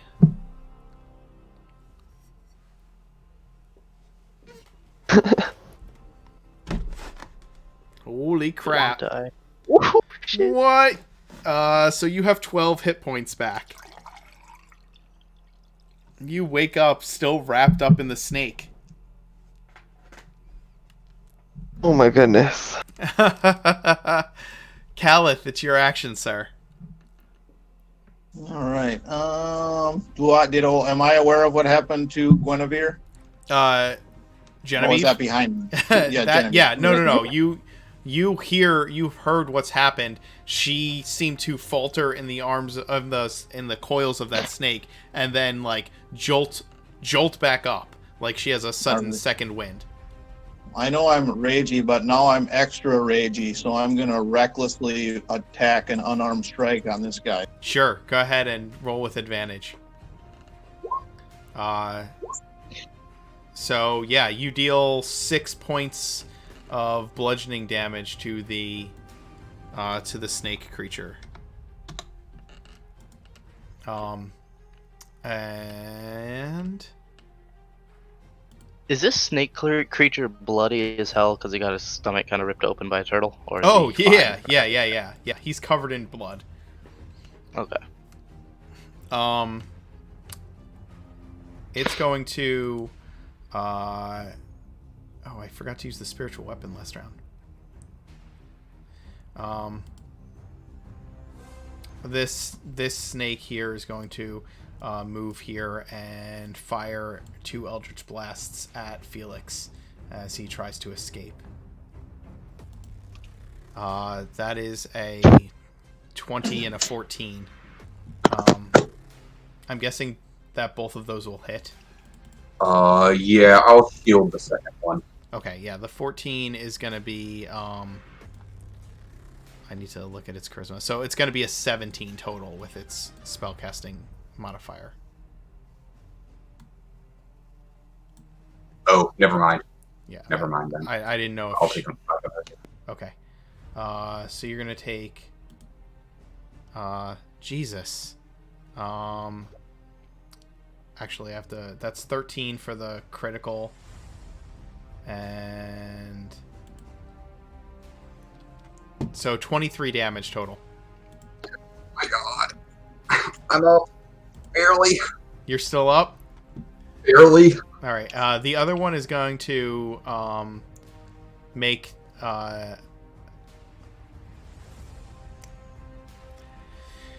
It's not a stupid creature. It's gonna bite Genevieve twice. The first one is a 23 to hit, and the second is a 11. So the 23 to hit will deal 4 piercing and 11 poison. Which one attacked her? Actually, Sorry, I was. the one that's wrapped, that has her wrapped up. Actually, he has disadvantage against rolls, not against me. Oh, then it's just a regular attack, because normally it would be an advantage against her. So it's a 7 to hit. So he misses you twice, Genevieve, even though he just like bites your armor both times. Is it anyone within 5 feet of you, Calith? No, it's only the person that I hit. If I have to hit it's them, the last. with the It's the last person that you attacked. Okay. Yeah. Felix. Keep going for the weapons, I guess. That door's open. That door is open. Yes. And I'll show you the rest of the room because you can. You'll be able to see it. So. Oh. This is like a kitchen in here. Okay. There's like a pantry and everything. All right, that was my movement. I see our various weapons and Horus in here. Horus is in there, as well as some torture devices. Horus is strapped to the table and unconscious.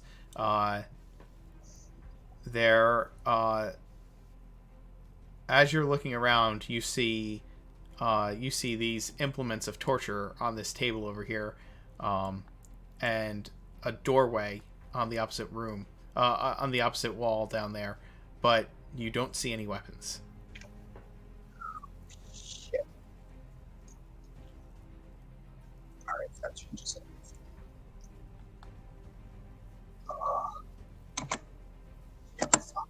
Shit.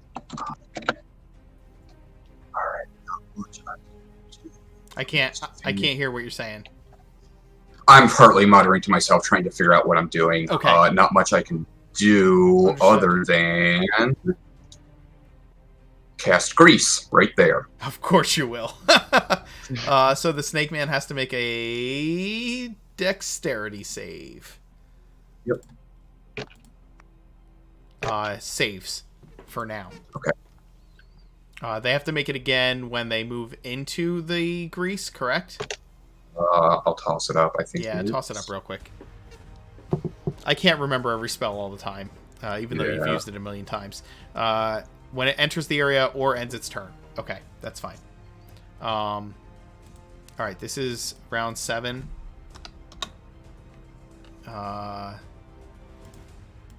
Calith, these 2 cultists are going to make attacks against you. That's a miss. They all have advantage because I attacked. Yeah, that's fine. He rolled a 7 and a 5. That's still going to be a miss no matter what. The other one is going to roll a 14 is his highest roll. Okay, that misses. Okay. So the 2 cultists there attack. She is going to move her spiritual weapon, attack you, Caliph, with her spiritual weapon. So that's going to be a d20 plus 3, which will hit, and it's going to do a d8 damage, which is 4 plus 3 is 7. So 7 magical damage. That will be a reaction shield. Okay, yeah. So that is going to bounce off of your shield as it attempts to strike you. She will then sacred. She's gonna sacred flame on Genevieve. So she gets advantage. That's gonna be an 11 plus 3. That's a 14. That's my AC. Okay, and sacred flame does a d8, so you're going to take 7 damage from the sacred flame. Garen, It is your action. Is Genevieve still awake? Yes. Hanging. Okay. Eerily. Mm-hmm. Barely. I want to kill this woman, so firebolt again Okay. on her. Hit, Please, damn it. thank There Christ. it is. So Fine. 9 damage to her. You deal 9 damage to the female cultist as the flames, as the flames from your firebolt slam into her face. You hear her scream, and she stumbles backwards and falls on the floor.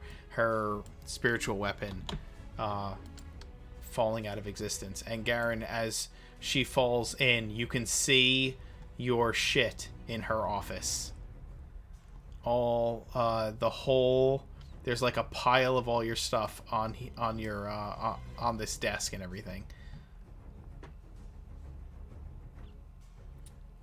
After seeing that, I am then going to move here and try to pull Genevieve in here with me. All right, you're gonna have to. That will have to be an action. I'll have to be okay. Now, if that's an action, then I will move in here, and at least pick up my 2 swords.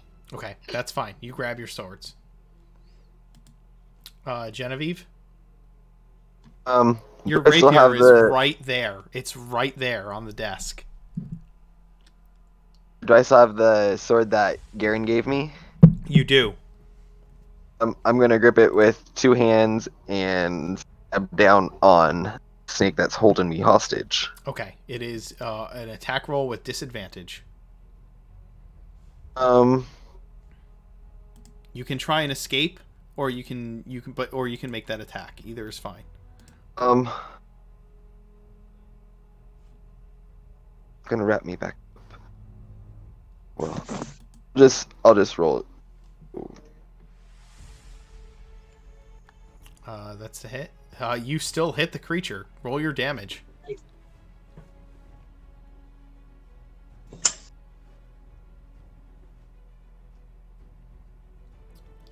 11. Yeah, you stab back into it, and you hear it cry out, and begin spewing words in Draconic. And for my bonus action, I would like to use second wind. I assumed you would. So you go ahead and roll your hit points for second wind. Calith, it is your action.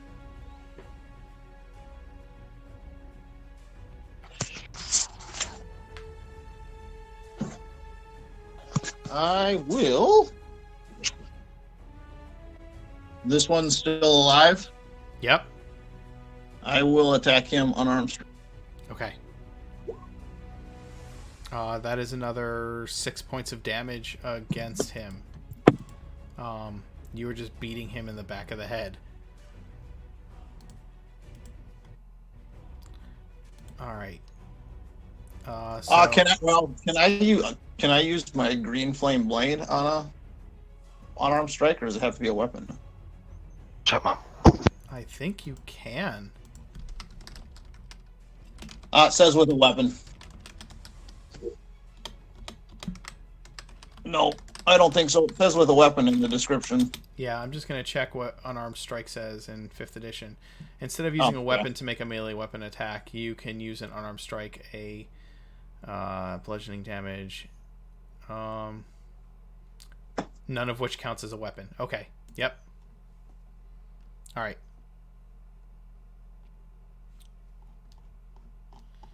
That is fine. Somebody remind me to buy some brass knuckles I can hide in my underwear for the future. All right. The Snake Man is going to move out of the grease. And is going to fire 2 more Eldritch Blasts at you. Felix. So that's going to be a 21 and a 16.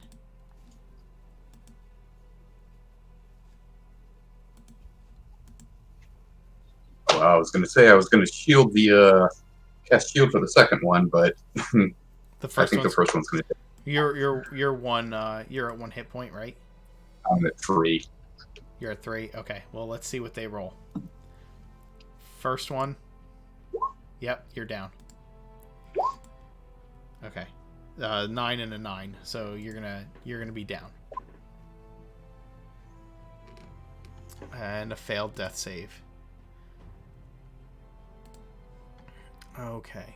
The other snake is going to attempt to bite Genevieve twice. The first one is going to hit. They're both going to hit, even with disadvantage. They both hit. Genevieve, you're going to take 10 from the first one and 8 from the second one. And I'm out again. Oh, you have resistance to the piercing damage for both of them. So you're going to take 7 from the first one, and you'll only take 4 from the second one. Okay, so 7. Oh, I take 11. Yes. Okay. Calith is protecting you with his punches. Oh, thank you, friend. Well, my ancestors are protecting. That's true. My reaction to parry, attack him back. Yeah, it would have disadvantage, but you can do it. You can get Yeah, your sword up between I'm gonna its give teeth. it a shot. Yeah, go for it.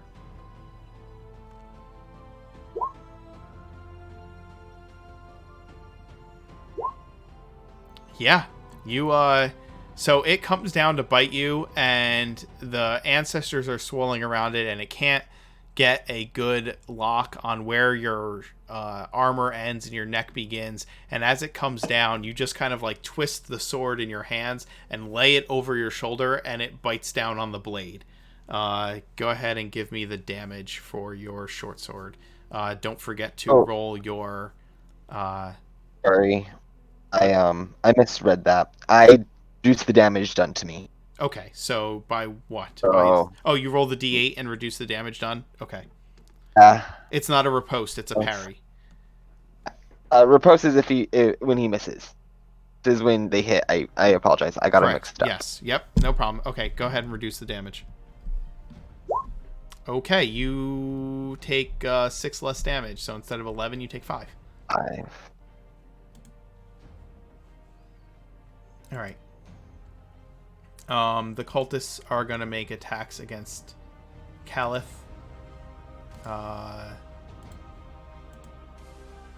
That's going to be the first one's going to deal 7 slashing damage to you, Calith. It rolls, well, I'll say this. It rolls a 20 to hit you. Okay. So you'll take 7 after the half, okay? I'm already having it. It would be 14. Yep. The second one attacks, and it rolls a critical hit and rolls 14 damage on the crit. So 7 again? Yes, so 7 again. Or 4? Okay. 14 total. Got it. Garen, you have your swords back, man. What are you doing? Do I have my sheaths on me, or did I take those off? Like, when I was giving everything back, did I just take out the weapons and give them to him, or did I keep the sheaths on me? What would you have done? What would Garen have done? Would he have just taken his belt off and thrown it on there, or would he have pulled his swords out? I don't know. Garen would have pulled the swords out and given them. Then your sheaths are still being worn. Yep. Alright, then he's going to sheath his longsword. Pick up Calith's axe. Okay.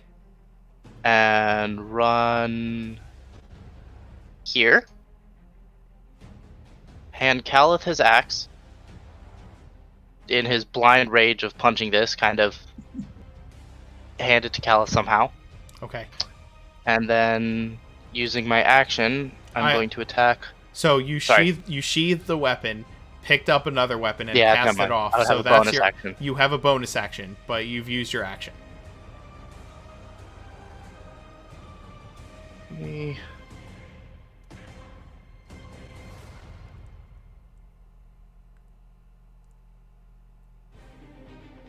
Then I guess I will just draw my other one. So I now have both my weapons up. Okay, that's fine. And that's my turn. Genevieve?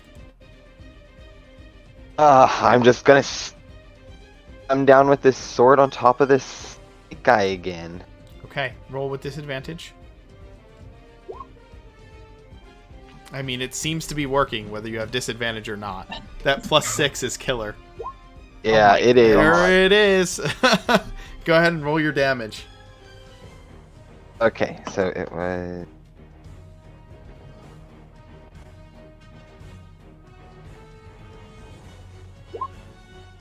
And 10 damage to the creature. He's starting to think that holding on to you is a really bad idea. Calith, you have your axe. I have my axe.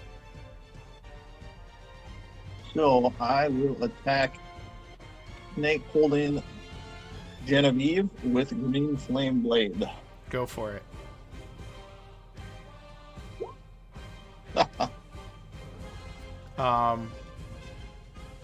You swing your axe at the snake creature. And let's roll a D100 to see what happens. You swing your axe at the snake creature and you miss completely. All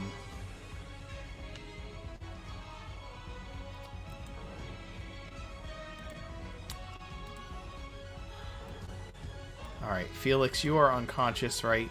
So. Yep. The snake creature is going to turn and fire Eldritch Blasts at Garen. So the first one is a 19, and the second one is going to miss, slamming into the cultist next to you. Hey. Well, that That's 19 not very definitely hits. Okay. You're going to take 9, and so is the cultist behind you. Just starts firing off shots of Eldritch Blast. The Yuan-Ti here, Genevieve, it's going to release you from its grasp and turn and attempt to constrict Calith. That is a 7. Actually, it has advantage because you're flanked, so it's a 21 to try and constrict you. And you're going to take 10... That's just armor class? Yeah, it's just against armor class. Okay. It's going to take... You're going to take 10 bludgeoning damage, so you'll take 5, and then it will bite at you and miss with the bite.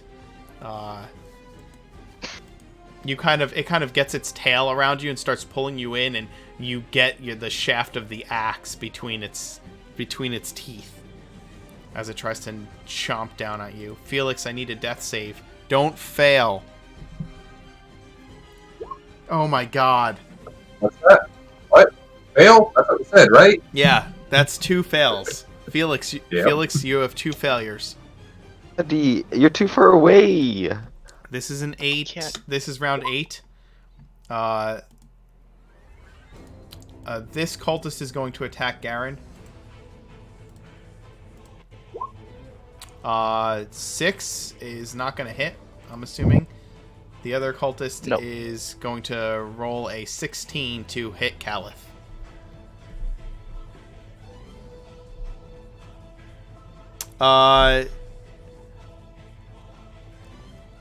Felix, you have a success, by the way. You have 1 success. Ooh. Thank you. You can thank Dio. Thank you. All right, so Calith, 16 hits you. I know it hits your armor class, right? That too. Yes, that does. All right, then you are gonna take 7 slashing damage minus halved, so you'll take 4 slashing damage. Felix, you've got some more backup in chat. They gave you another success. So now it's a 50-50 chance that you die. I guess it was always a 50-50 chance that you die, but this one will determine whether you die or stabilize. Thanks, guys. This is great. They are Yeah.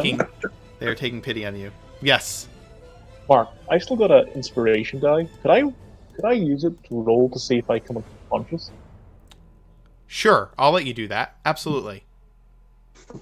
What kind of roll do I need to make? Make a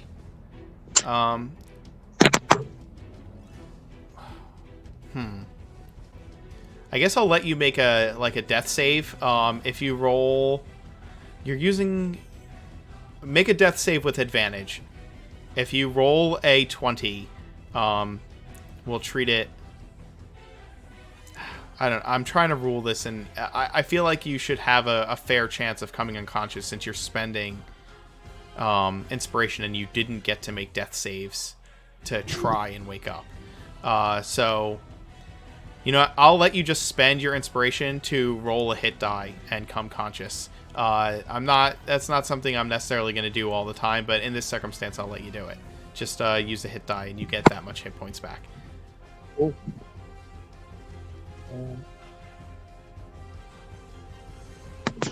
Alright.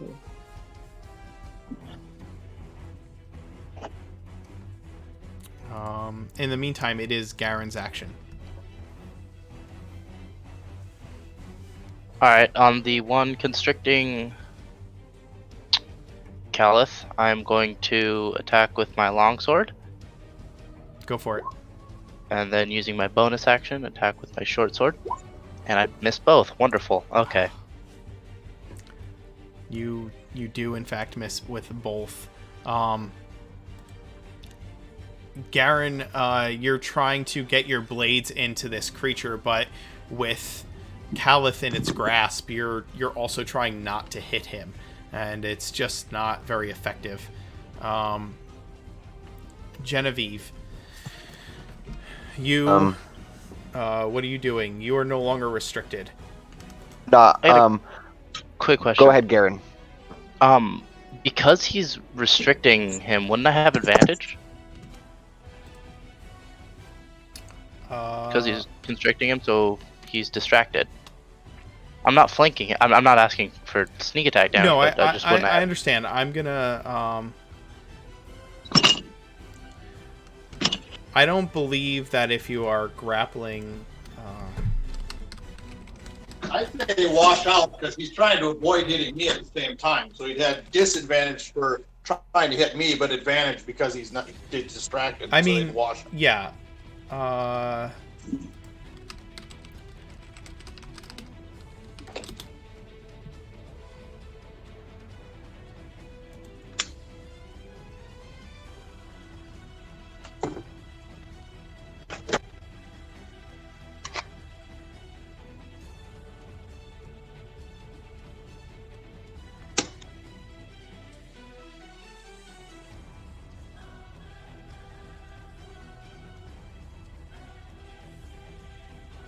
Did I lose connection, or is no one said anything? No one's saying No. anything. I'm reading up on Grapple. No worries.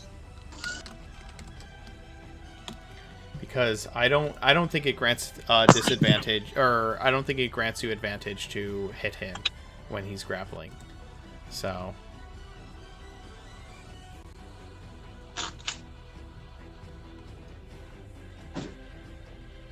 Done. yeah. I sword lays in wanted to the room still. What's that? Say that again, Genevieve. Is my rapier in the room still? Yes, it is. I really, really want to go grab it, but I'm just gonna turn around and take a slice back of the snake. Okay. Ah. You're gonna miss for the first time now that you're not grappled and don't have disadvantage. You do? Oh, well, no. Because Calith is technically restrained, he does not offer flanking to you. Would I? If she sidestepped one step over, She yeah. says that, okay. I'm going to test the waters, and I'm going to walk away to go get my stuff. All right. It will. I don't think that it can take. I don't think it can take an attack of opportunity against you, considering it is facing the other direction and has Calith grappled. So I would say that it would have to let go of Calith to attack you. Okay. And then I'm guessing grabbing my rapier and dropping this one is an action. Well, you already took an attack, so. Oh. No, you can drop that. Like, you can't sheath a weapon and draw a new one as a as a part of interacting, but you can just drop a weapon and grab another one. That's fine. Okay, then I'm going to do that. I'm going to drop this rusty one and grab my untouched rapier. Absolutely. Turn back around and get ready. Calith, it is your action. And I can escape or attack. You can escape. You can escape, which is going to be a contested. No, you're going to have to just roll an athletics check against his difficulty, or you can attack with disadvantage. I'm going to attack. Okay. No, that's going to miss. You just can't maneuver quite right. Horus, you have awoken, strapped to kind of like lying on this stretcher table. The places where the snake has bit you have been wrapped. It looks like they are preparing you for some kind of ritual, as they have painted things all over your shell. Can I break free of the table? Yeah, you can absolutely break free of the table. Just give me an athletics, like a strength. Well, yeah, just an athletics roll. That's actually good enough. You are not like bound very tightly. You are able to kind of pull free of the leather straps that are on the table. Was that my action? Technically, yeah. Okay.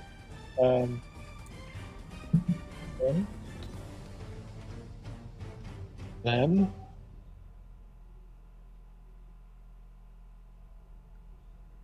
I would like to bonus action rage. Okay. No, I'm not in combat yet. Yeah, I can bonus action. 30 feet.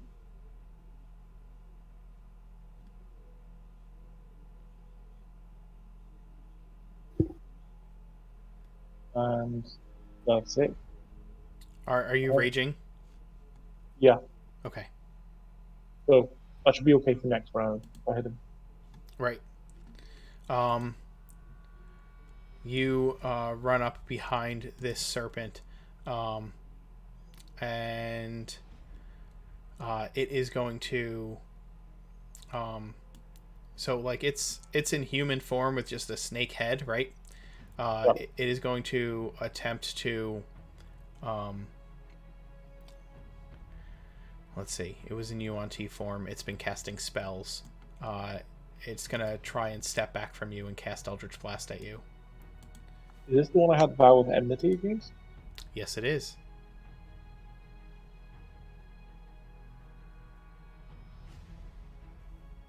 Are you taking an attack of opportunity against it as it steps back? Yeah, absolutely. Okay. I'm going to have advantage on it because of my vow. Because of the vow. Yep. How long it takes. Execution for 1 minute. No, I don't have the vow. Okay. Actually, has it been a minute since he started that vow? Oh, you. No, It's been 10 rounds. it hasn't been a minute. We've been counting down the cultist, remember? Yeah. Okay, then I have advantage. Yeah, you have it. Wait, why am I helping him? He wants to kill us. I'm Priorities. surprised he didn't stomp on Felix on the way by.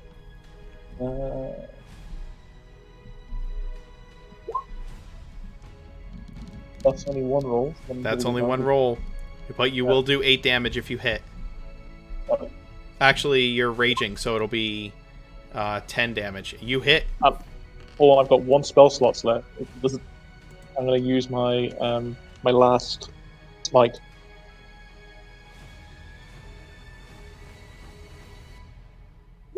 Holy shit. Oh, All right. So, you all suddenly hear the turtle, the turtle paladin, kind of rush out of this room. It runs up behind the snake. The snake backs up, preparing to cast Eldritch Blast on it, and the turtle just rips into this thing. Like, both claws into the chest and tears the thing almost in half, and it falls to the ground in a bloody heap. The turtle is covered. You're not sure what it's covered in. There's paint all over it. You think it's paint. There's red markings all over it, and now there's just this gush of UNT gore that engulfs the paladin, and he just stands there raging. Felix, give me that last death save, one way Do I or have the to? other. Yeah. Oh my god! Thank God.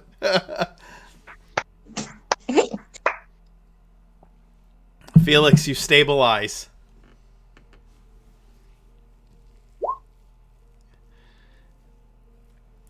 You're stable. You're not conscious. You are stable. right. Yep, right, you're at right, 0. So this is round 9. Your oath of enmity would go away in one more round.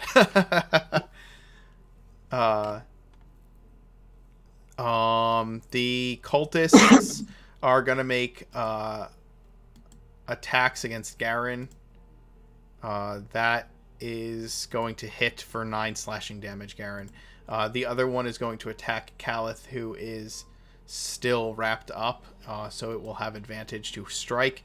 That is a 17 to hit you, and you'll take half of 6, so you'll take 3 slashing damage, Calith, as the cultist continues to stab you in the arms of the UNT priest. Did you say I take 9? Yes, Garen, you took 9. My AC is 15 now. Does that change it or no? It was a 22 to hit. Oh, does not change anything. Yes. I am hurting. Yes. Yeah, Badly. I figured you would be. So am I. Genevieve, the cultists are slashing into your friends. The UNT priest has Calith in a death grip. You saw Felix go down, and now you have your moon-touched rapier. What are you doing? I rush up, thrust my rapier into its back. Okay, roll to... Well, first, I want to the superiority die for my fainting attack. Okay. Go ahead and roll to hit with advantage.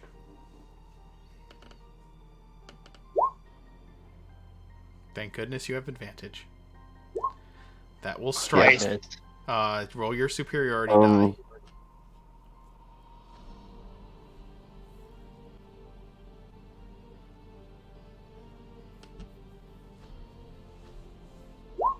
You do 17 damage to the snake creature. It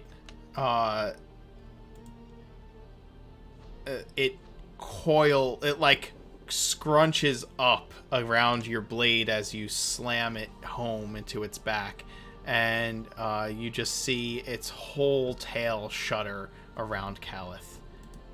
Calith, it still has you gripped. This thing just will not go down. Won't go down.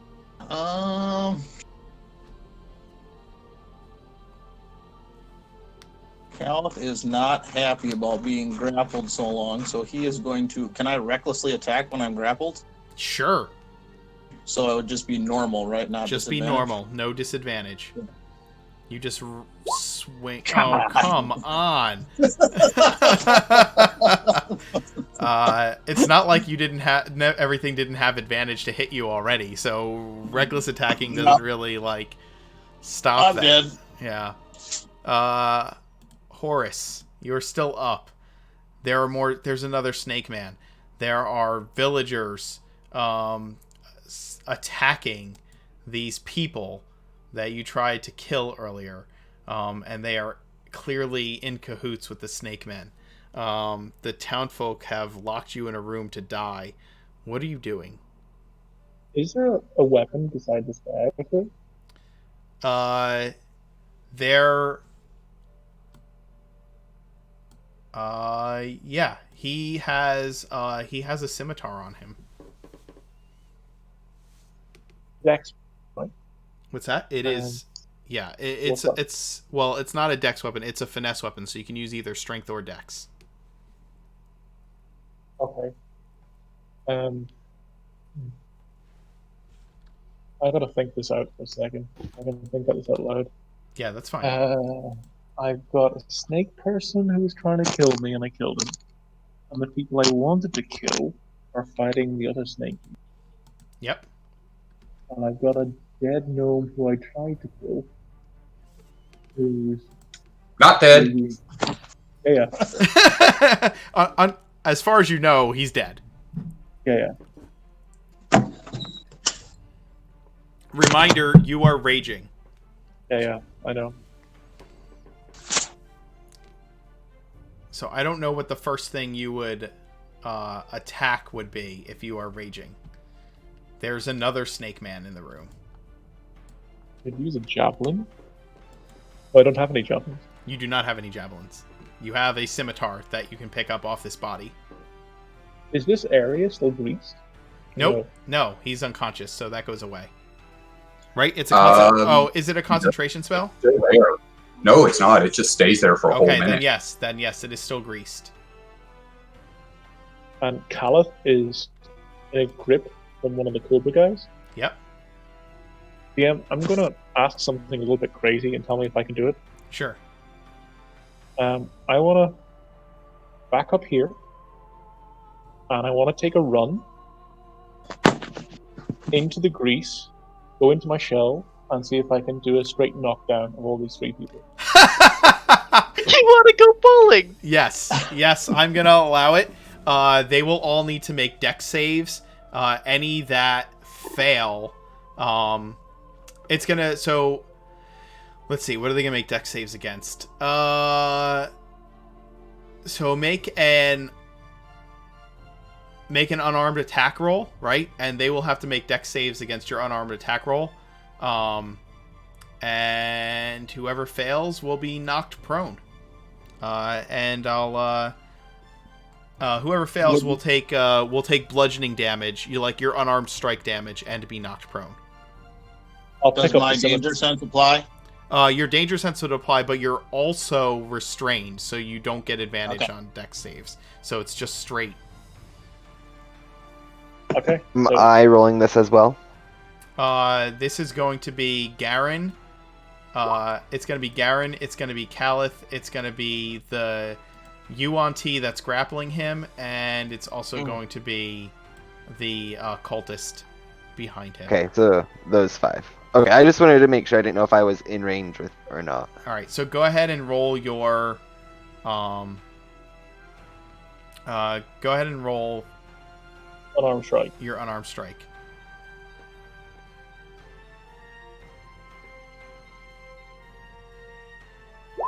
Thank Christ. Oh God. What is with the shitty ass rolls tonight? Nothing. Let's see if this cultist makes it.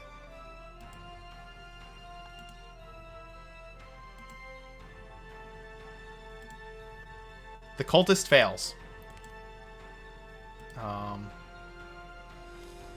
And let's try on the snake man. The Snake Man succeeds. So Calith and the Snake Man pulls Calith out of the way. Garen jumps over your shell, but the cultist here goes flying down the stairs and lands unconscious. Where should I move my... Why don't we put you right at the top of the steps? Because we'll treat it as a...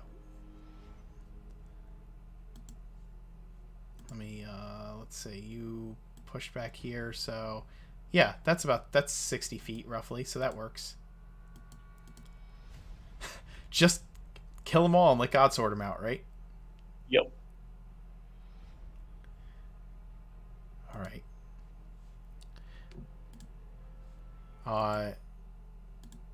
Garen, the UNT is going to take a couple of bites. Let's see. Yeah, it's going to try and bite you a couple times. First bite. The one that's still grappling him. Yeah, it's going to... I'm sorry, it's going to Okay. bite at Calith. Calith, that's a 24 to hit. It's going to do 7 piercing and 9 poison. So you're going to take half the piercing and the full poison. I'm unconscious. Okay.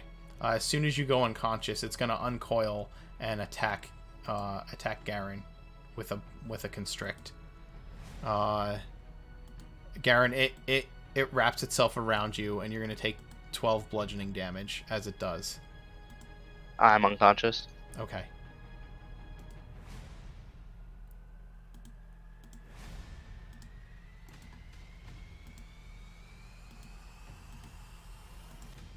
Just going to mark you guys as unconscious here. Genevieve, you're not unconscious right now, correct? Correct. I have 13 hit points left. Okay.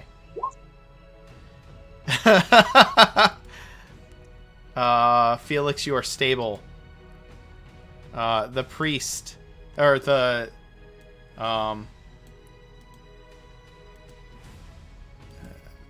this dude who has been unconscious this whole time wakes up and looks around, and seeing that all the cells are open, thinks, I am so fucked right now. He kind of wanders this way,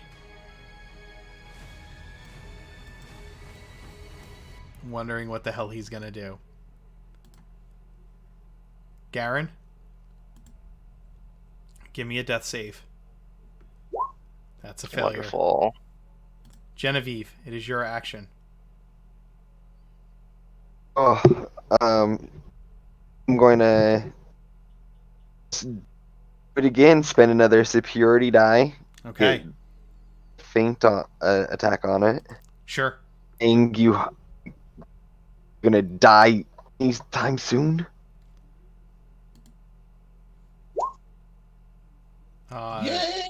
That is going to hit for 11 plus your D8 damage.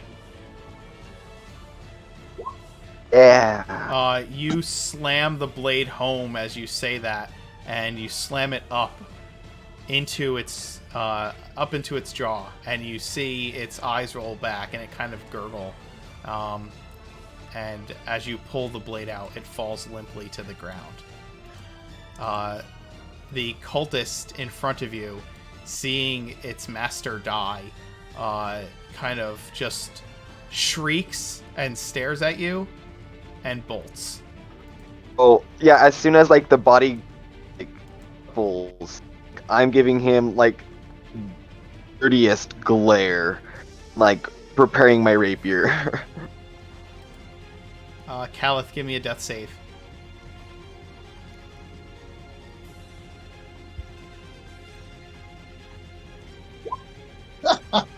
That's 2 failures. Genevieve, you get a...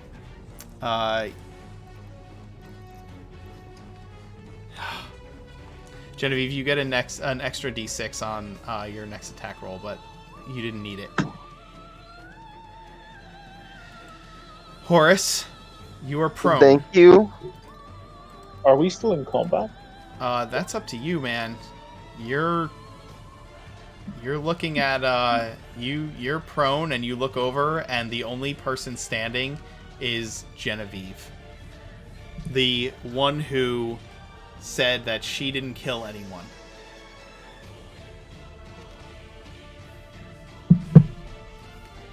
She just killed the Snake Man.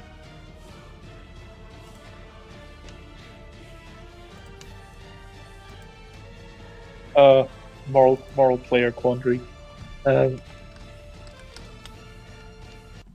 Compute.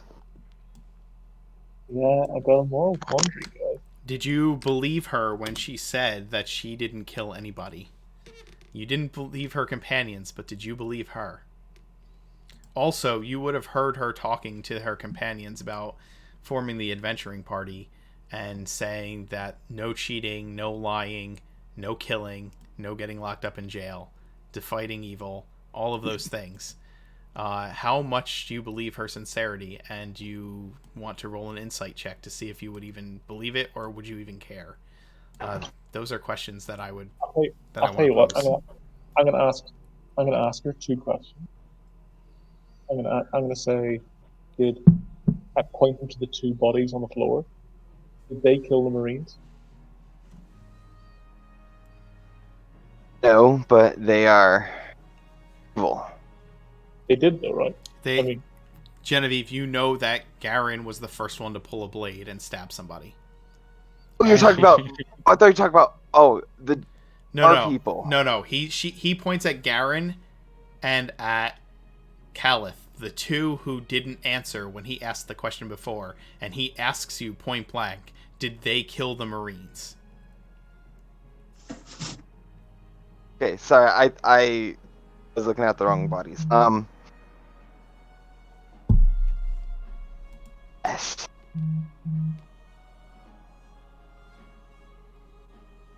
I tried to stop them.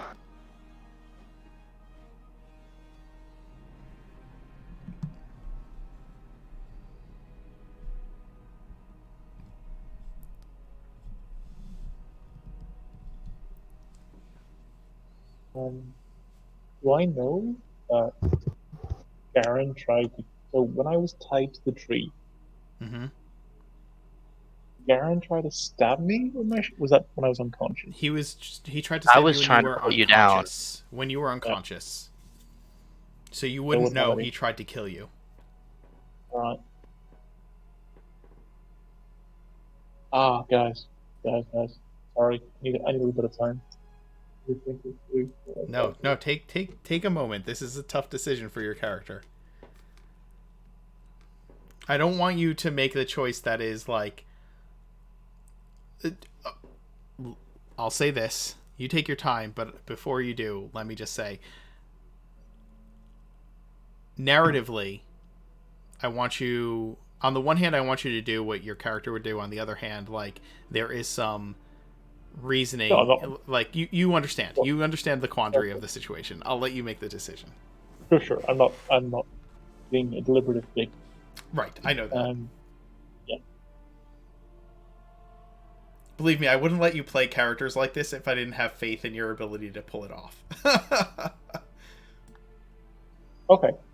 I'll say to Genevieve, I can heal one of these people. Which one do you want to heal?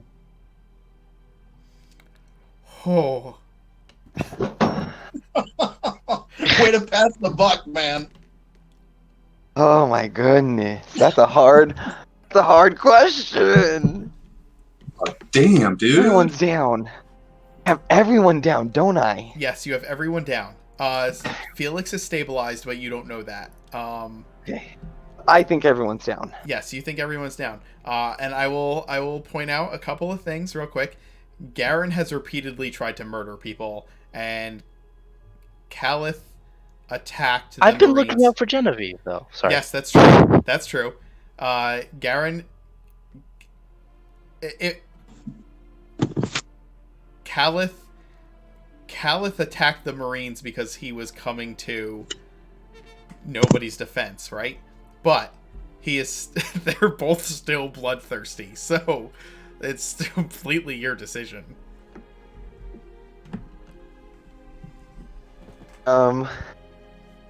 Given that we're out of combat, like, this is kind of like a bit bullshit. I could probably heal both of them, but I thought it's an interesting question. Yeah, of course it is. And she doesn't know that that's bullshit. Right, well, and we also have to factor in that she also doesn't know, she hasn't seen Felix in a while. No, she doesn't. She hasn't. Choose Felix. I Okay. didn't say Felix. I'll say I didn't say Felix. And he's like, he'll walk over to here and like stand in front of these two. Well, you asked who I wanted saved, and Yeah. I haven't seen my friend for a while.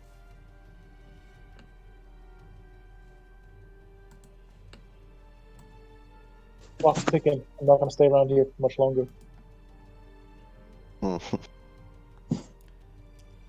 This cultist back here turns this corner and sees the two of you standing over those bodies and just goes wide-eyed.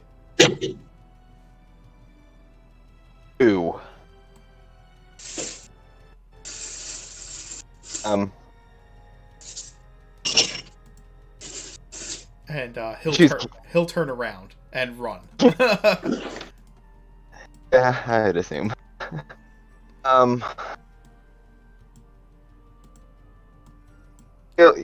Heal Caliph. Okay. The man there. If we're out of combat, DM, I'm going to heal myself 14 points, and I'll heal Caliph 1 point with Okay. lay on hand. Garen, I need you to make 2 more death saves. How many have you made? Or how many One. death saves have you made? You've made 1. All right, go ahead and make another death save. Okay. Genevieve, you can try to stabilize him. I will. Yes. Go ahead and give me a medicine roll.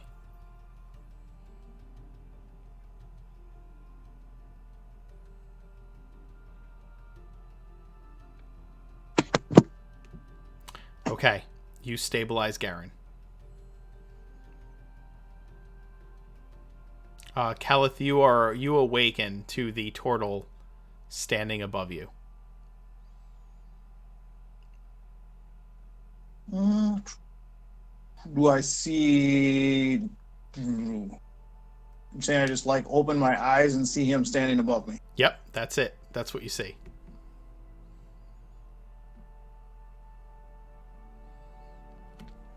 You like come to. I will like roll away to here and like put myself in a ready stand. You're not raging anymore. Remember, you went unconscious. Correct. Yep. Nope. That's right. Garen, you are unconscious but stable. And Felix, you are unconscious but stable. I would like I have, to. and I have 1 hit point. Is that correct? You have 1 hit point, yes.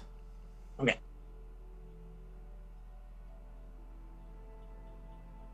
Since I'm awake now, since I'm alive, I'm gonna say all our stuff is still in that room. And Well, you some just of us stable have there, healing. not awake, right? Garen, You're stable, not awake, man. Garen, you're still unconscious. You're just stable. I'm still unconscious. I'm just stable. Yes. I wasn't gonna say anything until now, though. I want to go and Felix. Grab him. Okay. You can go check on Felix, and you find that he is... As she starts to leave, I am going to say, "What the hell is going on?" Oh, sorry. Before I leave, I wanted to say, be still. I think we're okay for now. Horace, I don't know if you remember, but I asked you to make a perception check when you first entered that cell.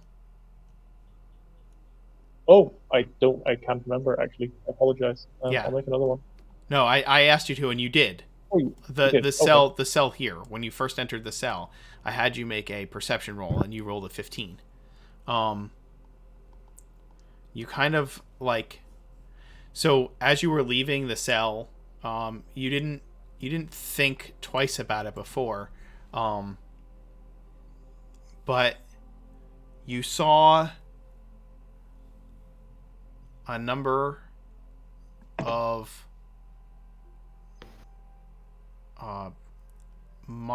muddled black flakes on the Oh, fuck. around that cell. and it didn't occur to you what they could have been until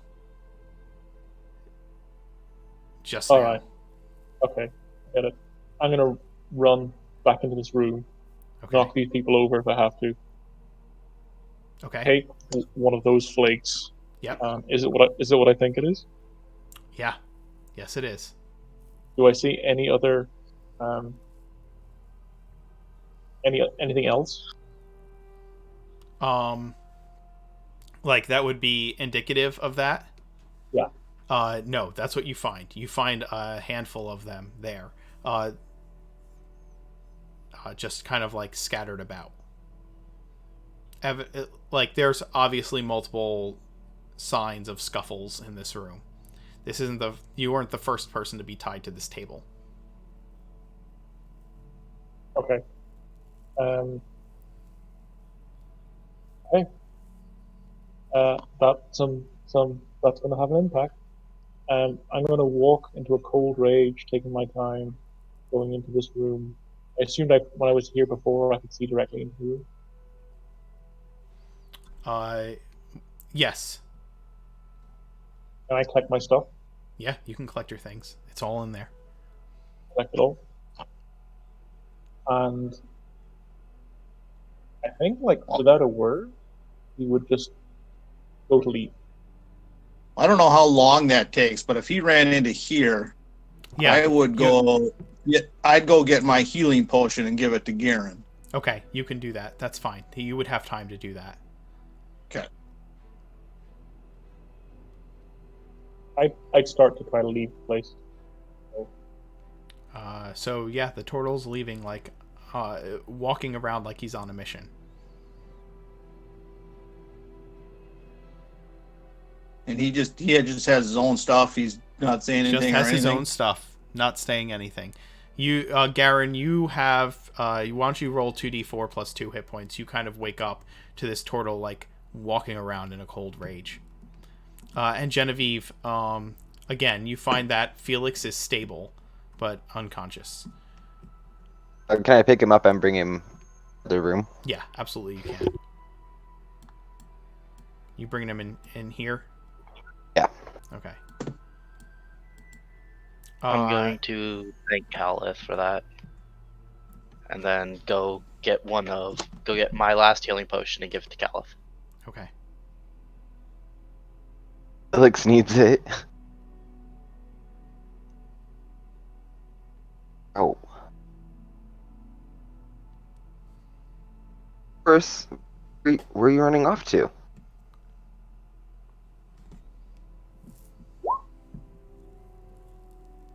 He's not there.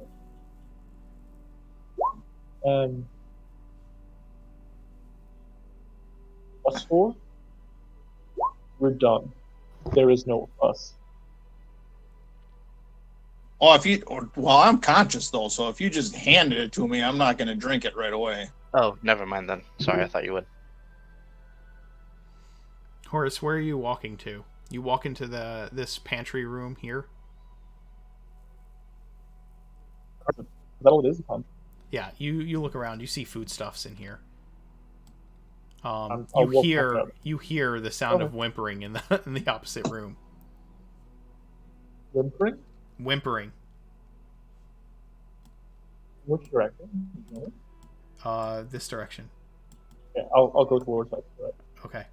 As you move into that room, you see one of the townsfolk who had been in that pile of combat kind of cowering in a back corner of this room. And as you walk in, you just hear him kind of mutter, please don't kill me, don't kill me. Yeah, so I'm going to say, I'm just going to nod my head and chop him with my greatsword. And he goes down in a heap of just pathetic death.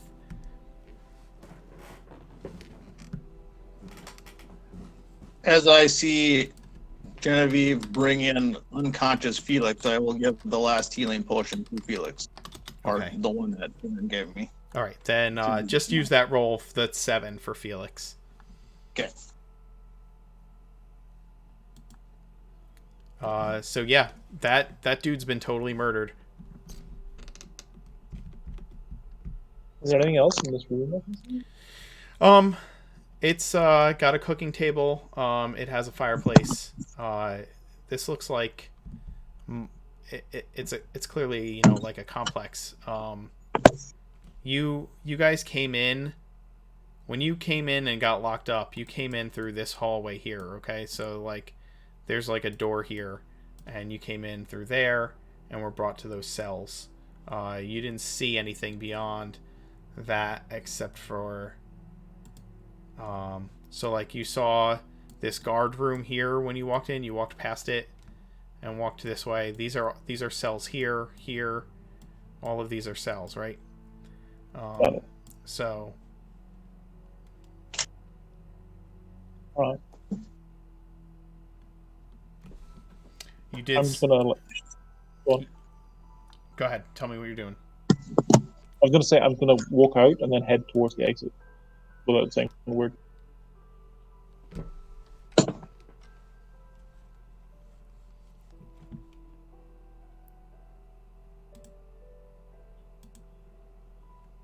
I'd keep an eye on him, but I wouldn't say anything. And you go on. go ahead. No, you go.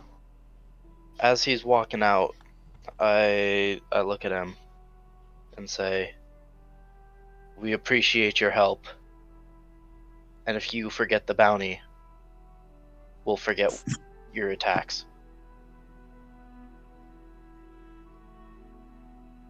He'll stop for a moment, look back over his shoulder, and keep walking. I also wanted to add in, possibly make us great. Aid. What'd you say? You have to say it again. It totally Right. cut out. Genevieve would have also added in, you could make us even greater. Could stay. You can make us even greater and stay. Is that what you said? If he stays.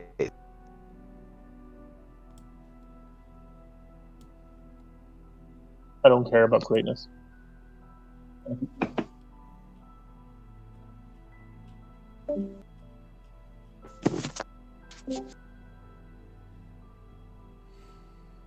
All right. You guys gather your things and you watch as he leaves or starts walking towards the entrance that you were brought in through. Like a man on a mission.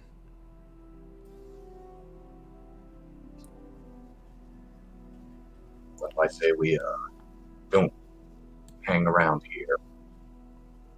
I'm gonna start following. Loot the bodies real quick. Yeah, especially priestess lady. Is this I guy thought still I here? wanted. Yeah, he's still there. He Okay. was hiding. I can see him. You see him now. Okay.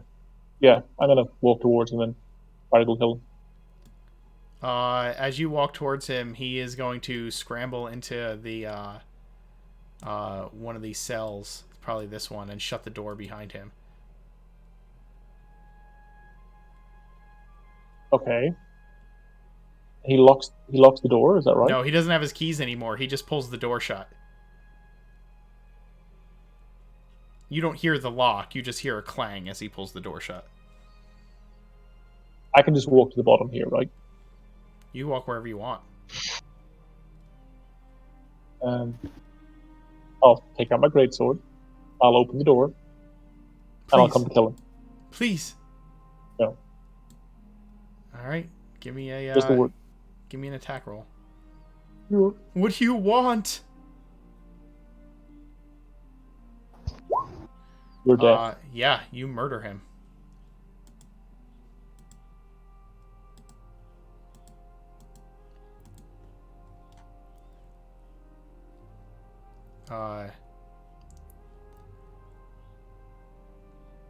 Okay. Felix, hold on. All right. Felix, what are you doing? Just make it. Garen, Well, now I'm walking back Garen, Calith, Genevieve, tell me what you're all doing. I would like to the bodies. These three, anyways. All right. Garen goes and collects stuff. Okay. Yeah, collect our stuff, obviously, and then, I mean, do we? Can we tell what time of day it is? Like how long we've been in the cells, or is it we're totally underground and we just? Oh, it's just been one night. I mean, it's been like about 9 hours or 8 hours that you've been down here. It would just be getting night. That make it like the middle of the night? Because didn't we get locked up? Middle at like of the night. Middle of the night. Yep, middle of the night. I mean, what is going on with the? I mean, obviously these are the snake people from the temple we were at. What do you guys think? Why would they infiltrate here? So, how loud are you saying this? Just normal conversational tones. All right. You kill this guy.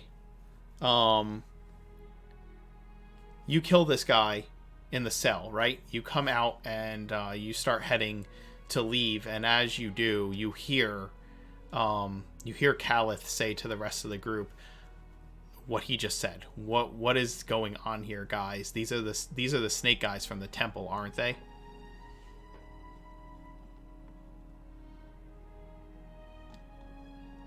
I shout, "Where's this temple?"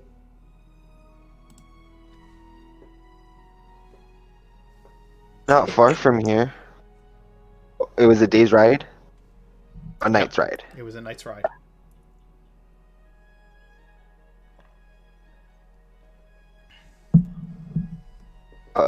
It was less than 8 hours away. Off. We're heading north. I'll walk back. I'll pull something. I'll try to find a piece of scrap paper. I'll say, "Show me." What do you know of these snake people? Why do you care? I just give him like death eyes. Why do you care? Why should we help you? You don't give me the map. We start fighting again.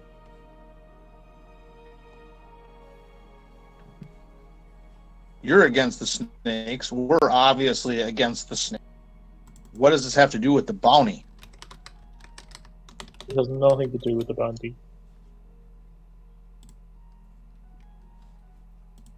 I could have killed you. I didn't. We could have killed you. Yeah, you didn't either.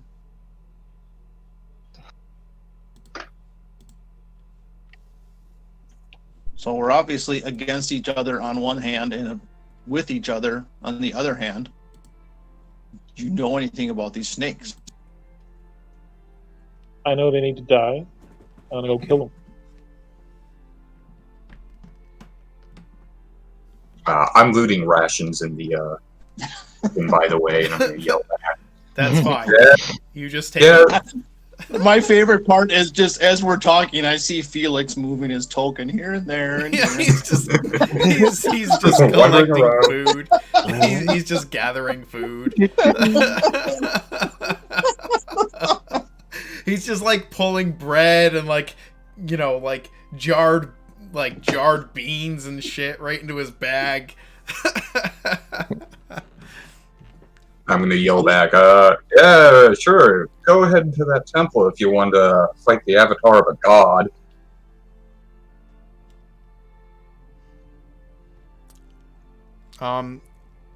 Garen, you're looting. You were looting the bodies, right? So I'm looking for gold. Yeah. All right. I was too. I need. While you guys are having this conversation, you can continue to have the conversation. I'm just gonna look for some rolls from you guys. Garen, give me 2 D12 rolls for the snake people.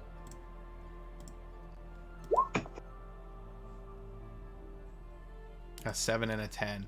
One of them is wearing gold armbands. The one that was casting the the one that was casting the spells, the Eldritch Blasts, is wearing gold armbands. They have a snake motif all around them. The other one, the one that is more snake, let's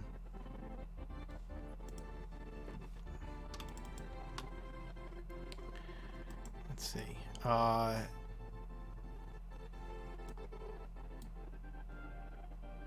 You find on them you find a crystal vial in like a bag on a like shoulder sling. It looks to contain a red potion.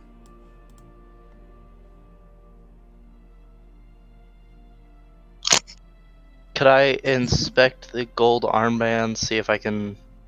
Not right detect now. possible- You're in the No? middle of Okay. Never talking mind. and stuff. So, and then I'll need wait. like 3 rolls for the cultists that are in this room. Or there's 1, 2. There's 2 cultists left. 3 cultists left in this area. So give me 3 d12 rolls. Whoever's searching the cultists. Does Yeah, that if you include the wanna one I'm by? Yeah, that includes the one you're by. Okay, Here, so you roll it, Genevieve. GD10. 12 d12s. Oh, sorry. One for D12. each cultist. A d12 for each cultist.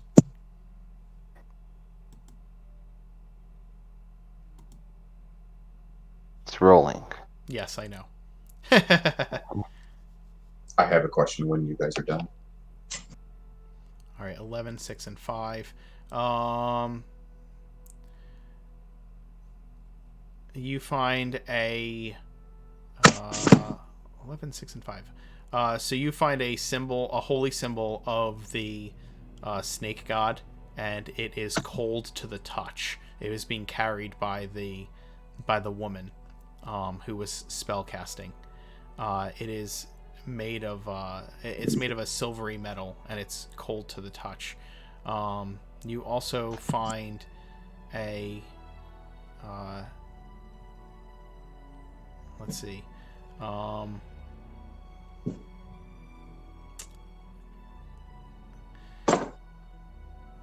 You find a carved skull covered in runes on one of the other cultists, and on the third cultist you just find about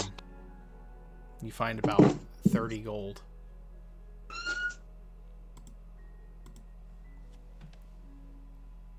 What is your question, Felix? Is that a door in front of me? Yes, it is. Oh, well, let's just open that up then. Sure.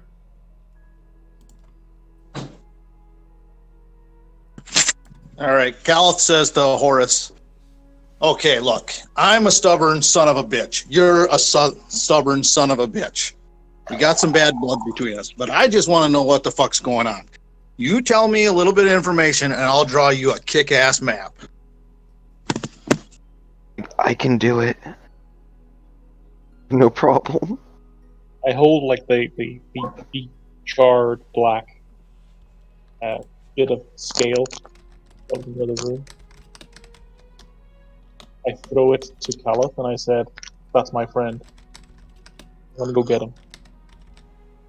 That's your friend. Yeah. Your friend was killed by the snake people? Yeah.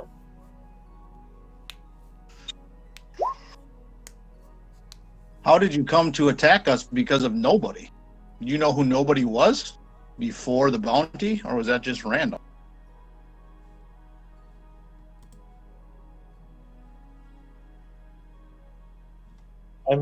I need to do something, and the way I do something, I need gold. I make gold by putting down people who need put down. You need to put down. Yeah, all right. I can understand that.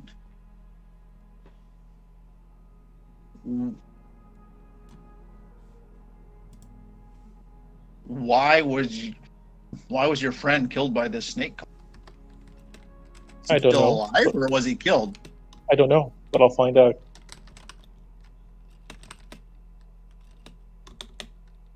Was he just a friend, or are you with a group? We're brothers. I'm sorry, I missed that. Can you repeat that, please? You're brothers. Your brother.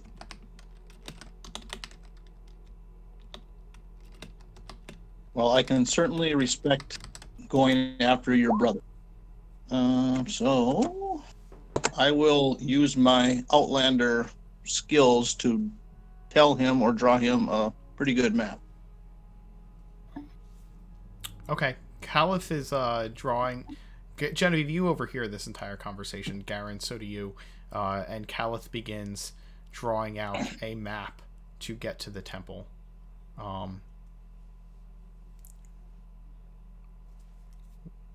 What are your reactions?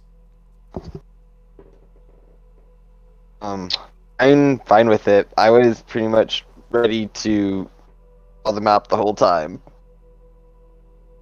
I'm like, okay, I'll let you guys just argue it out. Therapy. If you're going to that temple, Need good us. luck. You'll need it. As I'm drawing the map, I'll kind of explain my side a little bit about how my companion, all I knew was my companion was being attacked by the Marines, and I helped him out. Same way you're helping your brother.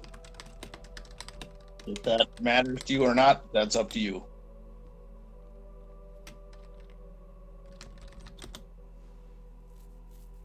I've got a question mark. I've got an exclamation point. Yeah, these. I'm sorry. That's okay. These acolytes are not the actual Cobra people. They were just normal villagers, right? They were the normal villagers. They were the normal villagers dressed in ceremonial garb. But they were actively helping the snake people. They were. Okay. I'm gonna send you a message. So these guys here were human? Yeah, the cultists were human. The snakes were snakes. Okay, I kind of missed that. And the woman casting spells was the town elder who told you that she was going to lock all of you up and sort this out in the morning.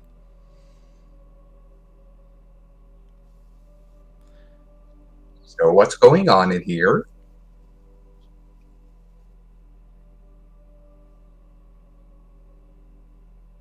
Friends? Are we? Turns out our big back friend here was just trying to earn some money on his way to help a friend.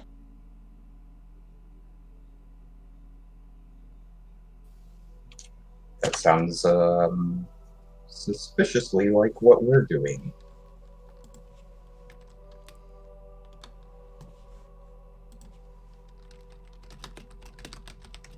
Yes, it does. That's why we're helping them find the temple of the snake.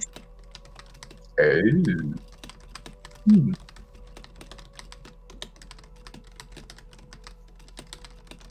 I've got some business with this village before I go. I'll just take myself. Thank you.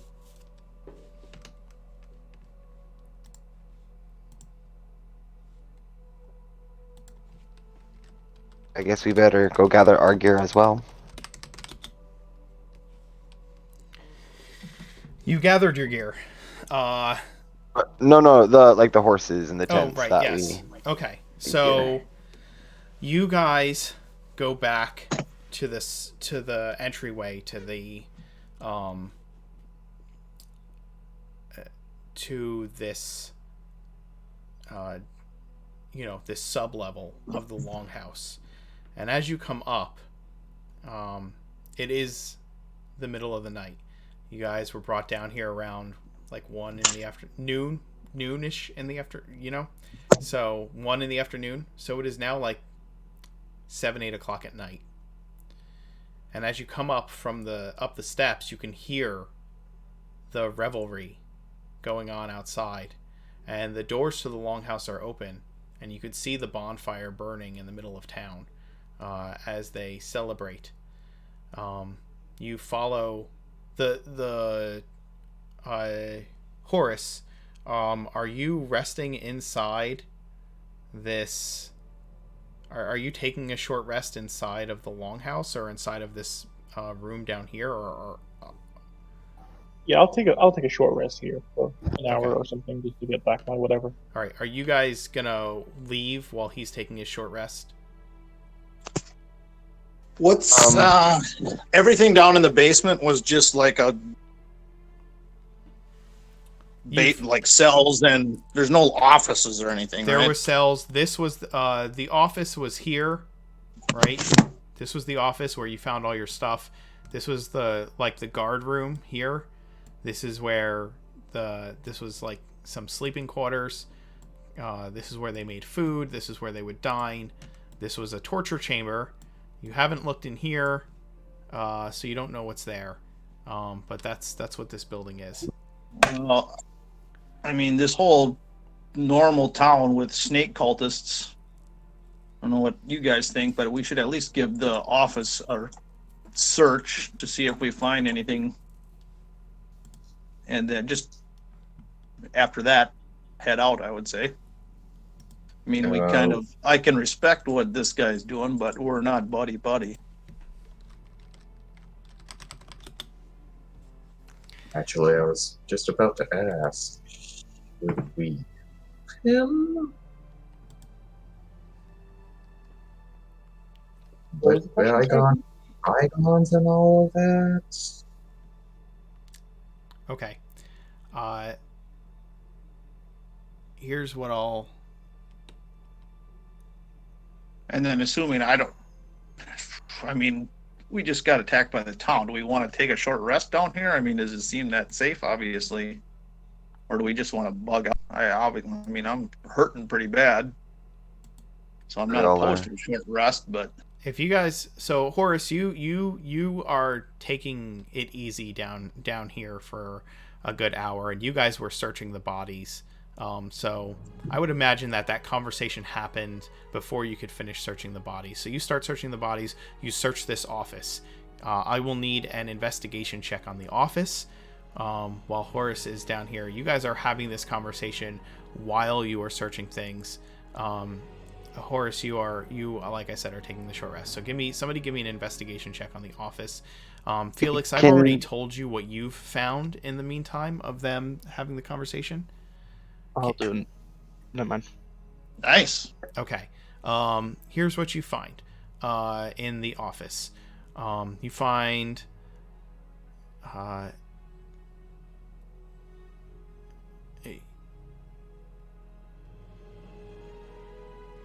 find the journal of this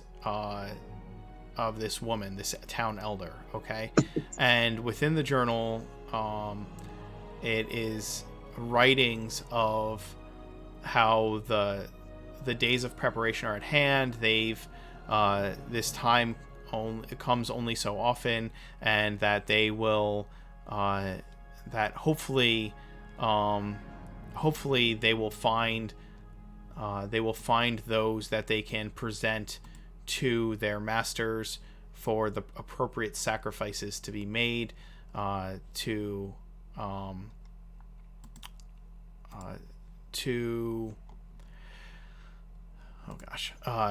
Inyoka, the goddess of serpents, that their lands will be healed and that they will their crops will grow strong and they will have another year of prosperity and health.